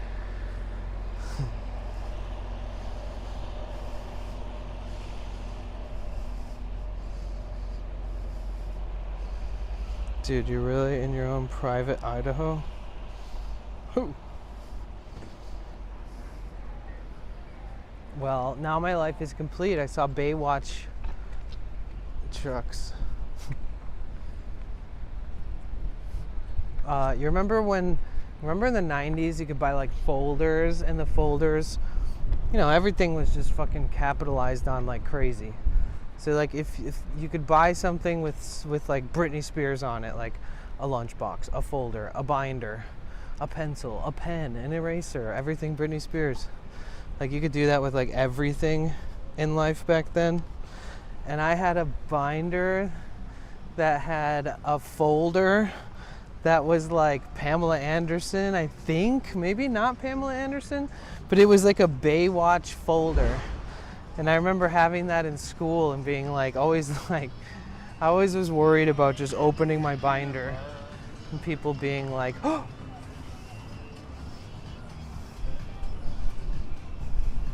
Yeah, only once you've seen the Baywatch trucks have you truly lived. Yeah, it was probably Pamela. Oop, ads. Sorry, I forgot to tell everybody I run one set of 3-minute ads per hour. That's it, on Twitch.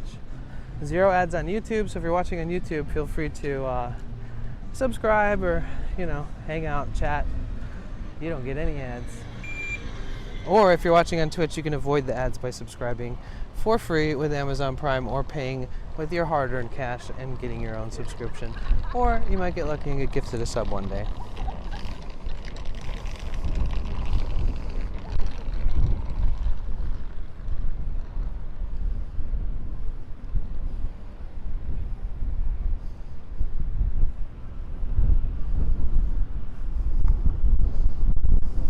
What is up? How are you? Jagged Johnson. Just kidding. What's up, Jagged Planet?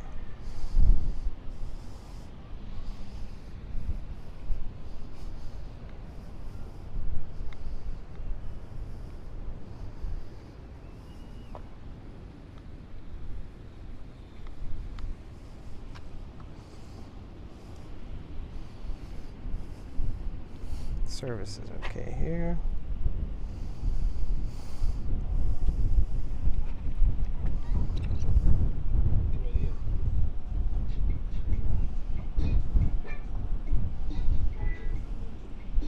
Might as well change my name now.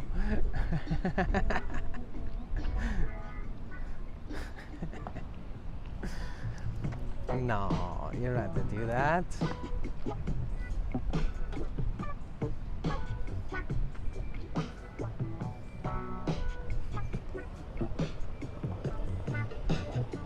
This slow charges when I have the mic hooked up. It's a little annoying, but it's okay. I'll live. Alright. Whoa. A treasure trove of tennis balls. 1, 2, 3, 4, 5, 6, 7, 8, 9, 10, 11, 12, 13. Oh my god, there's infinite of them. Don't they ever walk back there and just pick them up?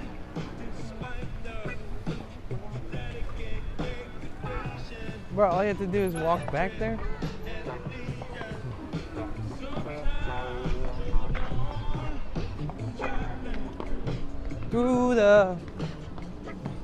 Traveling through the muddy water.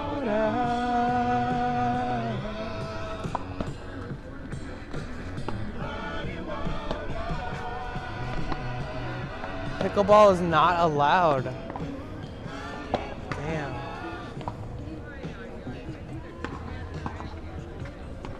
Damn, they put a whole slab of steel on top of this bad boy. I wonder why. Doing alright. I wonder if this had like a...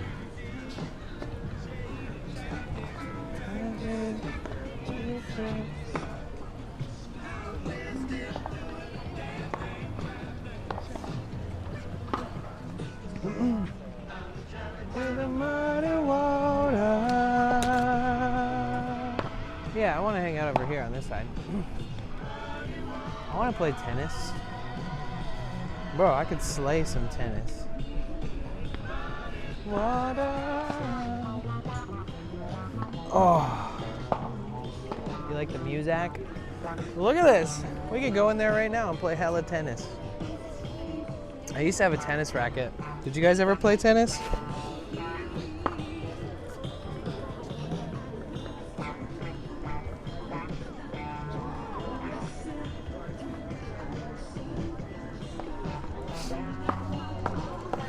Yo, Stevie D with the host on Kick.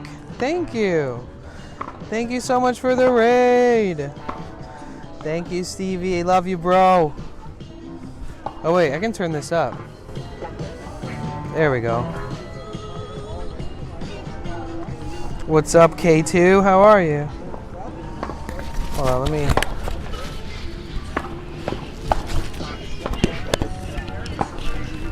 put you guys over here.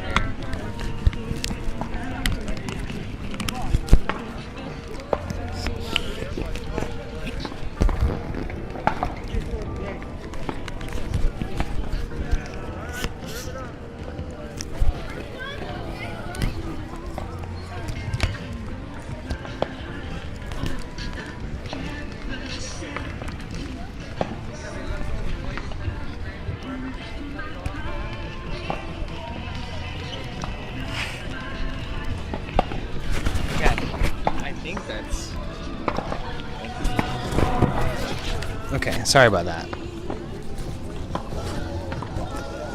Oh my god, we're on the last water. It is a beautiful day. Welcome. Thank you so much for being here. Thanks for the raid. Tell Stevie I said thank you. Smooth Stone Tennis in Venice with Dennis the Menace. Yes. Another good movie I haven't watched in a long time. Does Dennis the Menace live up to the hype that it once had in childhood? You guys think so?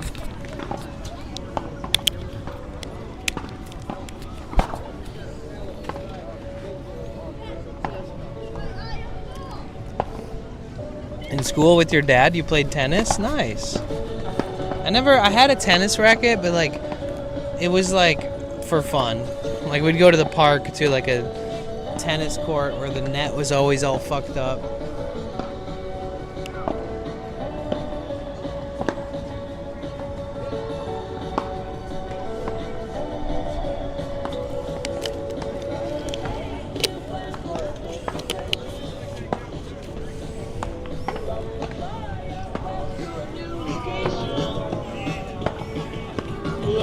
But if you guys are new here and you just came on the Kick Raid, my name is Danny. Welcome. Thank you so much for being here.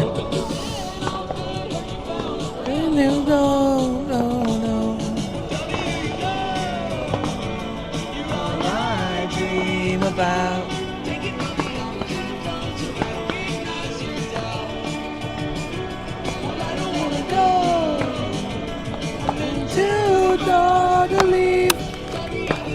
want to own a tennis net repair business one day? I think that the old model of like hoisting up the net, you know, and like tightening it is like financially hard to compete with. But the net itself, fixing that, repairing that, I could see that being good. But I think most places use these like outdated pieces of hardware still. Like they look the same as they did in the 90s. I think it's too expensive to put in new mechanisms to tighten the net. These are just too cost efficient and they work fine. But I wonder if there'd be a market in that. Like invent a new one. It's a very simple concept. All you gotta do is tighten the rope basically. Breezy with the 5-stream streak. Thank you. What you up to, Breezy? It's good to see ya. I most remember the Dennis the Menace version with Walter Matthew from back in, or Matthau. I don't know how to say that. Like the furnished Dennis the Menace.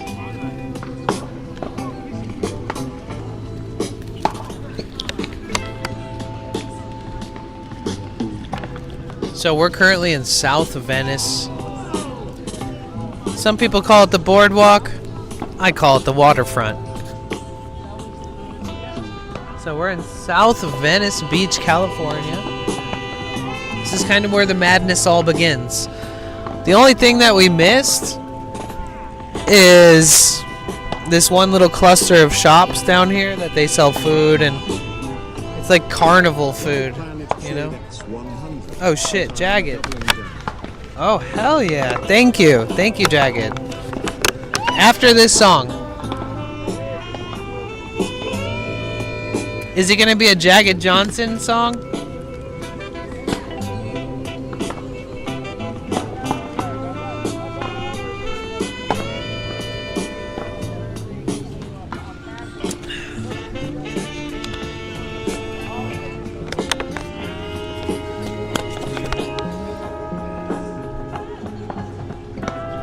Chillin', having a hard time but don't want to dump. Oh, I'm sorry.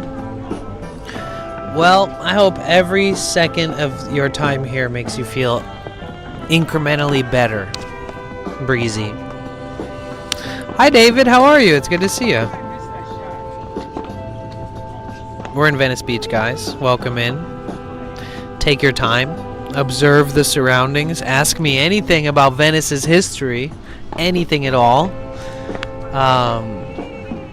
Essentially, we're right next to where they relocated Muscle Beach. Muscle Beach, the outdoor gym, is right here, just north of where we're sitting. And originally, it was three and a half miles north of here in Santa Monica. But they moved it here. So this is South Venice. This is where the madness begins. There's vendors going like a mile and a half down this road from here. And people say the northern part of Venice is the more chill and quieter part, and that this area is a lot louder, lots of music overlapping other people's music, lots of businesses like beachfront businesses selling food and like clothes, like California apparel and all kinds of random keepsakes and fun stuff like that. Very typical, like burgers, hot dogs, pizza, ice cream, stir fry,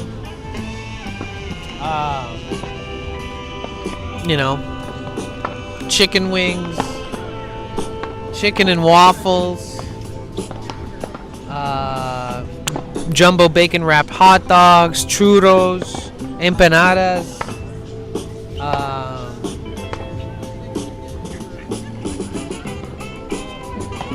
lots of swimwear stuff, like you can buy pool noodles and floaties and sunscreen and hats and sunglasses and beach towels. You know, all the things that you need to be an official touristy beach town. And you've got people who are hanging out in the streets performing music, and they're doing like all kinds of fun art, selling art, doing art live on the streets, selling jewelry. There's people out here hustling. There's people with the bottle caps, like making you guess which bottle cap the ball is under. And, you know, there's people out here hustling. There's people who try to hand you the CDs, and then the CD, you have to pay for it. And then they try to, like, make you feel guilty and be like, come on.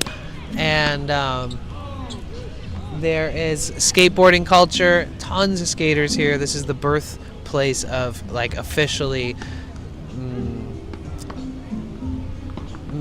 making skateboarding into what it is and has been since like, you know, the 60s. Again, a reminder, this whole area was supposed to be super fancy as fuck, some would say. This area was supposed to be super fancy, and they started building it out, and they were like, look at this fancy shit, it's working, it's looking good. And then guess what happened? I got your song. And then what happened was they struck oil, literally, while building over here. And then all the developers were like, yeah, fuck this fancy place. Let's just extract as much oil as we can out of this entire area, bleed it dry, leave it dilapidated, and then good luck. So that's what happened. This whole area originally was supposed to be like a high-end, upper-class, beautiful beach town exclusive for people who can afford it.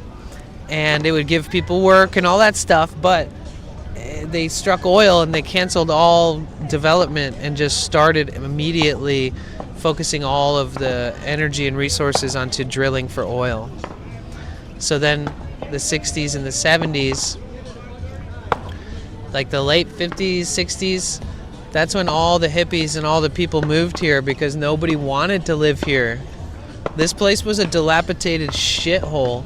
And then eventually, you know, there was resurgences around the area, but Venice Beach itself was like a shithole, and it was left, you know, they had to build all these buildings and stuff because there wasn't really much here but like abandoned stuff and oil extraction machines and rigs and, you know, all beat up paths, and they just fucked everything up and left. And then all of the people, all the travelers and people who are willing to live here, they turned Venice into what it is today. But what will Venice be in the future? That's the real question. Eventually, all these cheap, like not so renovated buildings, it's just too prime of real estate to like not renovate and make it more of an exclusive luxury place. So either way, let me play this song.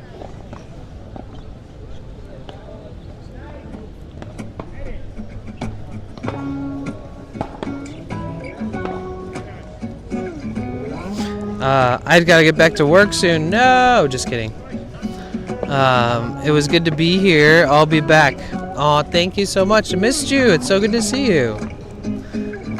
You gotta come and say hi in the Twitch chat. There's like 100 people there, so a lot of people. I want to fix the chat overlay so it shows YouTube on the screen as well, so people can have better overlap. Never knew that. Yeah, K2. It's kind of trippy. It's almost like the only reason that this place survived and was proven to be a livable place is all the hippies and skaters and travelers and stuff that were like, oh, I don't care, let's live here, it's next to the beach, who cares? And then it got really bad here, like really bad, like so much gang activity, so much drug use, so much people violence, you know. Be careful what you ride, you just might find that you're out of time. Now it's a little more ship-shaped. It may or may not be a placeholder for the wealthy in the future, though. If I trip long enough, I'll be home.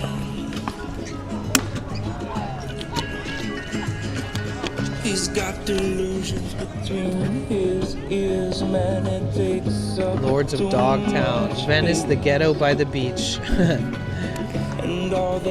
Lords of Dogtown, man, I remember when that came out.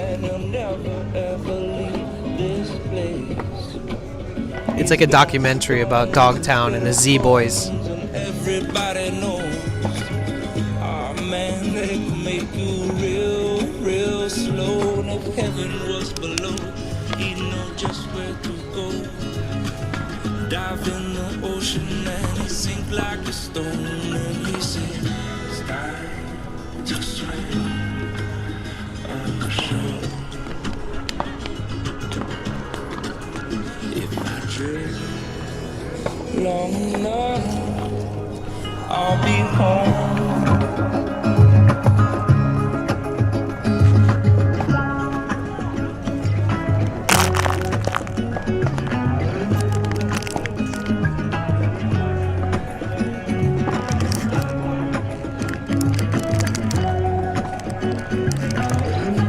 Song and dance, what are you talking? Hold on, if you can, you're gonna sing faster than you can imagine. So hold on, if you can, you're gonna sing faster than you can imagine. So it's just time to swim ashore. Why do I have jeans and a sweater on? Because when you're by the ocean, the climate changes really quickly. So you got to be prepared for when it's going to get chilly. More so when you're in Northern California, but this time of year also, like the feels like temperature tonight will easily be like 48 degrees with some wind and things like that. It gets chilly.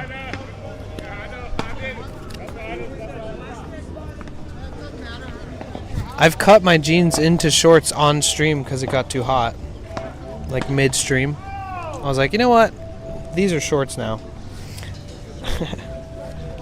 Trust me, I also take this off and put it away. What's wrong with you? Oh, you're a guy?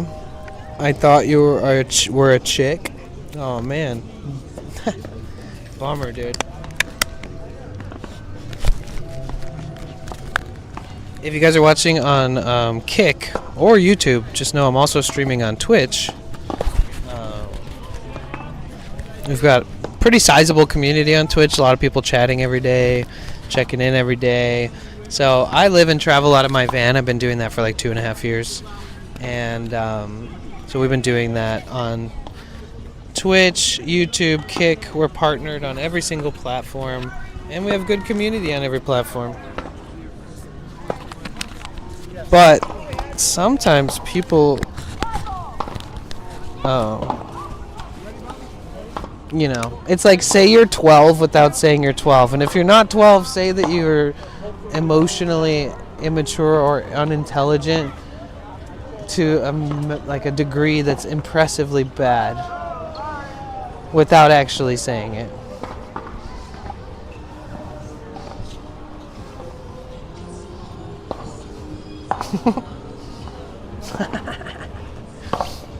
I haven't had a troll on Kick in a while, though. You're kind of like filling the void, to be honest with you. It's been a while, man. We missed you.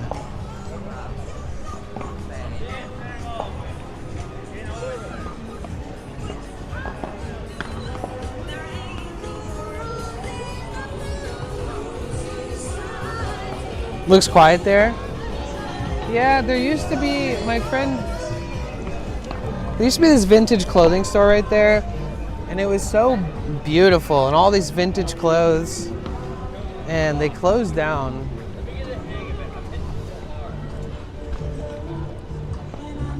You know, they're working on like bringing this area back to life a little bit. Like this is Marathon Burger. I forget who it's owned by, but it's like, I think it's ran by like, or I think the founder is like like in the NBA or something. Then you got Dr. Bombay ice cream opening up and Teddy's Tacos. So Dr. Bombay, a Snoop Dogg store. So it's an ice cream shop funded by Snoop Dogg.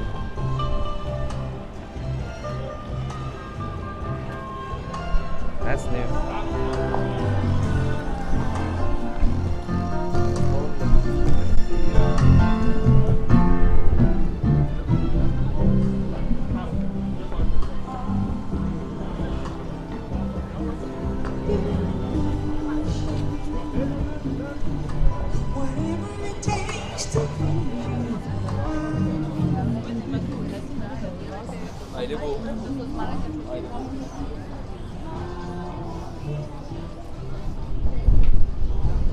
Subby, yeah, it's an ice cream shop for, I don't know, owned by Snoop. And then on the corner, who owns Marathon? How are you, Subby? It's so good to see you.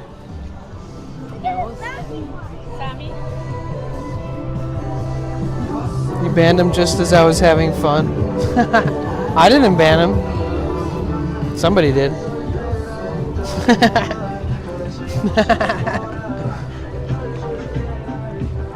Maybe we'll see them again one day.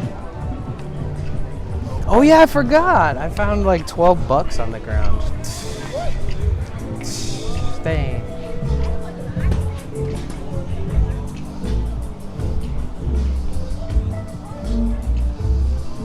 Dr. Bombay, that's a Danish-Swedish Eurodance artist? Really?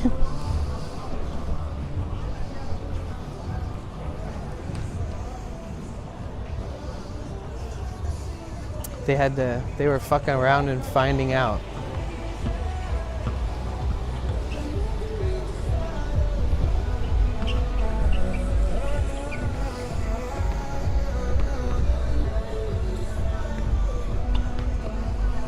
All right, guys.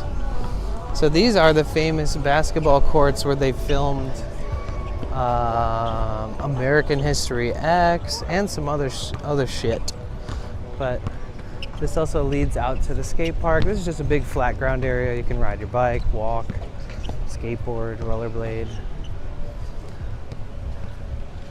This is by far the epicenter of Venice Beach, is this area specifically. The kind of rolling hills of the lawns that they built out here when they developed all this shit. We got the police station. This is like this big concrete building is a police station.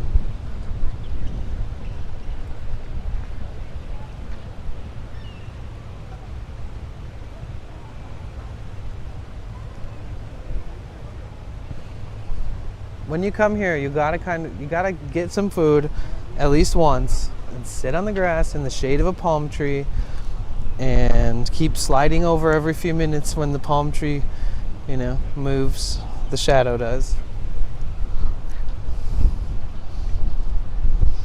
The best place to work, yeah, it's definitely like GTA IRL Venice Beach police station vibes. I was not ready to watch American History X a couple months ago.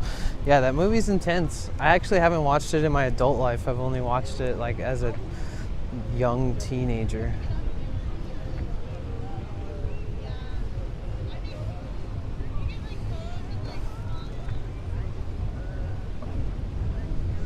Oh yeah, you guys want to see a D.Dollar tag? I'll show you.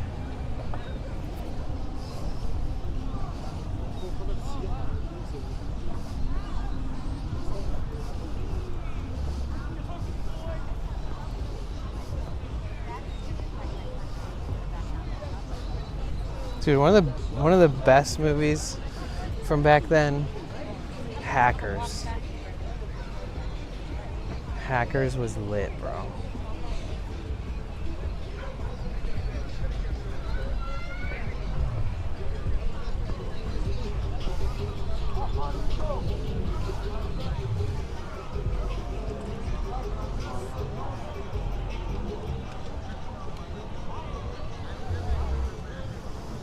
This track, dude.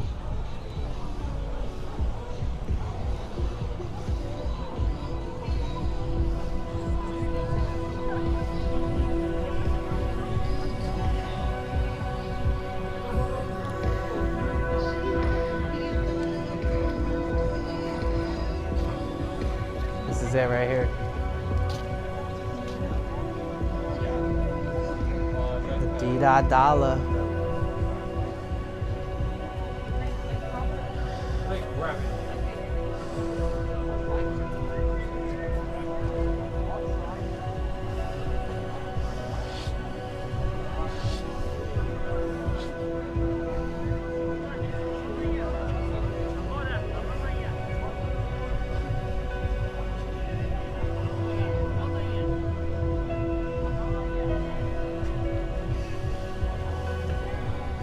That's a D-Dollar tag.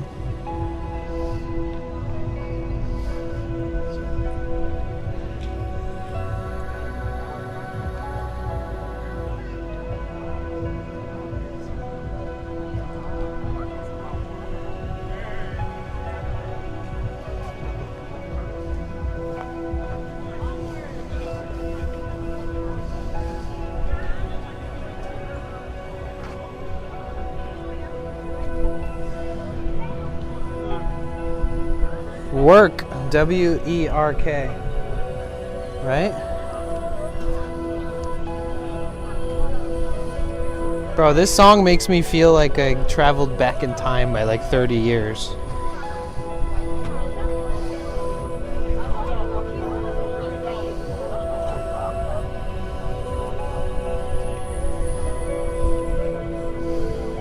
It's a good piece. You really got to look at it from farther away. If you're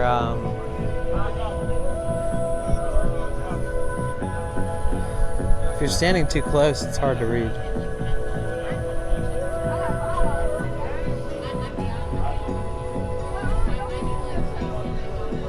Wow, where did all the trolls come from?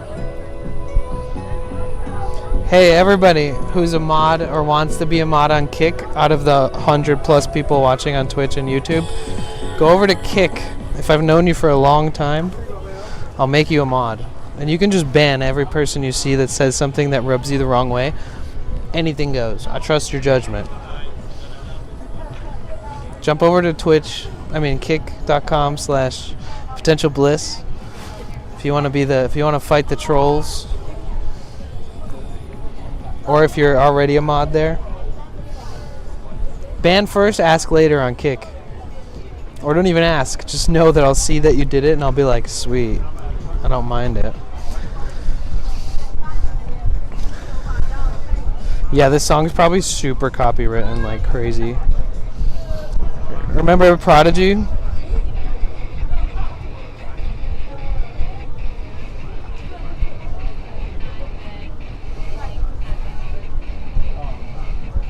Yeah, right, Liz?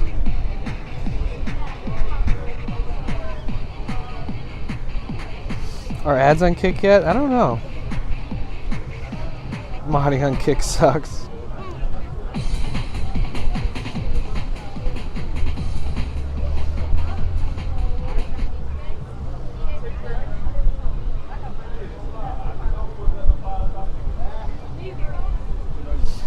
I don't even think I have Kick on my chat phone. I think I deleted Kick off my chat phone because I just don't need it.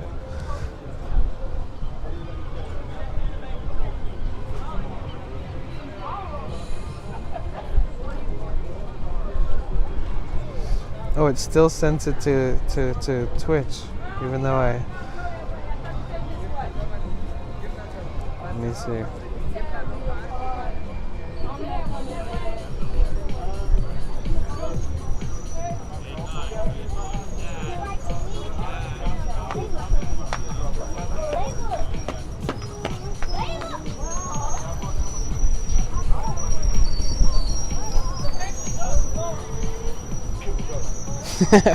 There you go, Poppy.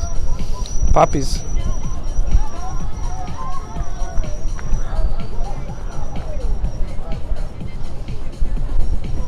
Okay, we're good. We're in business.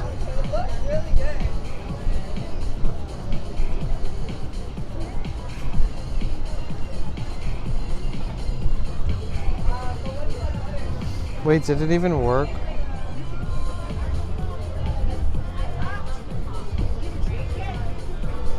Type on Twitch and type on Kick again, Poppies. I tried to mod you on Kick.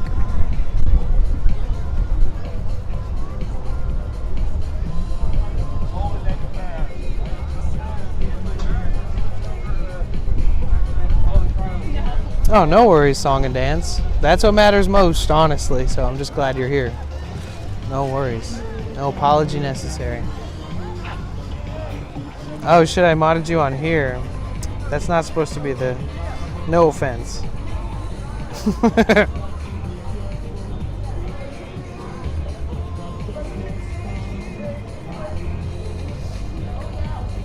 But I will need more mods on Twitch. Like, especially by the time of the subathon. Or at least need to talk to all my mods and see if they'll be around.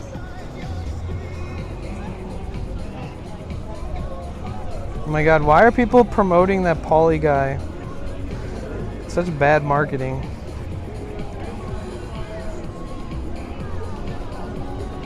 Thank you, VK.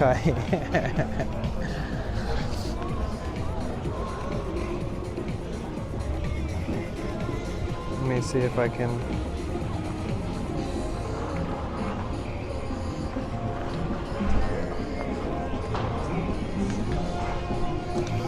Let me see if I can...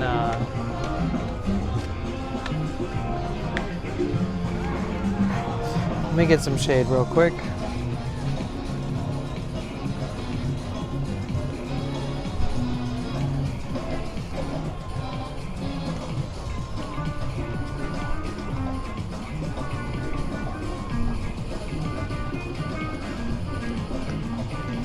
Wow, it's so hard to navigate this shit.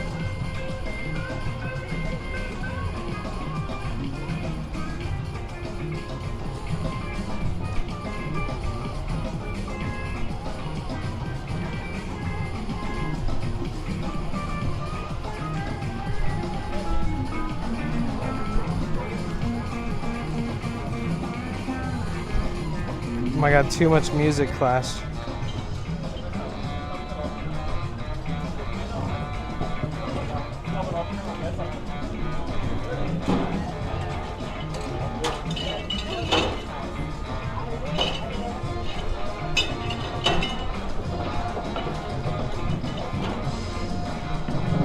Okay, I think it worked there.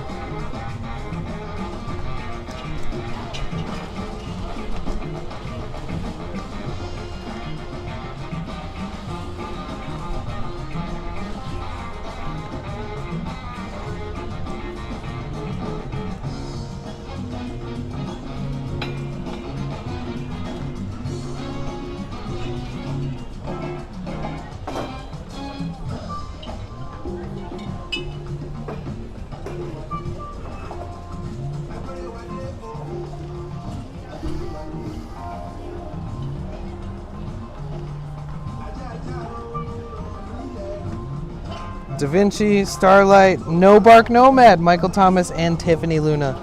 I just gifted you guys memberships on YouTube.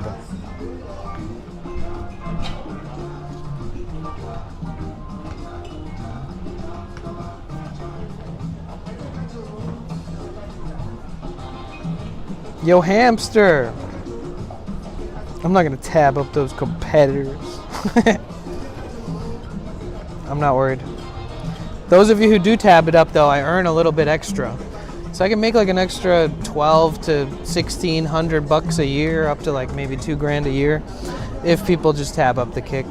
They don't even have to like engage much, really. I thought it was that when I first saw it. So there is that factor to that. It's like a little more beneficial than people think. Buy one, get one free breakfast burrito? Wait, how long have they been doing that one?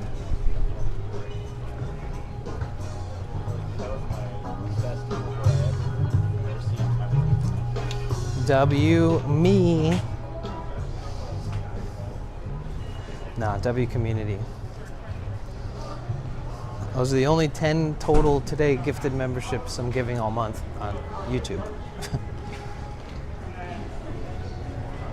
What is going on here? Netflix license plates? What is this? The Burrows.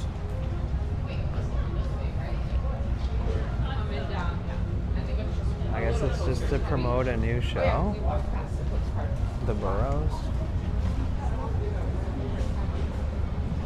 You guys know this show? Interesting advertisement, like the only place that says it's on Netflix and when.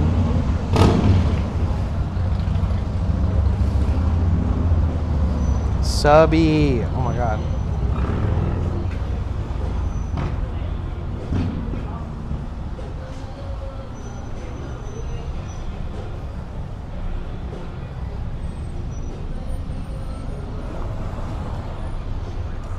I wish I could follow straight from chat. I gotta make sure I'm following you on Kick.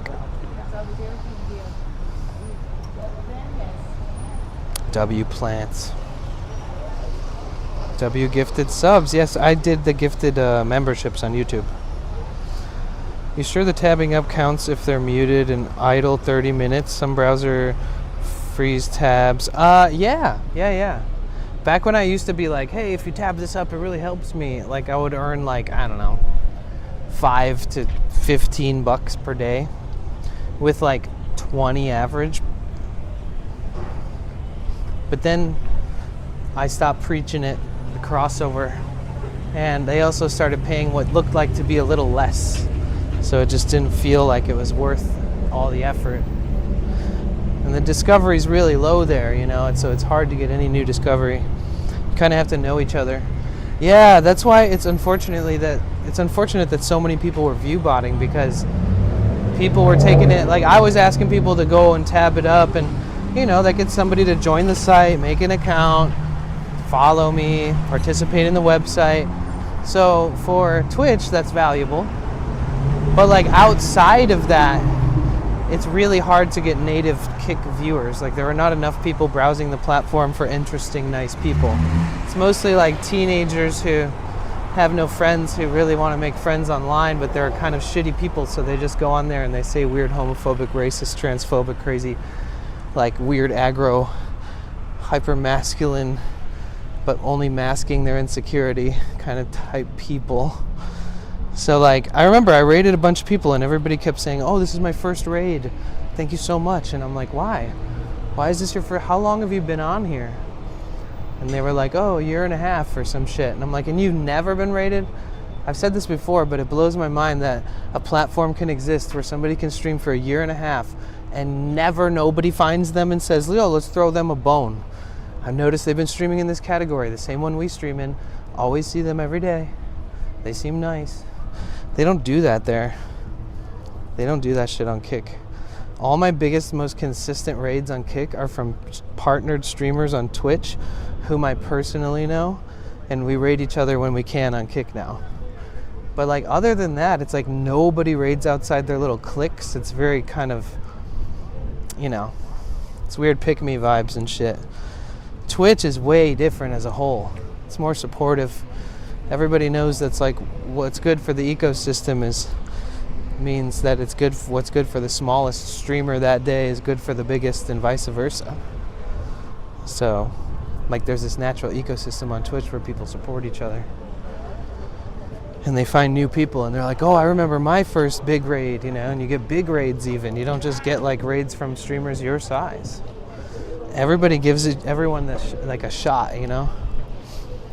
So. Kick is it's not all the hype it's hyped up to be. If it had like 10x the amount of daily users like every single day, it might turn into something that has more reach. But it's not. And the branding and the reputation is all tarnished from just so much weird shit and gambling websites and stuff. So it's hard to like rationalize all that stuff and tell yourself, oh, why would I? Like the only people who, there's a lot of situations I could see, right? Like if you're streaming on Twitch, you become partner, you have a couple good years, you grow a couple years older, you realize that not every year is like the year before. You can have like a great year and then never have a year like that ever again, as far as like finances go. And so I feel like it's important to, you know, keep your options open as a streamer and like support people who are smaller streamers who are just starting out, and I don't know, there's so much that goes into it that you have to think ahead and you have to stay on track and keep doing what you love, but like also, you know, stay in your lane. It's just not possible to do that on Kick. On Twitch, it's so much more possible to do everything that I was just like explaining is hard or bad about Kick. Twitch is built different and there's so many people on it. Like all YouTube needs to do is mimic Twitch, and then YouTube will be infinitely better too.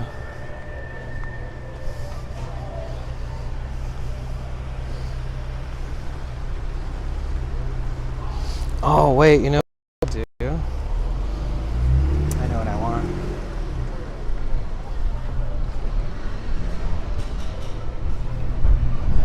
I want the burger spot, baby. Oh no. It's so windy over here.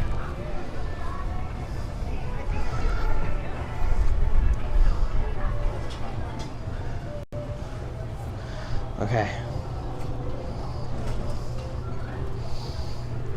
What time is it? Almost 5, wow.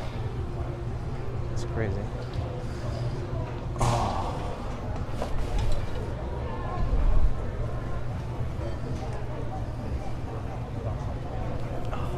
Dude, it's been forever, dude. It's freaking burger spot.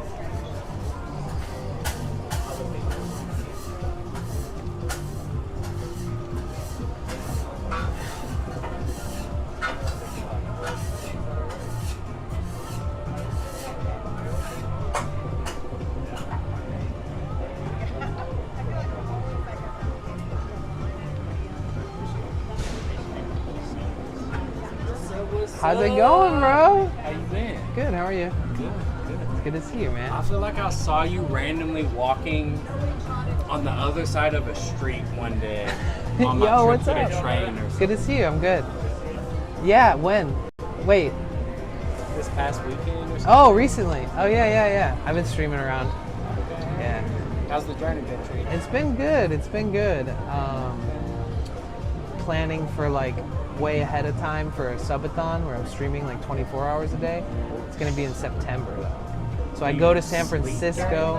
Yeah, I go to San Francisco. I've only ever done it once, but it turned out to be like a really crazy time. It was like definitely fun. I go there and then I start it there. And then I have like this mega list of like every single cool thing you could ever do in the Bay Area. And then like every single place that has dank ass food and like what time they're open. Like I'm really putting in the effort beforehand. And then like there's local events, like kind of community style ones, but then there's sort of bigger ones. And I've got like most of those all written down and lined up for like the entire month of September. Yeah, it's gonna be fun. But it's all I can think about lately. That and just like I want to replace the windshield on my van. It's all broke, broke to shit. Yeah, because you're looking at that. You can't not think about that. Yeah, it's a yeah. But I had to get all this fucking rust repair done around it, so it's just like one of those step-by-step processes. Can I get the cheese fries loaded up? Yeah. All that good shit. Let's see. What is this? Oh, I thought it was gonna be like a menu. That's why I was. I wouldn't know how to work it. So you do like the I think cheese, I just normally sauce, everything, grilled yeah. onion. You do pickles and jalapeno? Yeah. And a water, please.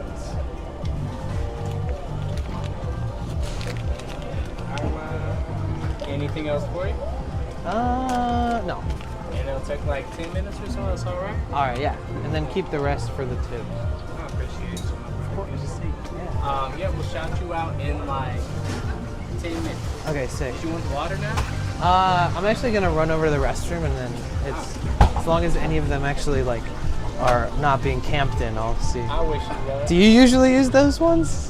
Or where do you use the restroom? There's one like built into this thing. Yeah. Okay. That makes sense. All right, I'll be right back.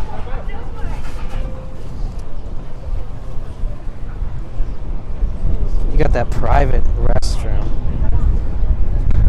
All right, now let me look at. They made this whole corner is like a fancy. It's fancy now. pierogi and sausage. It didn't really used to have this much lively energy outside. Mushroom Kool-Aid. Did you hear her? Okay, so we ordered a loaded fries. It's gonna have like cheese, like burger, Thousand Island dressing type sauce on it, grilled onions, pickles, and jalapenos. All loaded up on a giant stack of French fries. So give me a second. I'm gonna.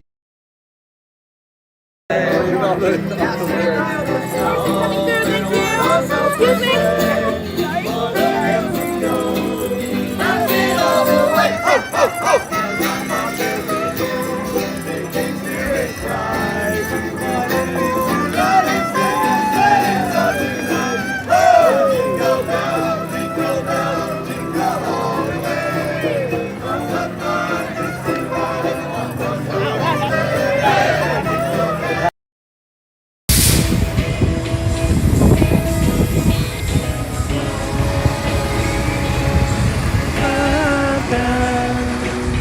You guys, we're on our way to Mission Dolores.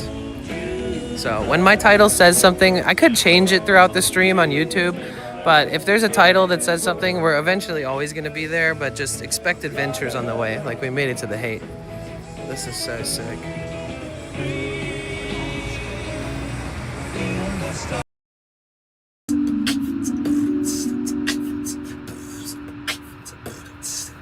Let's go.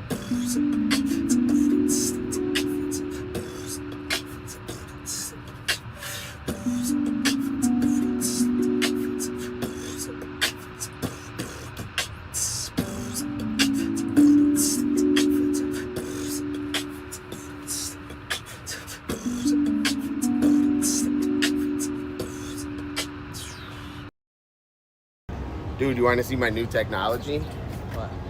What is that? You know how people wear tinfoil hats? Yes. I have this to protect my head from aliens and 5G. You guys didn't even see it. You saw it. Okay. That's in all my hats I put tinfoil to protect. Is that bad for your head? It's protecting from 5G. But it could be bad for your scalp and your hair follicles. I'm gonna double check that. Yeah. But spots that could easily be at night. But one day spots like where the house is burned down right on the beach. Some have no gate and there's no trespassing sign or nothing. And it's usually the owner has to tell you to leave. The cops can't just say you have to leave. Right. The owner has to be like, yeah, I don't want anyone on there. But if I overheated a little bit and I gotta chill, I was thinking I'll park there at night. And one slab's so badass it's on pillars. The whole house used to be on top. It's pillars right up to the water. I was like, fuck, I could back right up. I had to look at the stability of it because I was like, it's all broken away a little bit. Yeah. But I was like, nah, my RV, like 18,000 pounds. I'll back right on that shit. And it had I'll just jump right in the ocean about 20 feet away. Nice. I was like, I found 6 of them. Prime real estate. Picture and video and the address of each one of them. So a bunch of spots I found. Nice. A fucking bunch. I'm like, I'm just gonna. It used to be infinitely easier to park over there. I know, it's all shut off now. Yeah. One day they moved it to where you could only park on the inland side, right? Like the east side of the street. Okay. And then they stopped that. So it was like both, and then it became only that side, and it would just be filled with RVs and vans every day. Well, one where I saw. But I'm gonna run over here because I ordered some fries, and I don't want them to like get cold and shit. All right, my dog. Are you live yet? Yeah, I just restarted it. Or well, like I just came back from privacy. Guys, say what's up to Darren. What up, DJ Darren RV? He streams on YouTube. He IRL streams. He's in an RV in LA. Oh, okay. But right. DJ Darren RV on all platforms: Instagram, Kick, all payments, YouTube. I'm gonna be blowing up in the summer. I got some serious plans. Nice. No more Vegas. Fuck Vegas. Bro. Yeah, you tried LA it. And killing you tried it. And short trips. Yeah. I have my motorcycle I'm building here soon, so short trips on my bike. But LA located is killing it. And I got some art stuff I'm gonna set up out here. Okay. Do a snow cone thing, so I got almost all the shit ready to go. Oh, canopies and tablecloths and fucking almost ready to go. Nice. So fuck yeah. Setting up some fun shit. All right. Yeah, make sure you're following Darren. Some fun shit. And I Alright. still got to get a phone too. So I'm a government Yeah. phone broke too. So it's like fucking digging out from internet shit. At one point, I only had a little pocket radio to listen at night. No entertainment or nothing. At least bro. you had that. So I got my computer now, so I'm building up. Nice. A government phone, they're start gonna give me somewhere. a S20. So I'm getting an That's S20 great. for a government phone, and then I'm gonna get an S21 Ultra for my streaming phone. Then I'll be back. Okay. Then I can do whatever I want. Nice. Photo streams, riding around my motorcycle, Right. infiltration shit, sniping. Did you walk or ride here? Celebrity sniping. Did you walk here or ride here? No, my bike's Oh, right okay. there. I was gonna say we could walk and talk, but I'm fucking so tired, All dude. right. I Well- rode all the way to the end of there, bro, wherever it stops. well, take Fucking good care of play up yourself there. for the rest of the day. You deserve it. Malibu's Take a cool. break. Huh? Stretch your legs now. I got chocolate. I got chocolate for this girl I'm looking for. Ooh. I'm This gonna girl go- over here is selling mushroom I'm gonna Kool-Aid. go- Yeah, that's my girl. I Oh, know her. okay. I just got to know her. She got a guy. But when she break up, All I heard was mushroom Kool-Aid. when she breaks up, though, next in line. Well, I'll see you soon. See you, buddy. Take care. That's Darren. He's a nice guy. He's one of the only like consistent IRL streamers in the area but he streams on YouTube and in an RV. All right, let's go get our food.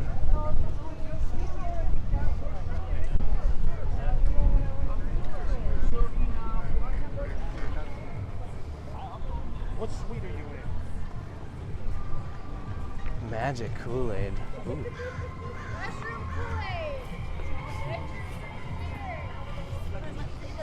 Ain't no shame in the game.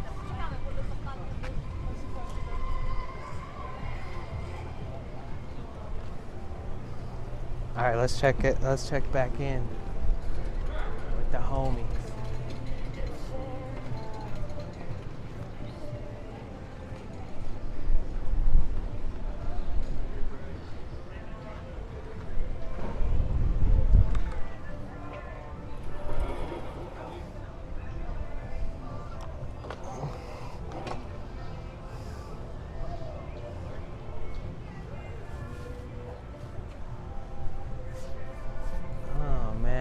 This is always like the windiest area ever. You gotta be careful that your food doesn't blow away.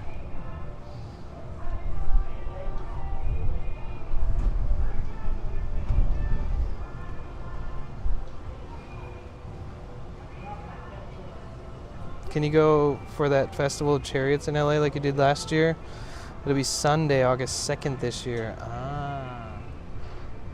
I forgot, yeah, the Festival of Chariots. That was, yeah.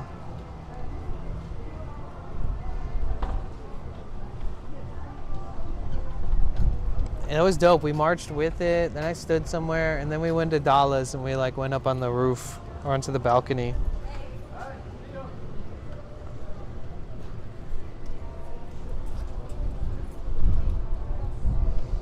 Yeah, they're selling mushroom Kool-Aid.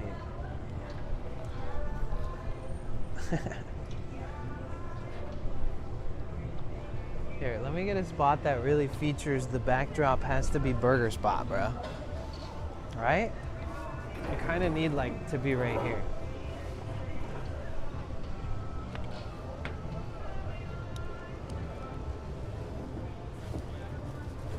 Is that good? Is that good for them? Good for you, good for them? All right. We've come here a bunch, guys. This is the first place that Dala finally broke the ice after we'd met a few times, but he came over here and was like, hey.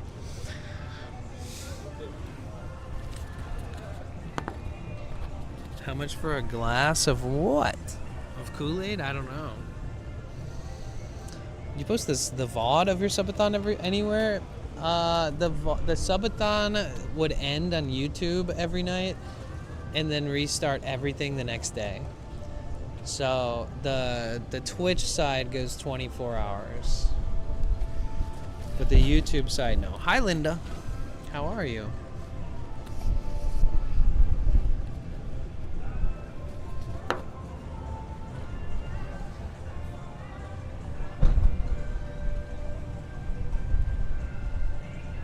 ask what? No, I'm not gonna walk up to them and ask them on stream how much that their drugs are.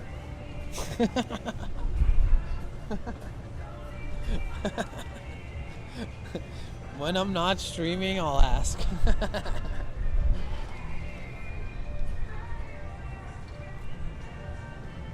You can't just do that on stream.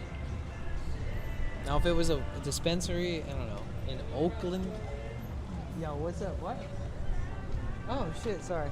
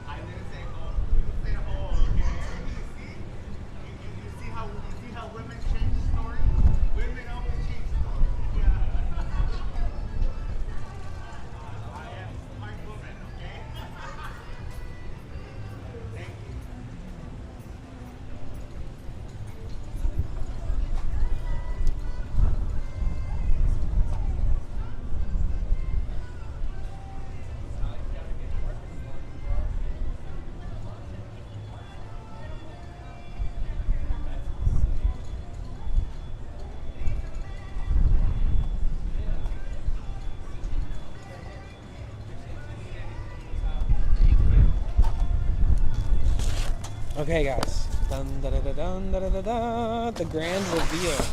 They're so sweet. I love this place so much. They treat you good. Holy fuck. Bro, it's so heavy. This can't be like less than a pound. This has to be like a pound and a half. Look at that. So this is just layered with cheese and jalapeno and grilled onions and pickles and Thousand Island and woo! Baby. So you guys gotta go. You can actually follow them on social media too. I never post and tag them on social media because there's always like 100 people watching me eat it. But like, I should take a picture and tag them. Let me do that. Bro, the wind is against me. Let me make it look good for social media.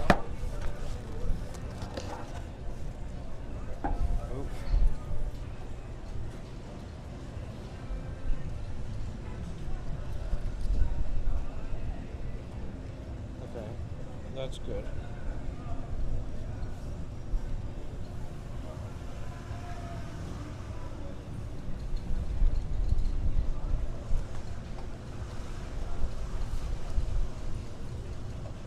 Okay. There we go. That was difficult, but I can save that photo now.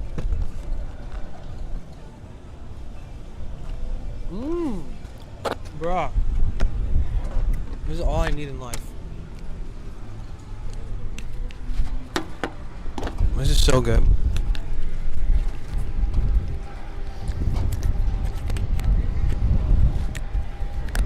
It's mighty windy, huh? Bruh, I just gotta dig in.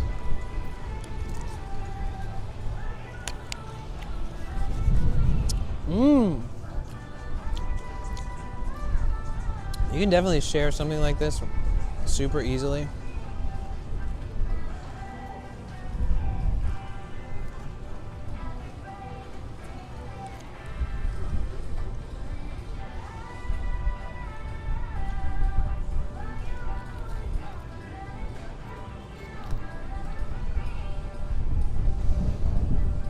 Dude, there's nothing like eating a couple pounds of potatoes.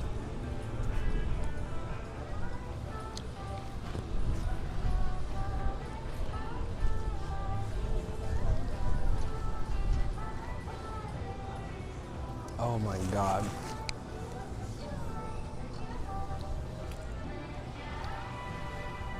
I haven't eaten something greasy like this in a while, other than pizza.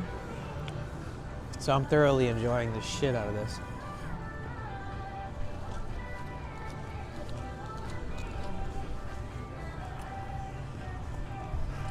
Shout out to Burger Spot. Shout out to the person who dropped $10 and then I found it on the ground. Shout out to that person too. I've dropped much more money than what I found today. So I know the feeling. Bro, this is so good.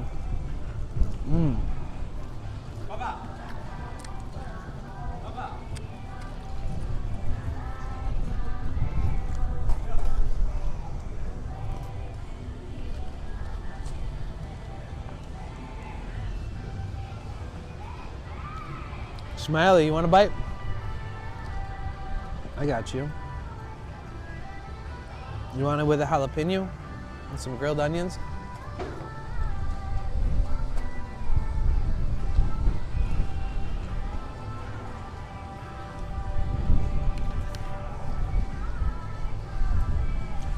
This is like my favorite place ever though.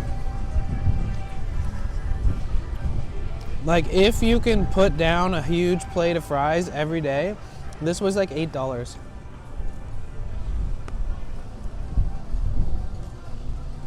Or no, 6. He might, I don't know. I think they just hooked me up, but the water is $2. So I guess this was 6. I think cheese fries is 6, but they'll put the sauce, jalapenos, onions, and pickles on there. I think without the water, this would have been $6, right? Their burger, fries, and drink combo is $10. $12 for the double. And for the triple burger, $15. So, they actually have pretty good prices. Yo, beautiful. Thank you so much for the 690 bits. That's a shit ton of bits. Thank you.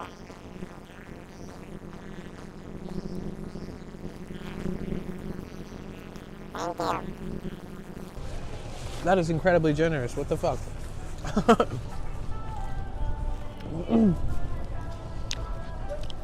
Wait, did the effect not go off? Oh, it did. Thank you so much, Buford. Buford, thank you. Oh yeah, the speaker's all the way over here. Fuck, sorry.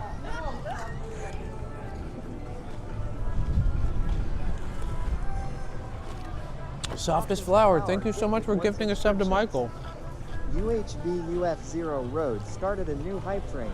Peace and love, thank you so much, Buford, thank you. Peace and love right back. Thank you for your generosity. It really does help a lot, seriously. Thank you so much. Oh shit, it's a golden kappa.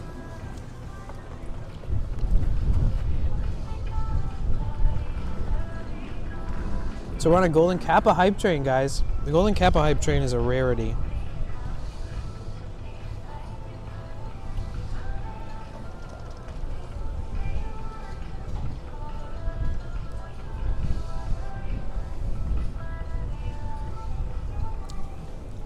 Feel free to participate if you want. Softest flower, thank you so much for gifting a sub. That is very generous of you as well. And it helps support the community because they get the perks. Thank you so much. And I'm on the Plus program, so I get 60-40 split, so I get a little bit more of a percentage than the majority of streamers, which is normally 50-50.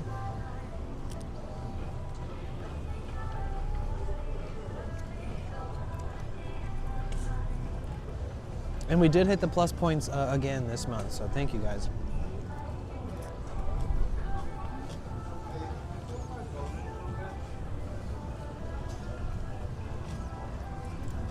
Yeah, thank you. Every time you hit the 100 plus points, it almost like restarts your 12 months. So you get like 12 months, but if you don't hit the 100, then it goes 11, 10 until you hit the 100 again. I don't know how to explain this so quickly, but either way, it gives you another month extension every time you hit the 100, which is a healthy goal for this channel to have.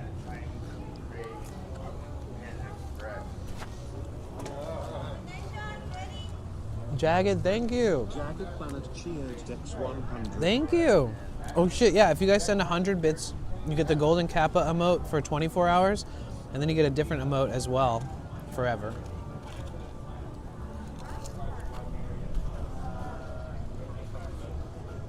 I wonder if I'm gonna feel really heavy, because I haven't eaten something this heavy in a while. I've been eating like ridiculously clean food lately. Other than the pizza, everything has been very healthy.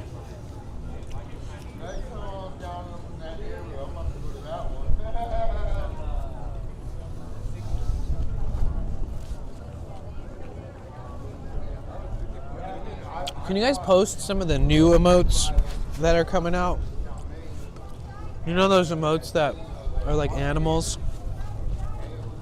I think it's like from the Alveus. Yo, Warefare! Warefare 77. Holy gifted shit! 5 subscriptions. Yo, thank you so much, Warefare, for gifting 5 subs.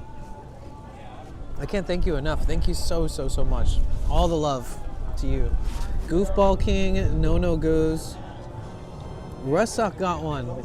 Free the Robots. German Major got one. Thank you so much. Whoa, Softest, thank you. Holy shit. Should I stop eating? It's so good, I can't stop. Thank you. We're now on a level 3 hype train.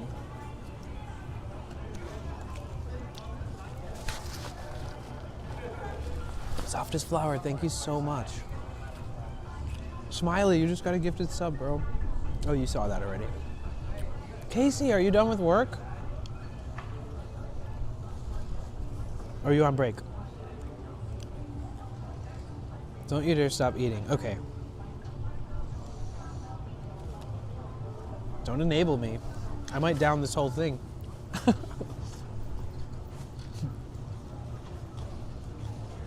just kidding. The Softest Flower is such a sweet name.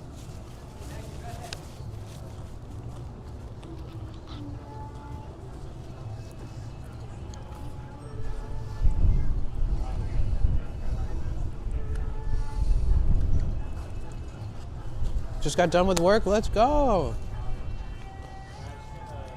Who, Casey, Casey. Can we get a chant for Casey? She survived her 9-to-5 job another day. Rissuck is in a bunch of IRL channels too, yeah. You know what I noticed? That I'm a mod in a couple channels I never knew.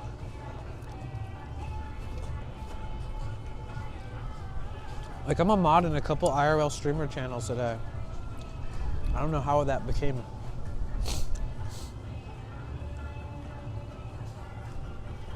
I should go check in and be like, hey.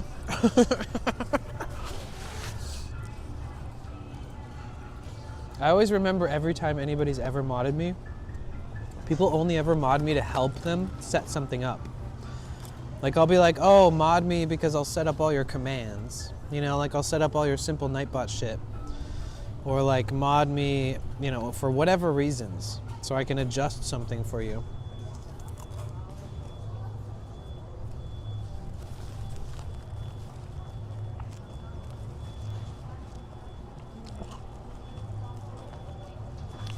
Oh, I don't think I see those live emotes. What emote is that? Oh wait, no, I do see it, just kidding. It just took time to load. Something GG. The previous screening was Onyx. Onyx! That makes more sense. Okay. Thank you so much. You know what's crazy? I was just looking at clips. Actually, I was looking at the name of the clips and who clipped it. And I feel like you clipped some stuff. Back when I was like, when Tara was streaming more and stuff. I miss you. I was just thinking about you. It is the softest flower. The username changes, sometimes they go over my head. Sometimes. So if you guys ever change your username and the way that I talk to you doesn't feel the same, or you act like, if you feel like I forgot about you or something, please just know. If you had a username for a long, long time and then changed it, I have had that go over my head, but not always.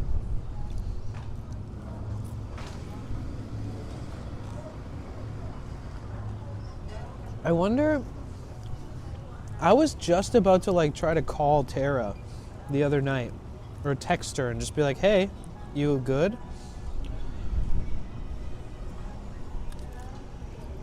How often do you still catch up with her?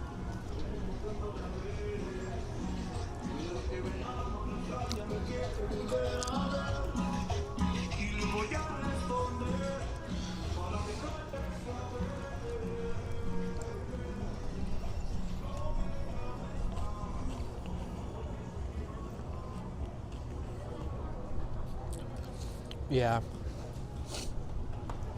I think Tara was just leveling up as a cannabis connoisseur. Like, she moved to a place where she could smoke, and then she got a job at a dispensary. And then she was like, you know what, let me just move to NorCal where literally everybody grows weed.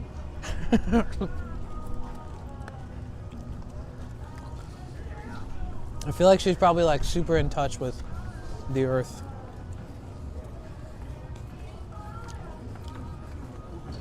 We have a friend named Tara, and she does IRL streaming too. And she used to stream in New York. It was so cool.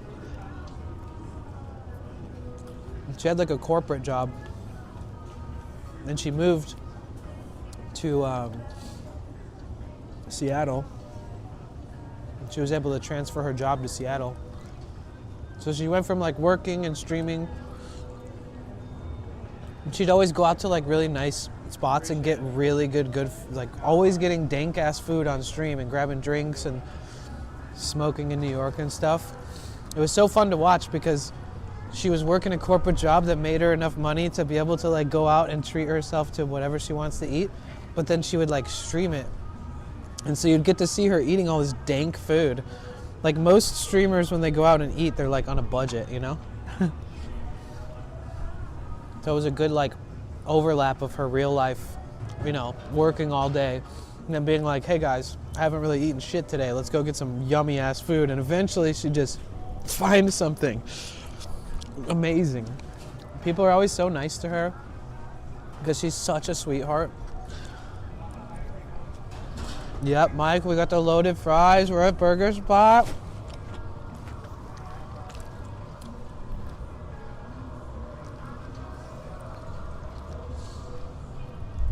Enjoy your meal. Thank you, Marcus. And thank you guys for the hype train.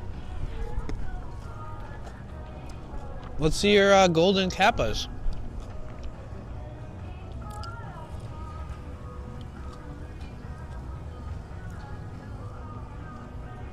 And then Tara pulled a youngin' in love card.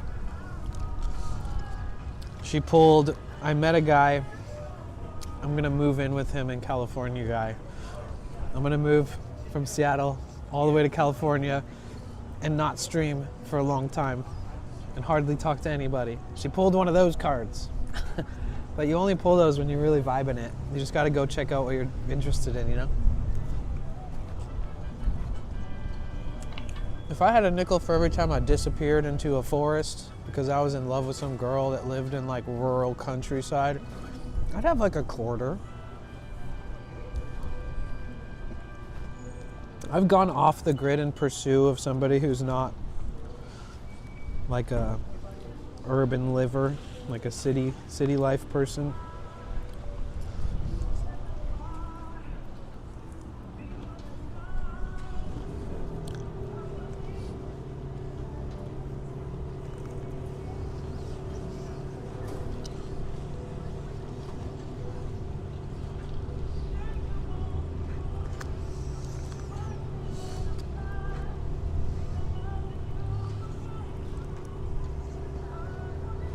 Like, obviously, even if it's not a weed farm that she moved to, like, they're definitely growing weed. And it's 100% legal to do that. But I do feel like that's kind of her MO, is like to get closer to the plant, you know, and a person at the same time. That's like such a win-win-win-win-win-win.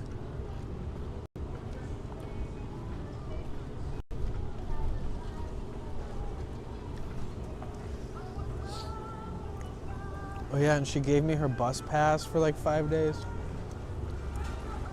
Did you date that girl that played from the guitar from one of your older VODs? No. That girl, the incredible guitar player and singer? No, but we kept in touch.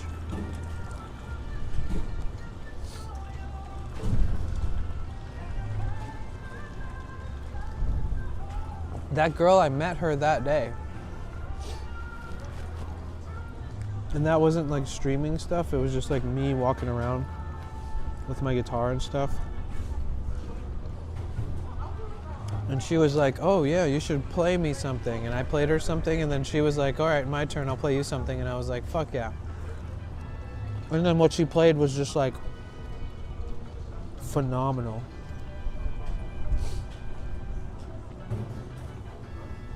I could probably reach out to her. That was so long ago, she's probably like married and has kids.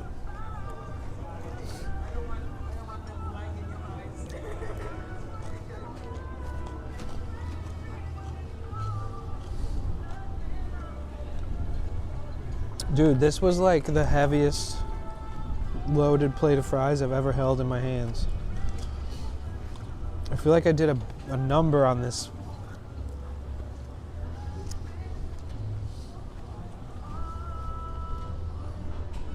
I'm reaching my breaking point, guys, with this meal here.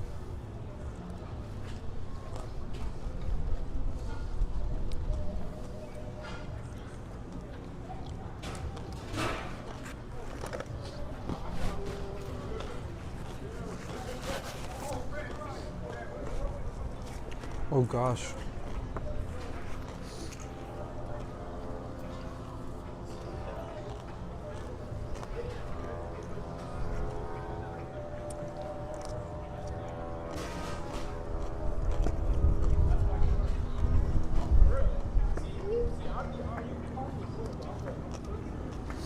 If I was there, I'd inhale the rest. I would let you. I wouldn't have eaten as much as I did if you were here. I would have gave you half of it at least. Oh.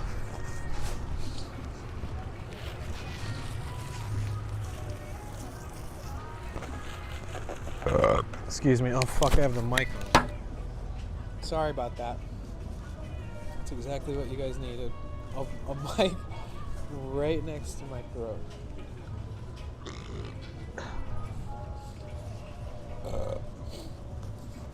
Ron Batangitas 69 shared X 200. Thank you. Thank you so much. Ron, put the friggin' 200 bits, legend. What the heck? Okay, I'm tapped out. 10 out of fucking 10.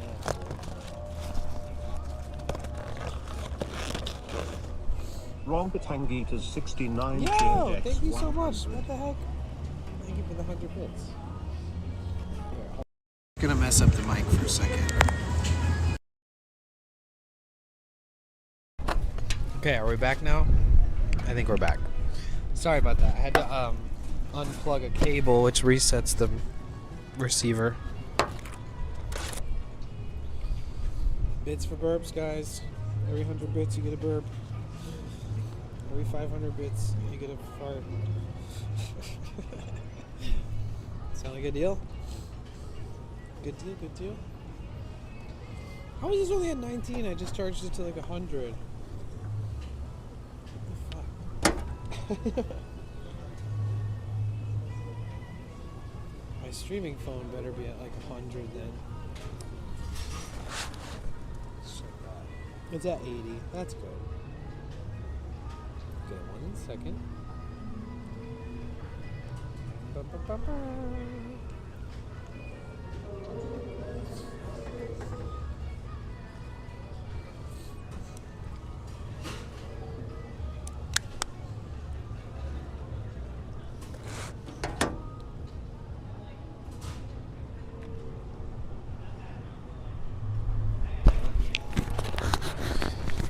I have one water left.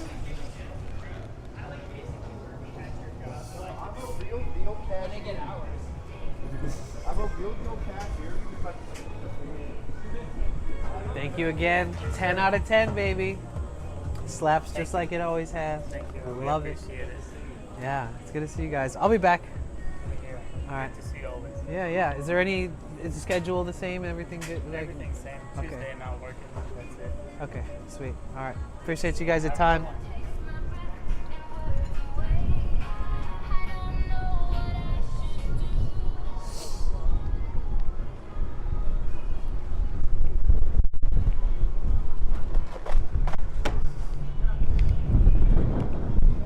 Oi.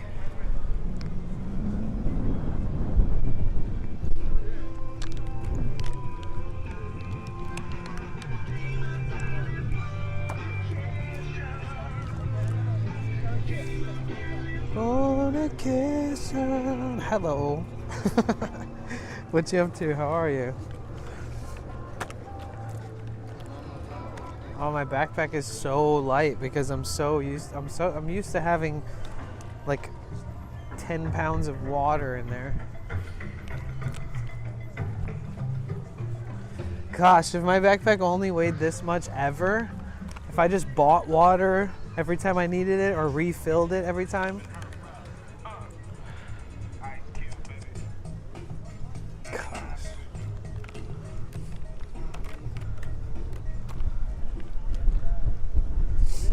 Oh yeah, the service always sucks ass right here. Hold on. Let's go behind it.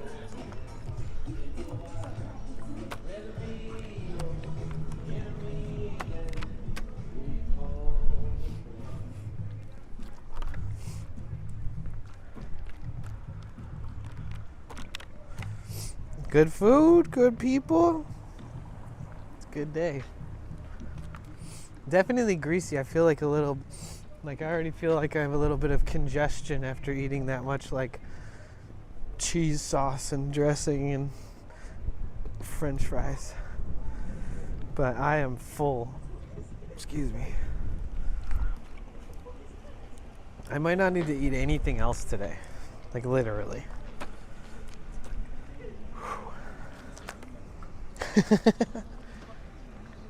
On like a daily basis, I've felt like I've been eating such nice meals that have been so fresh and not heavy that like it impacts how I feel throughout the day. That's a problem with like cheap and affordable food, is that it's always like the greasiest and the most like carb heavy, and you're processing all these carbs and those are translating into sugars, and there's all these other sugars and things going on in a lot of food. And grease, oil. Some people are like oil free. No nuts, no seeds, no oils. No gluten. What do you guys think about the no oil diet? You think you could do it?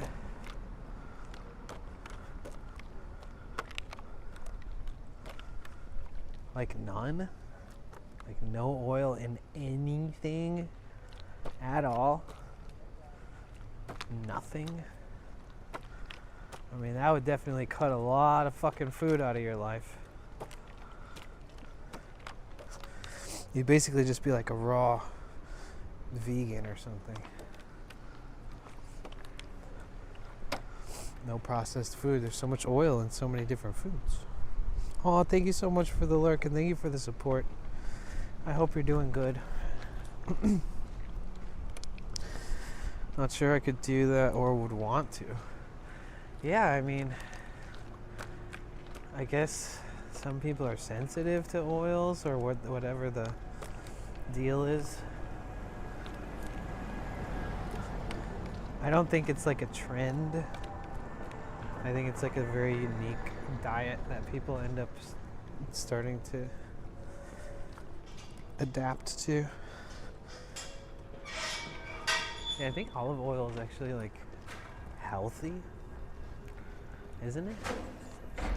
Like a little bit of olive oil is good for the body.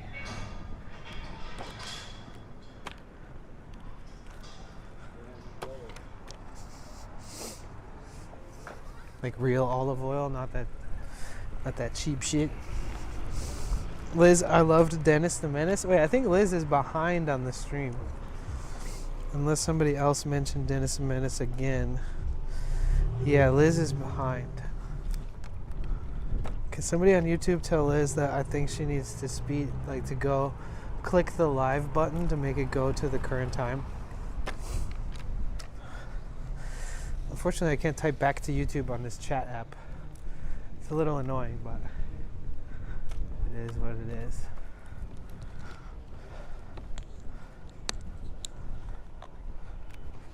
Have some with my salad every night. Yeah, I mean, oils are helpful. They're in everything.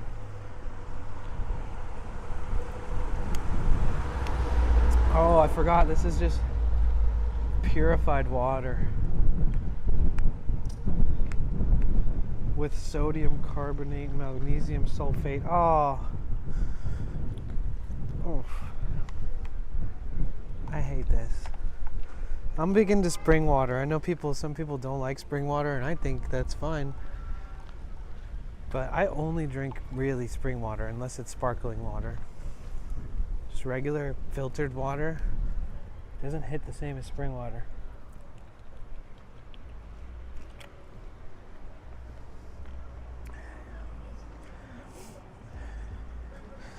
My mom hates spring water. She'll buy like a huge bag of waters, something.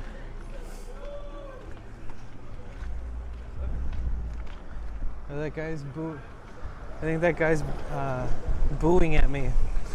He saw me streaming. He said, "Boo."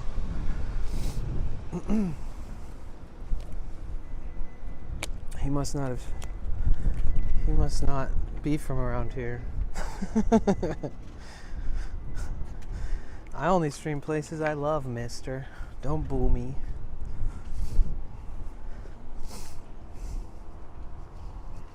Watch the road, mind your business, bitch. Just kidding. I can't live without sparkling water. I feel you. That's good stuff.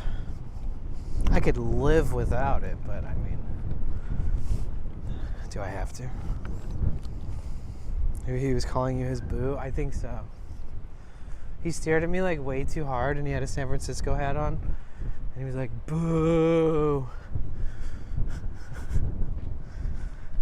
Do I not please you, sir? Person I don't know walking down the street.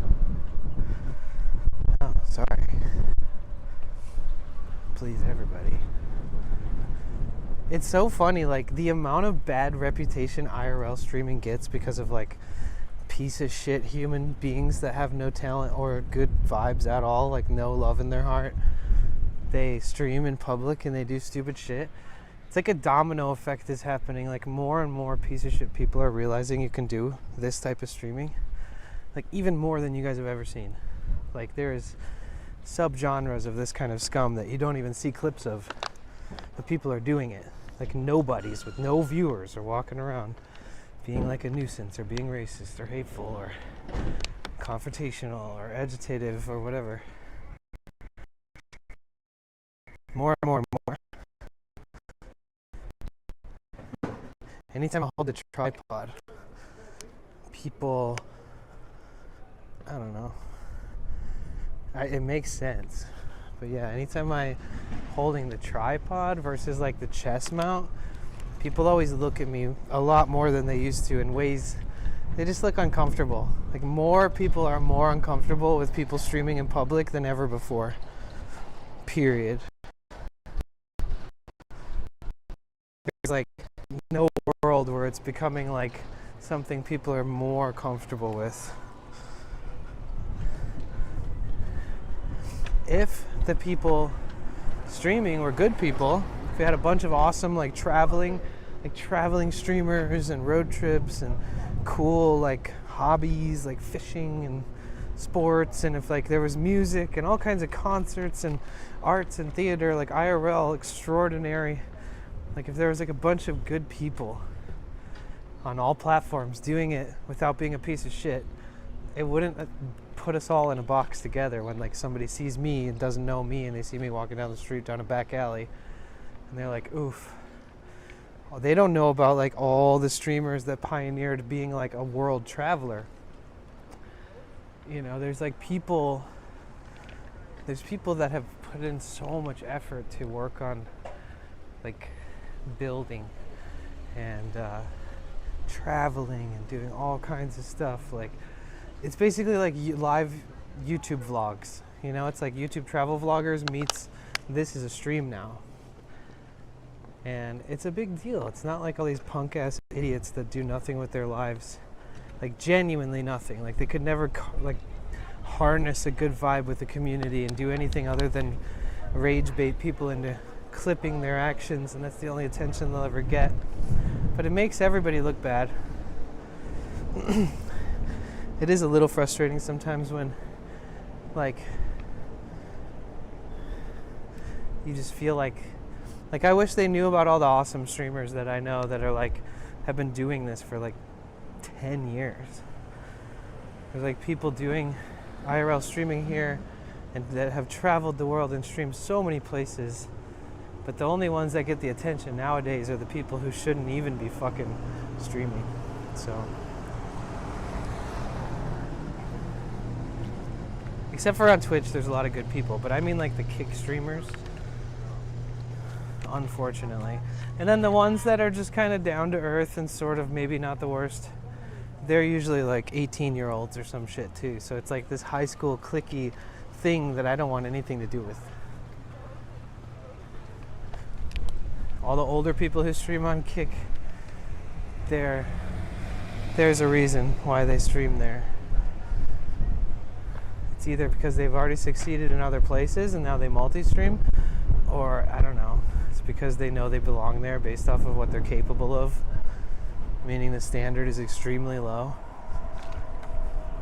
It's weird to be in a niche thing like IRL streaming where there are such low standards on one platform and that platform gets all the views because people like rage bait posts and stuff.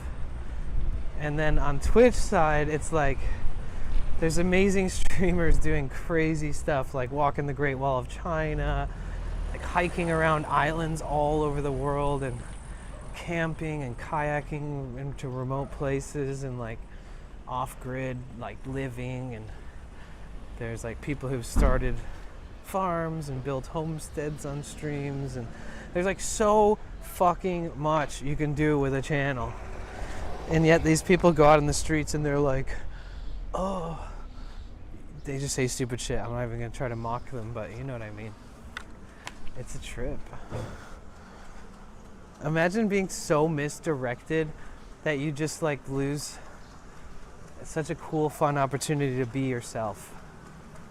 Instead, you go out and learn like what you don't want to be.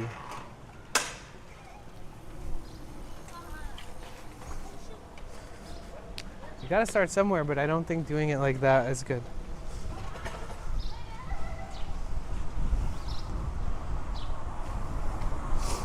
Oh, so the Dennis the Menace that I know is like, I think it was like a 90s movie. It wasn't like one that I remember. Was not like from the 50s. I remember Little Rascals had an older version and a newer version. I didn't know that about Dennis the Menace.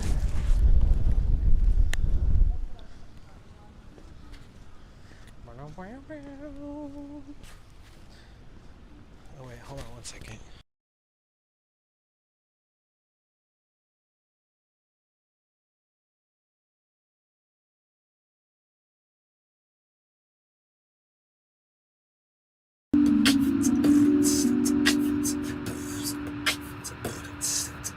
go.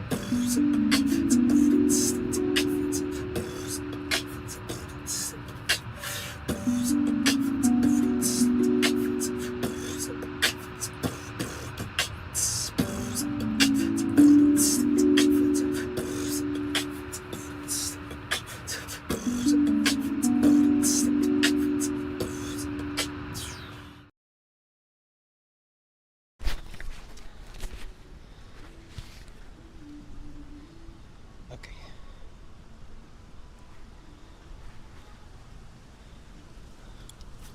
I just had to check. I saw a notification. It was like, your receipt. I'm like, huh? Excuse me. I paid my Claude membership. Now I need to just use the shit out of it.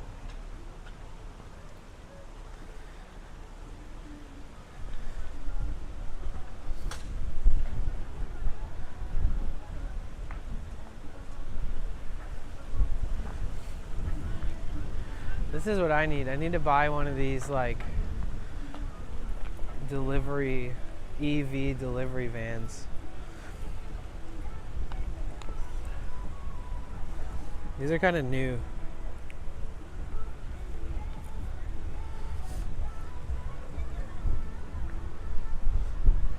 Newish. But they're already being ran into the ground. And they're awkwardly shaped. Oh, they have blue tape around the windshield. Maybe this is one that somebody bought.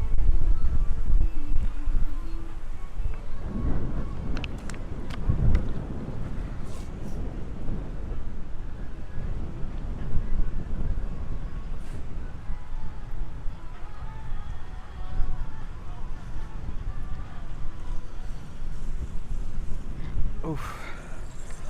Excuse me.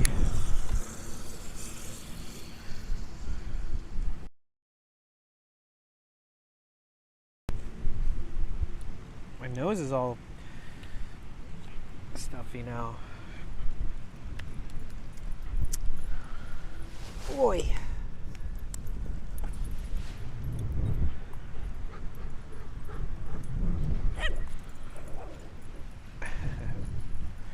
Here, let me blow my nose.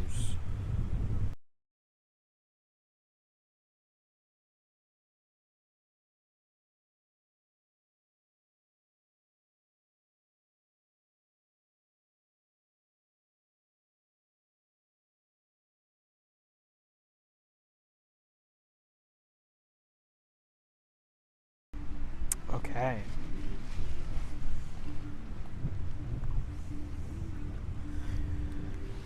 Oh. How we feeling, guys?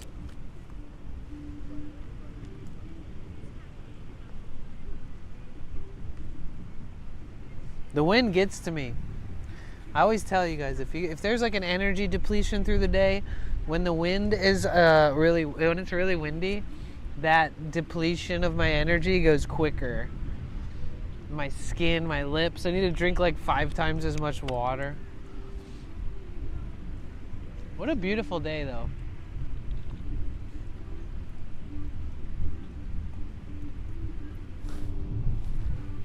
You see those clouds?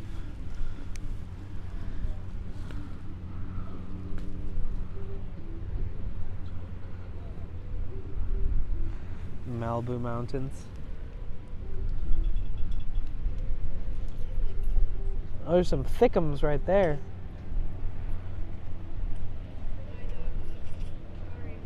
Thank you for the blessing. God bless you. Thank you.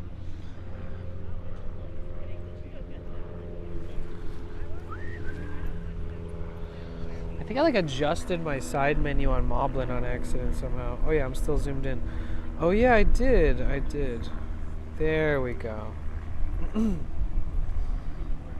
Whoop.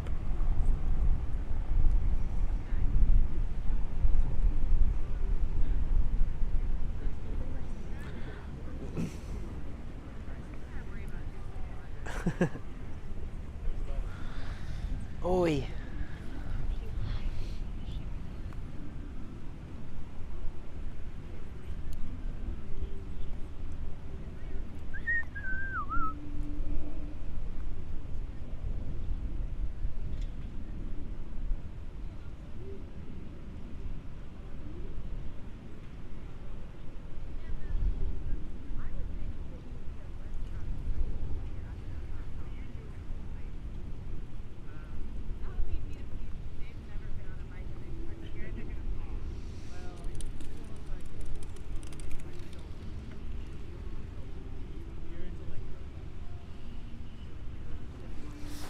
Oh, okay.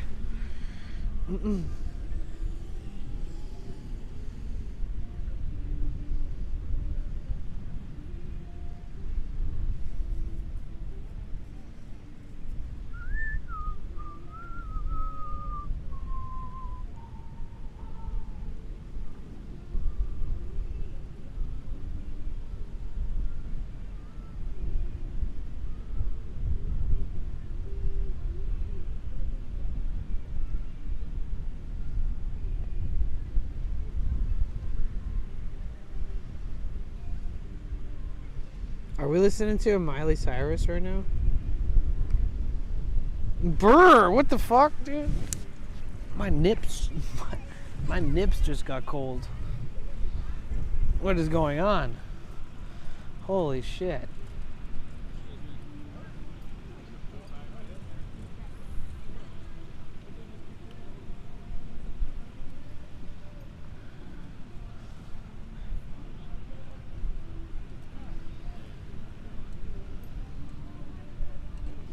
A direct blast to the nips. Yes. Oh. See, now I'm glad I'm wearing the hoodie and jeans. I'm telling you. The second that the sun starts, even though, like, what time is it? It's like 5:30. It's almost 6 o'clock. It's a bit nippy. Let me ask you a serious question. Should I do Mushbox or phone stream first? Phone stream first is if you already have a phone, yeah, just do that. I mean, why build a setup or like if you don't need to?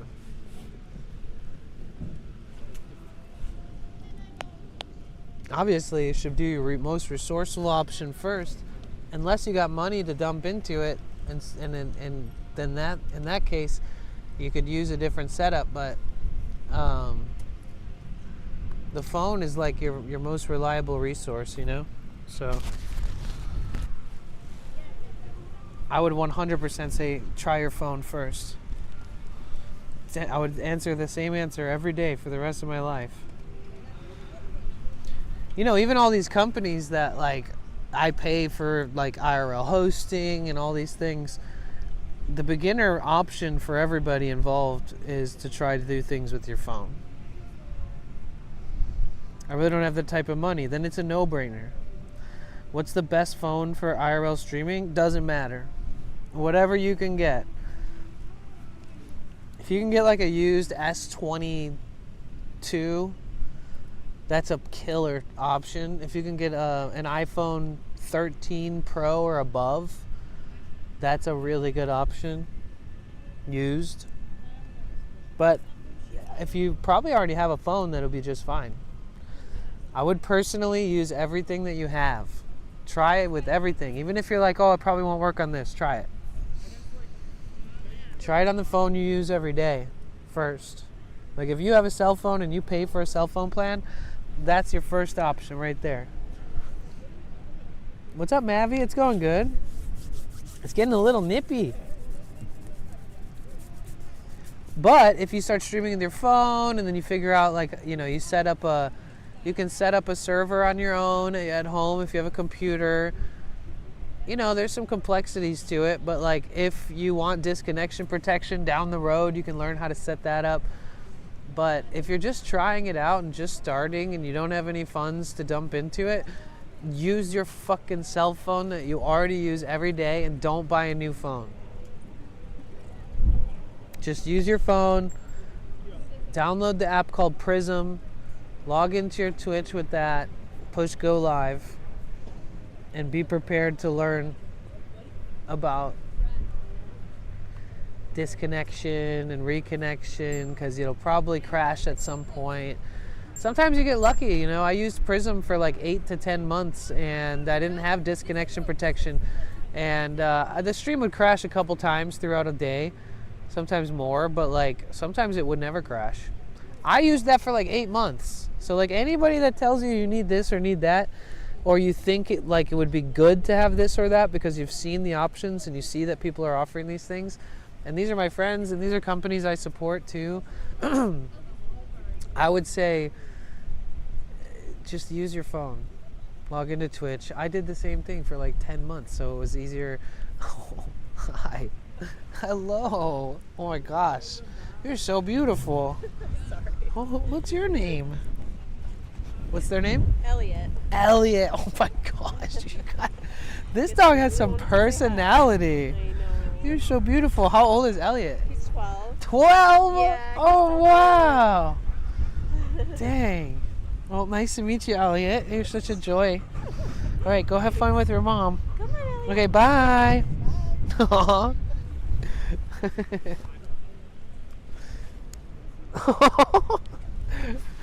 I don't even think he got it. Oh, you guys saw him. Okay. He's so cute.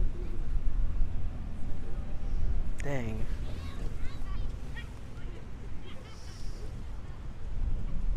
It's funny because now he's walking past other people and he's not even giving them any attention. Oh, nice, Michael.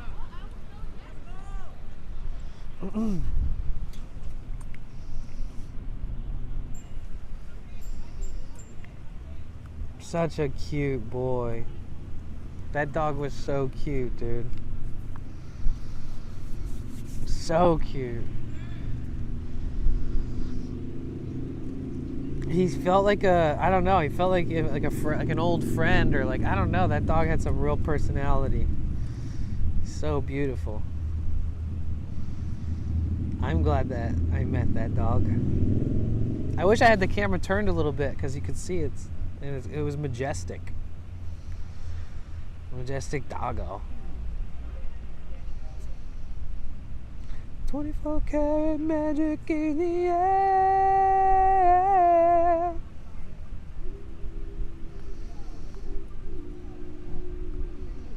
Ooh.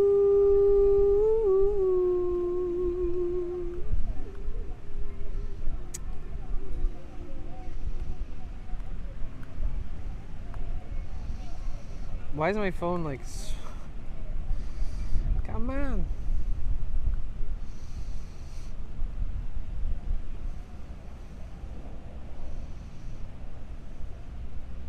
Ooh, ooh, ooh, ooh, ooh, ooh, ooh. Phones are capable now. 5-10 years ago, you need a flagship model. Yeah, so many phones are capable. Yeah. Yeah, use what you got, and I believe in you. Download Prism, Prism. Test it out at your house.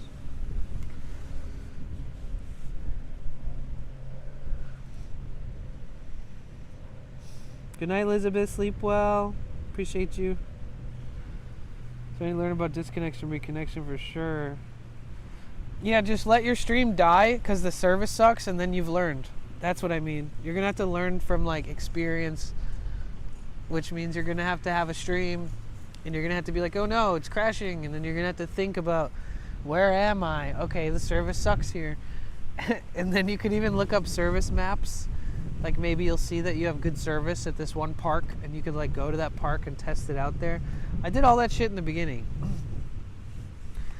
So if you had time, money, more equipment, etc., then you could have disconnection protection. You could have a server built with OBS running, and when you stream, you're running OBS on a computer far away, and it's helping your stream stay connected and track the bitrate and switching scenes accordingly based off of the bitrate. And that's a whole thing like in the future. Like I didn't have any of that shit until a long time after streaming. Like all the stuff that a lot of people are getting. So don't worry, you don't have to jump ahead.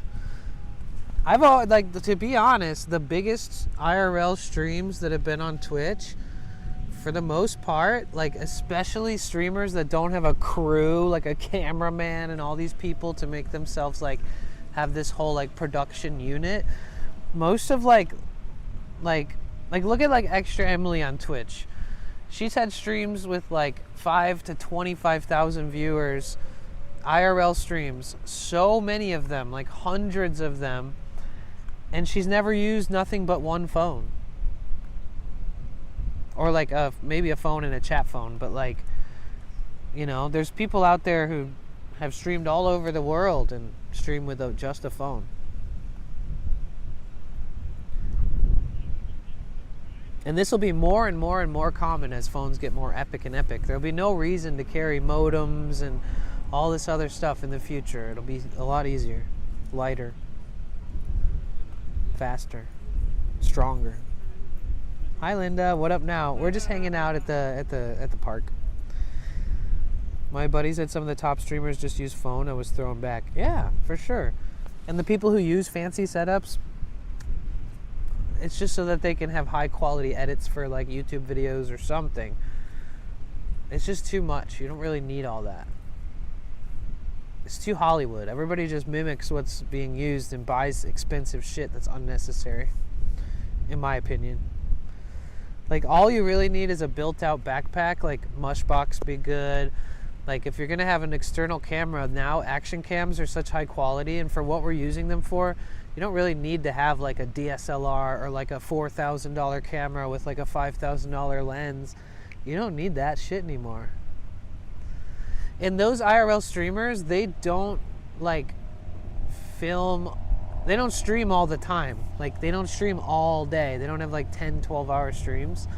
So they go out and they stream with these nice ass cameras, and then when the second the stream ends, now they can just take videos and photos or whatever the fuck they want with the camera. So now they can like make YouTube videos or whatever. I don't know. I'm trying to make excuses why they would need such a nice camera all the time, but it's really unnecessary. There's some YouTube channels that have like tens of millions of subscribers that have never stopped using their phone as their device to record on. So there's something to be said with what we've got in a phone. It's like a computer, a communication device. It's a video, photo device. It's an editor. It's a publisher. Phones are just everything, you know?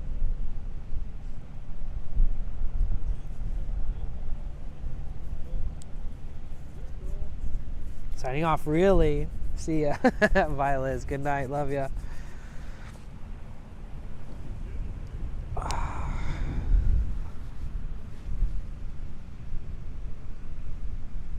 Now, let me ask this. If I just use my phone besides a chest and held hand mount, what else do I need in my backpack? Nothing else. You need a power bank.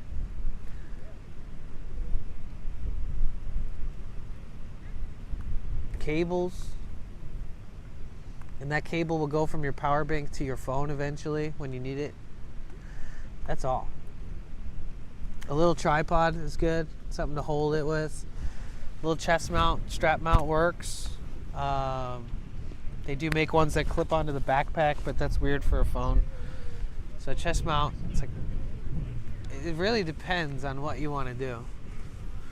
But having those two options is good. Chest mount and using a tripod.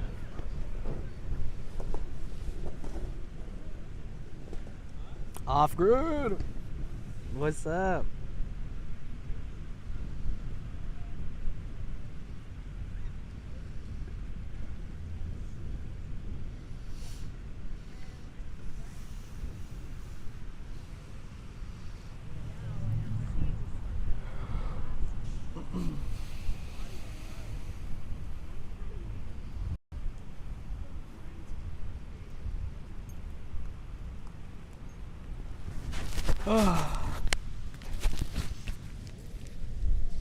The wind will die down a bit.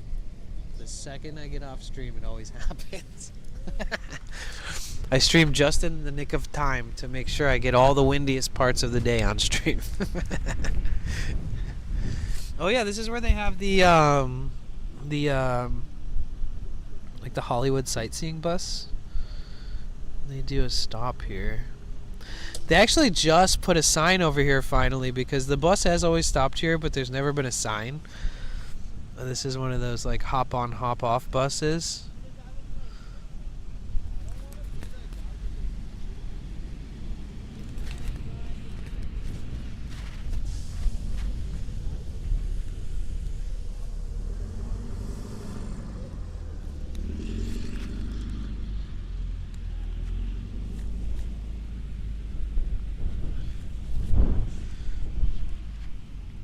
Chilling, waiting for dinner? Nice.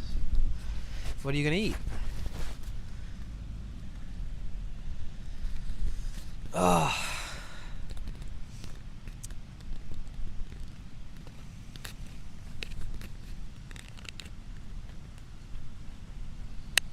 I hope we skip June gloom. I hope the weather's like this like every day. Oh yeah, we're still zoomed in, huh? Whoops.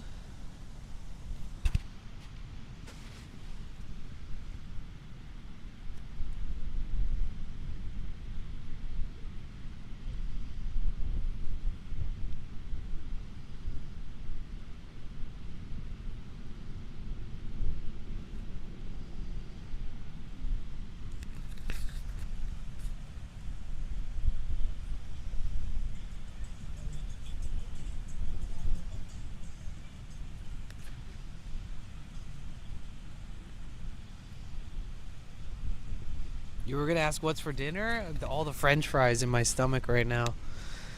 I don't know what else I can eat after that.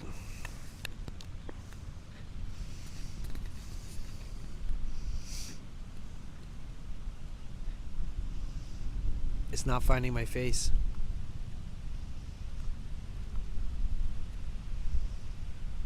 It's not working.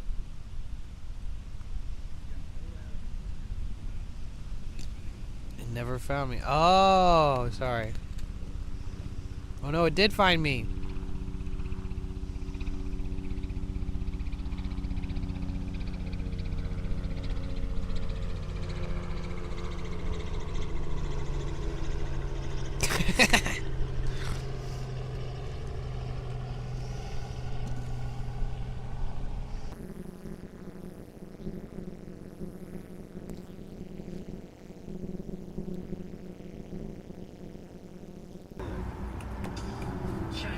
Chinese boyfriend sounds friend.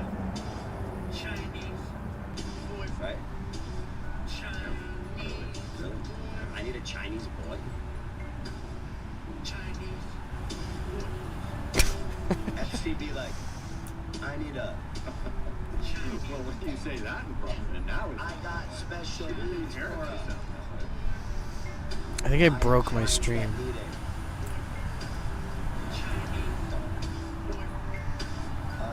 Good one.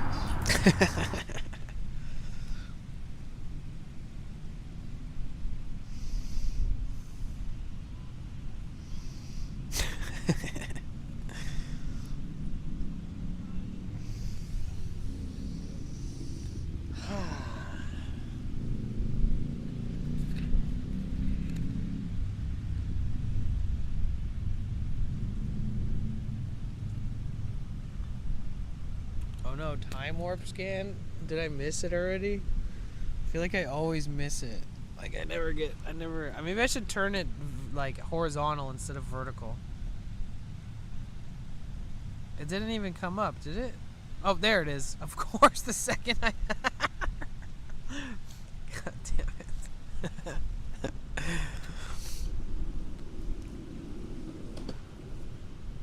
Yeah, you guys, there's a lot of redemptions you guys can do with channel points, by the way.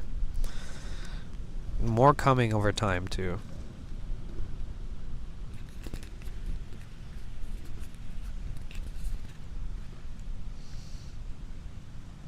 Why does it look so cloudy where he is?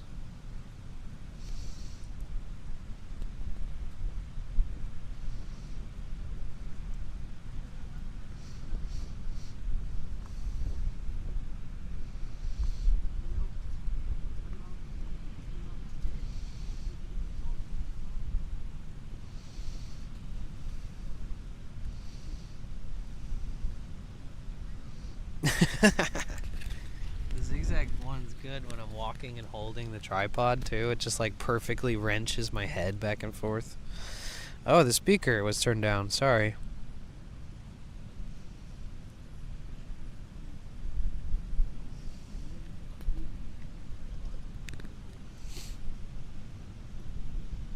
Make sure you guys are checking on the Discord regularly, okay? There isn't that much activity in there. You know, and I'm not judging you, God but I'm damn just it. saying. But everybody else is gonna. I'm gonna do some like watch party stuff in there. So if you miss it, you miss it. If you do, you don't. You don't. Whatever, But I want to like watch stuff for fun. Random. Just be on the lookout for that kind of stuff. Little watch party. All you have to do is like click a thing in the voice chat. It'll open up a video and it'll be like me like screen sharing a show or something. So make sure you guys are in the Discord. If you're not fucking subscribed to me on YouTube, but you watch me on Twitch, please. We just hit 13,000 subscribers on YouTube. So please feel free to subscribe. If you're watching on Twitch and you have not yet followed my Twitch, please do. It costs you nothing. Well, while we've got so many good people in this chat right now, let's go check on one of my buddies. He lives not too far from where we are right now. And he's got a dog gym. He's got a mobile dog gym. He's a friend of mine. His name is Bark. Yo, Serial King. Or Serial Killing. It sounded like King. Thank you so much for the 100 bits. What the fuck? How are you? Welcome in. It's good to see you. I'm actually thinking about raiding my buddy here. And then I can take a break from the wind I've been in all day.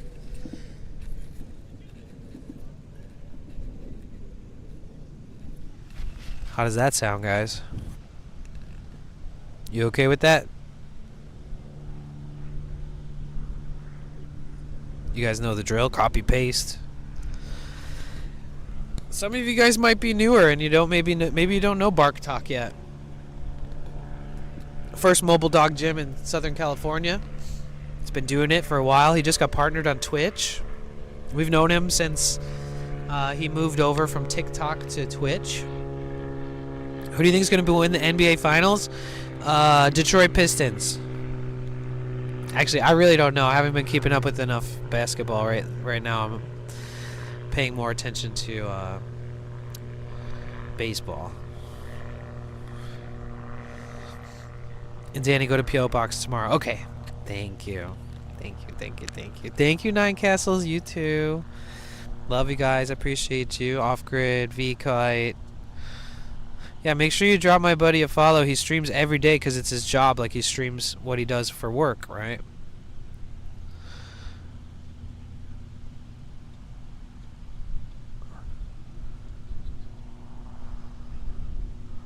Okay. Dude in SF, Off Grid. Casey, I appreciate you. Melissa, Serial. Thank you again for the 100 bits. And thank you guys so much for the support today. Appreciate it a ton. Welcome into all the new followers, new friends. Shout out to new subscribers over on YouTube. And shout out to new followers on Kick. Thank you guys. Now, between all three platforms, there was points today when we had like 150, 160 people between all three. So, that's good. Good night to the lurkers. Good night if you're out there. Mike, everybody. Groot. Let's go say hi to the cute doggos on Bark Talk stream. Wait, are we in ads right now?